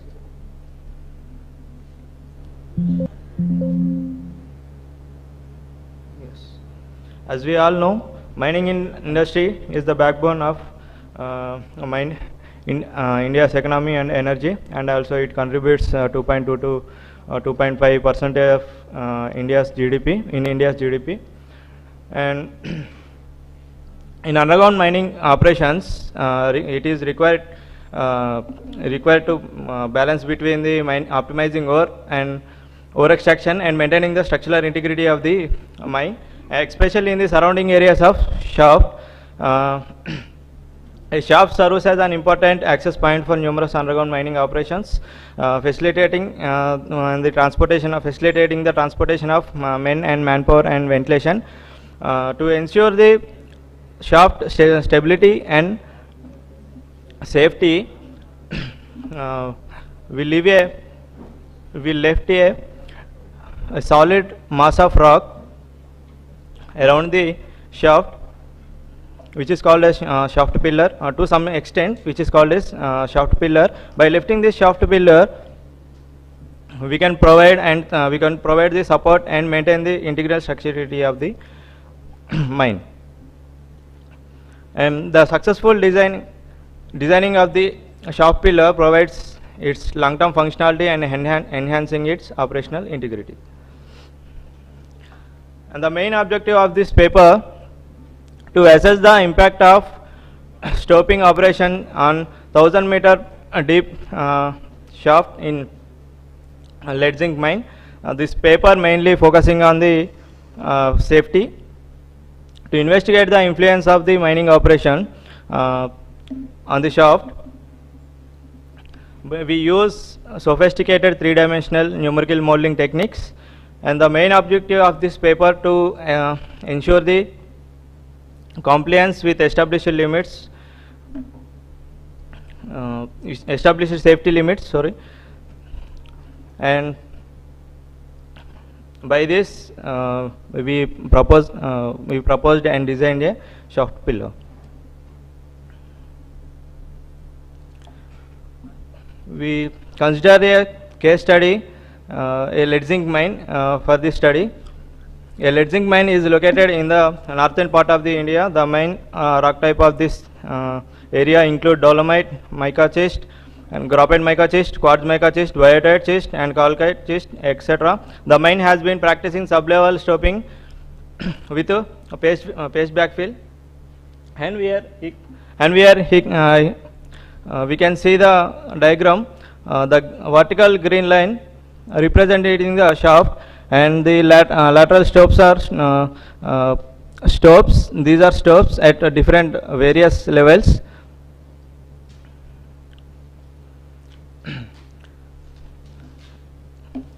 as we mining activities goes going deeper, the distance between the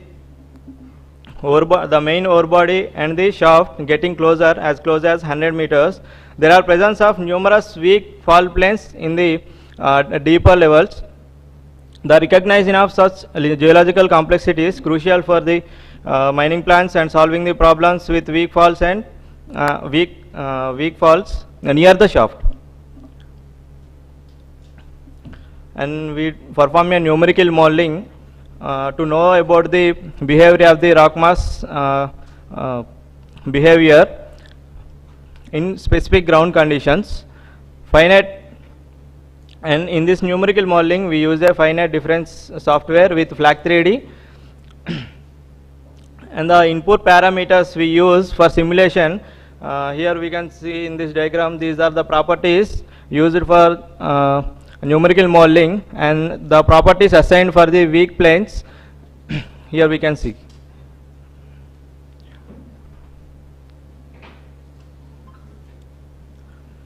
The numerical modeling procedure, first a 3D grid, we make a 3D grid and import a geometry of the stopes, and then we generate a virgin state of stresses by using institute stress parameters and giving boundary conditions and rock mass elastic constants. The model was run in more column elastoplastic state and to analyze the stress and stability. The complete extraction of ore body is extracted and simulated. And in this model we also mapped we also simulated the mapped joints. There are total 27 weak planes which were mapped as per mine management, which are also incorporated in the model. We also analyzed in this model the effect of complete extraction of the ore body. During this analysis, the factor of safety we taken as 2.0. It is observed that the planes of weakness showing yielding in the virgin state itself. Here we can see the diagram. This is the cross-sectional view of the stoping. This is the entire ore body. Here we can see the entire ore body is extracted and backfilled. The green color showing represents the yielding, that is coming around 147 meters here at the cross section view, and this is the plane view at minus 85 MRL. And here also we can see the yielding, that is also 147 meters. This is anticipated yielding. And we collected data from FLAG and we plot a graph and which is showing maximum zone of yielding 158 meters is coming around coming, and it is expected that there could be a maximum resultant displacement of around 0.07 meters along the shaft region. We also found the maximum anticipated strain and tilt well within limits. The acceptable limit and limit of strain and tilt sensitive structures of 0.1%, that is 0.001. And here we also seen in this diagram the y-axis represents the reduced level and the x-axis represents the yielding zone, and blue color shows the yielding at different levels. The maximum zone of yielding is occurring at minus 200 MRL, and this is the anticipated resultant displacement vector at minus 200 MRL.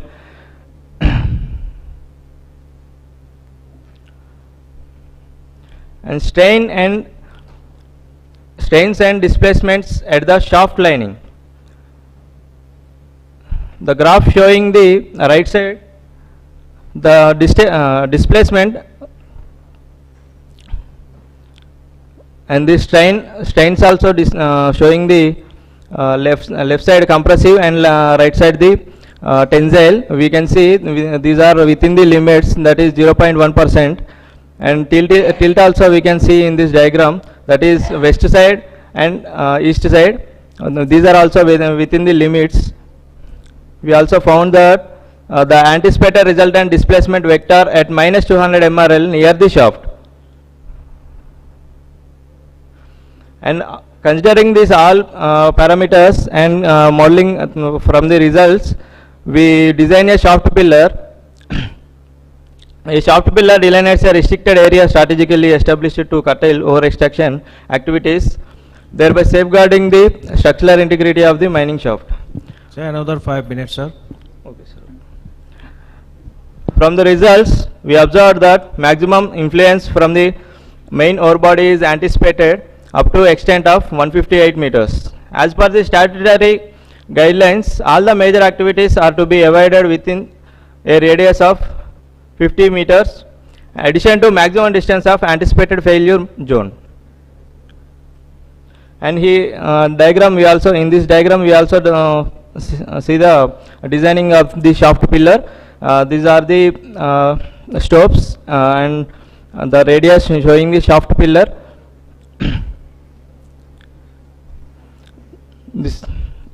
In this diagram also we can see the shaft radius 210 meters. That is we find out the maximum zone of yielding is coming 158 and the 158 meters and 50 meters as per the statutory guidelines. We can decide the radius of the no mining zone, that is 210 meters. Therefore, a pillar should be designed for the shaft with a radius of around 210 meters. All excavations in 210 meters, 210 meters radius of the shaft are to be avoided for overall stability. And these are the main ore body. This is the total ore body, and the red color within the shaft pillar and yellow color represents the mineable stopes. And conclusions and recommendations of this: we successfully done numerical modelings, hence complete extraction of the ore body is not recommended. The ore body which is falling within the shaft region is not recommended for extraction. This paper mainly helps the significance of the numerical modeling by considering the geological complexities and mining activities and fault planes and weak planes. Thank you. Okay.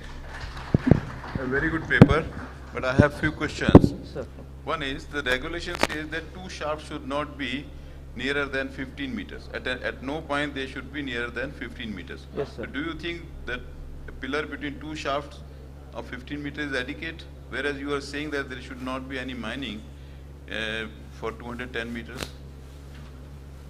Yeah. 1 minute. Here we can, there is a statutory guidelines. There is a statutory guidelines. It is no mining zone, no mining and not zone should be not excavated within the 50 meters. As it is the rule, sir, mine rule. And in addition to the failure of the zone, we can adding the yielding and this 158 meters plus 50 meters. You have not given any calculation. If it is a case study, that better you should have given a calculation with Solomon's formula and all that. No, koi baat nahi. No, but then it's a very good paper. Yes, sir. I understand that you are a fresh young man. Yes. Yes, sir. But then it's a good paper. This is my first presentation, sir. That's why I am sort of. Very good, very good. Yes. It's a good one, good paper. It's a really technically solid paper. But of course, the SIMFER should have sent a case study with mathematical calculations. Yes. Would have been better for the people like me and others. Yes. But in any case, thank you very much. बहुत अच्छा paper था आपका. Thank you. Very good. Okay. Now the last paper, Dr. Nilima. She is Associate Professor, Manipal Institute of Technology. She will speak on automated coal grading using multimodal image processing CNN using architecture and GPUs? Thank you, sir. Good evening to everyone present here. As introduced, I am Nilima. I am from the computer science background, working for Manipal Institute of Technology, Manipal. Previous to my tenure at Manipal, I was working for Argonne National Laboratory, which is Office of Science, Department of Energy, like our defense laboratories here. So my expertise is at accelerating programs. That means improving the performance of programs on exascale architectures or a supercomputer in a naive term to say. And after I came to Manipal, I have seen a lot of work progressing in image processing that is directed towards medical pre-diagnosis process. So eventually, so I was accelerating the applications of which are medical applications. I realized that these technologies can be can intervene into the mining industry as well, and this is a preliminary work that we have started and started diving into the mining possibilities, the technology possibilities of mining industry. So one such application that I came up with by reading the literature where people have applied already some of the image processing techniques, and the most of the papers cite that they are taking a lot of time to train the models and use image processing. So my expertise to increase the performance of the applications comes right in the place where I can use these applications and improve their performance so that we can give a better and we can run it at a scale and we can give a better prediction for the models. So these are the two new terms that I would like to introduce, the multimodal image processing in the introduction, and then I would like to focus on the objectives that we are targeting at, which we are still, the project is still ongoing, and the background and motivation for this work and state of the art and our proposed model and how are our preliminary results promising. So multimodal deep learning is nothing but, suppose now you might have heard that, okay, I'm using image processing for my machine learning model. So you're using image as the only input for learning from that particular machine learning model. But in multimodal, what happens is, it's a human-like learning. So where you actually also suppose as a human, when you interact with any other object, what we do, we look at their, look at the image of the interaction that we are doing with, and we listen to the audio, we listen to the environment. So this multimodal is one such new invention that is happening. We are applying this in the medical field as well, and we got promising results. So in multimodal, we use multiple input modalities, which is text, image, audio, and more, depending on the application. So text could be your laboratory results that you are giving it in the which you are capturing it in the Excel sheet form through the experiments, and the images that you collect from different different research activities that we actually do. So these different modalities, why we are using, so it will give a deep insight into to understand the data in a richer way. Because the second keynote speaker has mentioned that, are you seeing only 4 or are you seeing the 16? So to gain the deeper insights, we need to give different modalities. So that's what this work is about, and this multimodal architectures have proven that they are very good for classification. So that's how I have picked up how to classify different qualities of the coal. And this is exploring the power of combining diverse data types. So is it so easy, is it so trivial that I can take one Excel sheet of the experiment, laboratory experiments, and combine it with my image data that I collect on the field? It's not so, because the algorithm that I use for image processing based learning and the algorithm that I use for the data based learning are quite different. So the co-learning has to happen across these two fields, and a lot of efforts needs to apply to build a model that is based on the multimodal learning. I'll try to keep it little closer to the mining industry than the computer science, but I'm still jumping there. So little bit more introduction about why multimodal learning, just to motivate you so that you, if anybody is interested, also can look into this, because the work that I am presenting is just 1%, because after I read through the literature and the possibilities, opportunities, I can say that this is only 1%. So there is a lot more to explore, so many techniques, collaborate with computer science and you can do it. So that's what I just want to give, what are the benefits and applications. So Diverse data types gives you a comprehensive understanding of the task and mimics more human-like learning and enhances the accuracy of the model, which is more important to deploy the model in real time. And expose diverse data sources, which will be more robust than any other single modalities. And the applications includes a lot of applications come under this picture, but anything that is suppose very successful in multimodal is visual data in speech recognition and enhances robotic capabilities in self-driving cars. So there are a lot of algorithms which are developed. We can just have to identify which algorithm to use in our mining industry. But the challenges with multimodal deep learning, as I mentioned in the introduction, is finding a good representation of the data is very important. Suppose we need to, representation of the data, cleaning of the data takes a lot of time in any of this digitalization process. So we are also finding that as a first obstacle, but we are doing at a laboratory scale. We are building GAN models to generate based on the little data that is available. So we synthetically create a data and prove our model first, and then we actually use the mine data by visiting the mines. That was our plan. So that data cleaning is one of the biggest thing, and fusion of the different modalities. As I told you, I cannot use the same algorithm that I have used for the text data and image processing for the co-learning. So I need to tweak these algorithms so that the algorithm can give me a fusion model where these two techniques can be used. And translating data from one modality into other modality. So how do I translate this data from text to image? And this co-learning has to happen. Suppose, for example, for medical diagnosis, we use a CT scan data and MRI data to learn whether a cardiovascular disease prediction or any other such diseases. So similar thing can be applied for any other industry as well. So the major objectives that we have set for our work is to explore the existing models developed for image processing. There are a few work which I will be citing it in the later slides for coal grading. But all those papers have cited that it's a strenuous process for them, and it is taking a lot of time to execute those models. So that's where we are coming into picture, where we want to accelerate these applications and then improve the algorithm and models.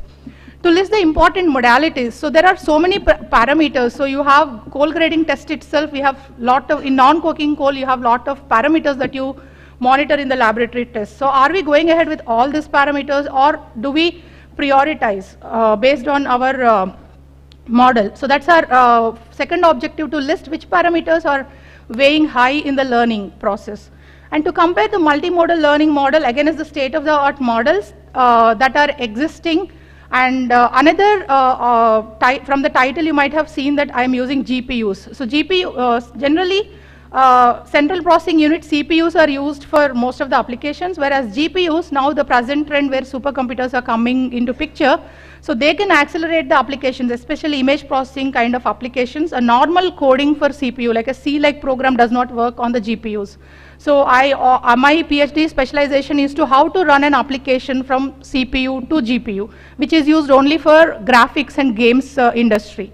So that is another thing which we want to shift our model to. Actually, this slide does not require, as you are all from mining. So basically, we are working in the non-coking coal grading process in the beginning stage. So I'll just skip these things. So this one is, I just wanted to tell. So coal is graced because it has to be, its usage to be balanced and to protect the environment. And there are usually the manual process is used at present in coal industry. And there are some tests which are done in the laboratory, like proximate analysis and moisture test, etc. Another 5 minutes, madam. Yes, yes. So the problems with manual grading, or the challenges, are the volume of coal samples requires classification and grading that has increased along with as the coal usage is expanded, and manual organization and analyzing is leading to some inefficiencies and mistakes. And as the data scales to large, so can we come out that how was the coal graded 5 years back to now, if you want to compare?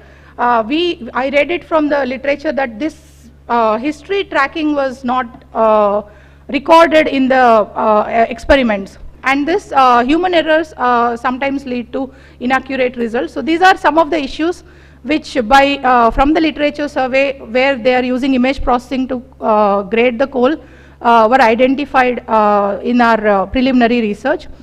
And then some of the existing work is image processing in coal classification and quality assessment. The preliminary work was done initially, that was to differentiate between coking and non-coking coal, but this was trivial because the structural differences exist.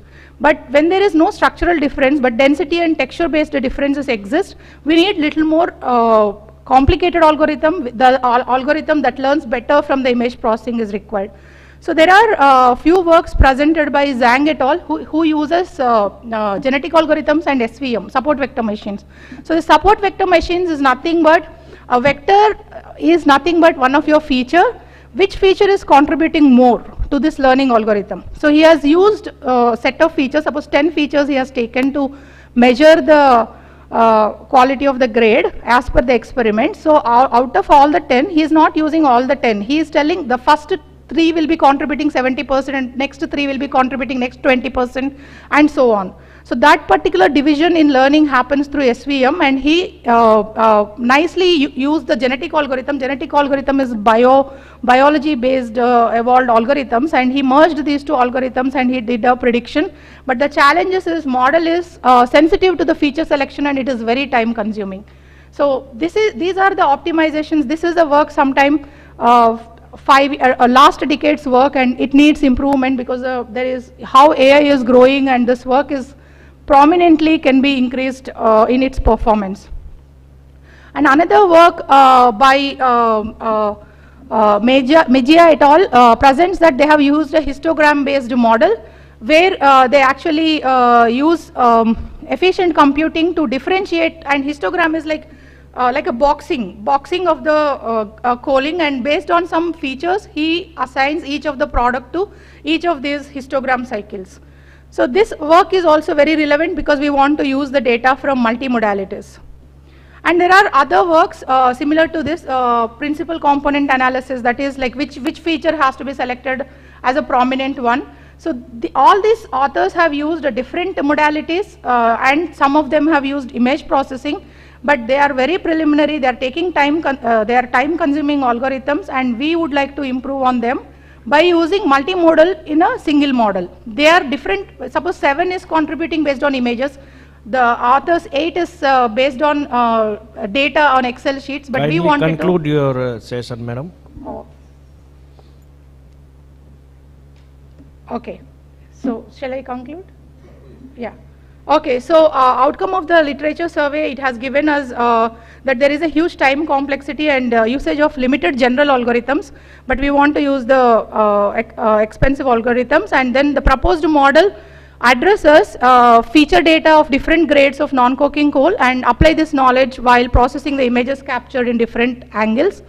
Our model steps are included here, and our preliminary results are very promising based on the data that we presently are available to us. This is the database from Kaggle which we have used for non-coking coal, and the preliminary results are very promising. We have achieved almost 60% improvement than the previous models, which is Python based, and we also ported our application on GPUs and it is successfully running. And we would like to verify, but we have not verified our results about the algorithm or the model. We haven't verified the algorithm. So once the algorithm is verified, we would like to scale up the data and prove our concept. And these are some of the conclusions. Domain knowledge learning, there is a big learning curve for us to motivate the students, and we need resources and facilities for continuing this work, because this is cross-domain work, and collaborations and community efforts are needed, and multimodal learning is the way to go ahead, not only in this application and many other applications.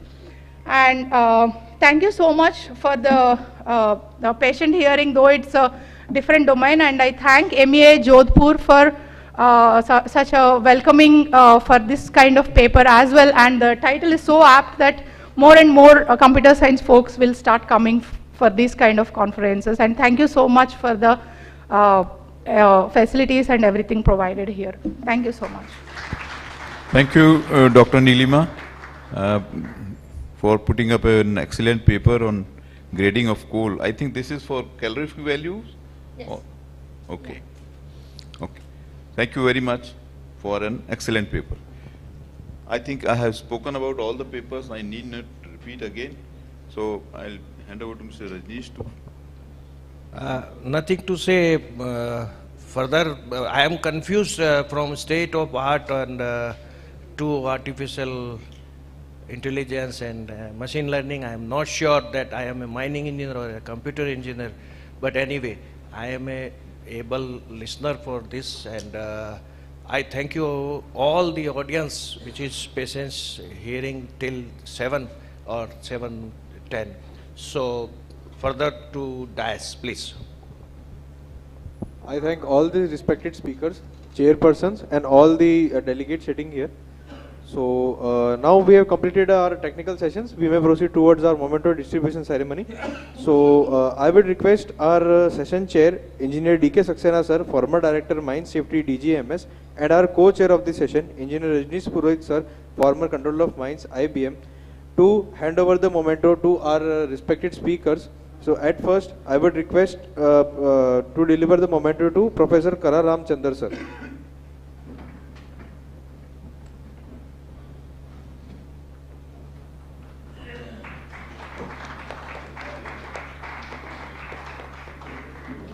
Next, Dr. Satyam Priyadarshi sir.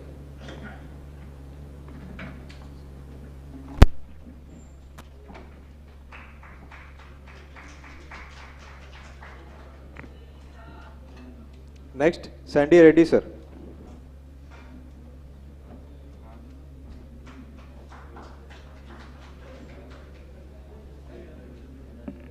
Next, A.R. Vijay Singh sir.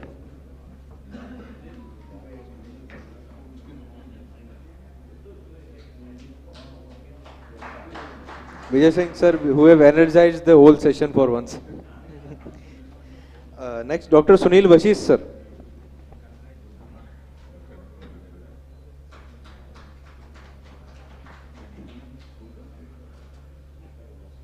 Next, Dr. Pawan Seelam sir.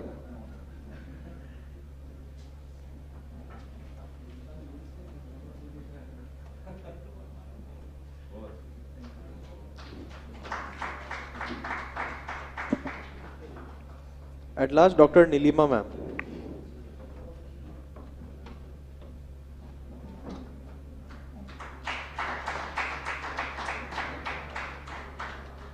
At last but not the least, I would again thank all the speakers, all the audience speakers on behalf of MEA Jodhpur chapter. So now I would request Professor Dr. Ram Prasad Chaudhary sir to please come on the dais and hand over the mementos to our chair and co-chair for the session today.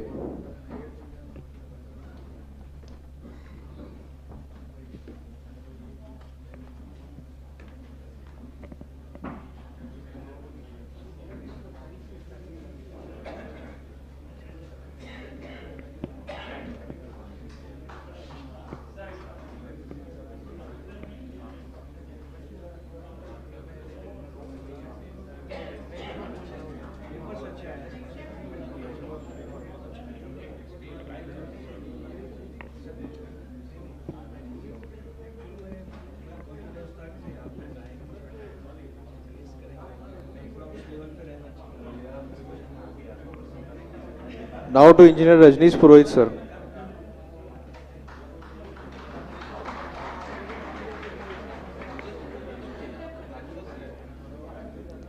Thank you so much D.K. Saxena sir. Thank you so much Rajneesh Purohit sir, and thank you so much Ram Prasad Chaudhary sir for guiding us through this session. Now there is an announcement. The presentation session for the that was held in the Department of Mining, MM University, will be shifted in early as technical session 6th.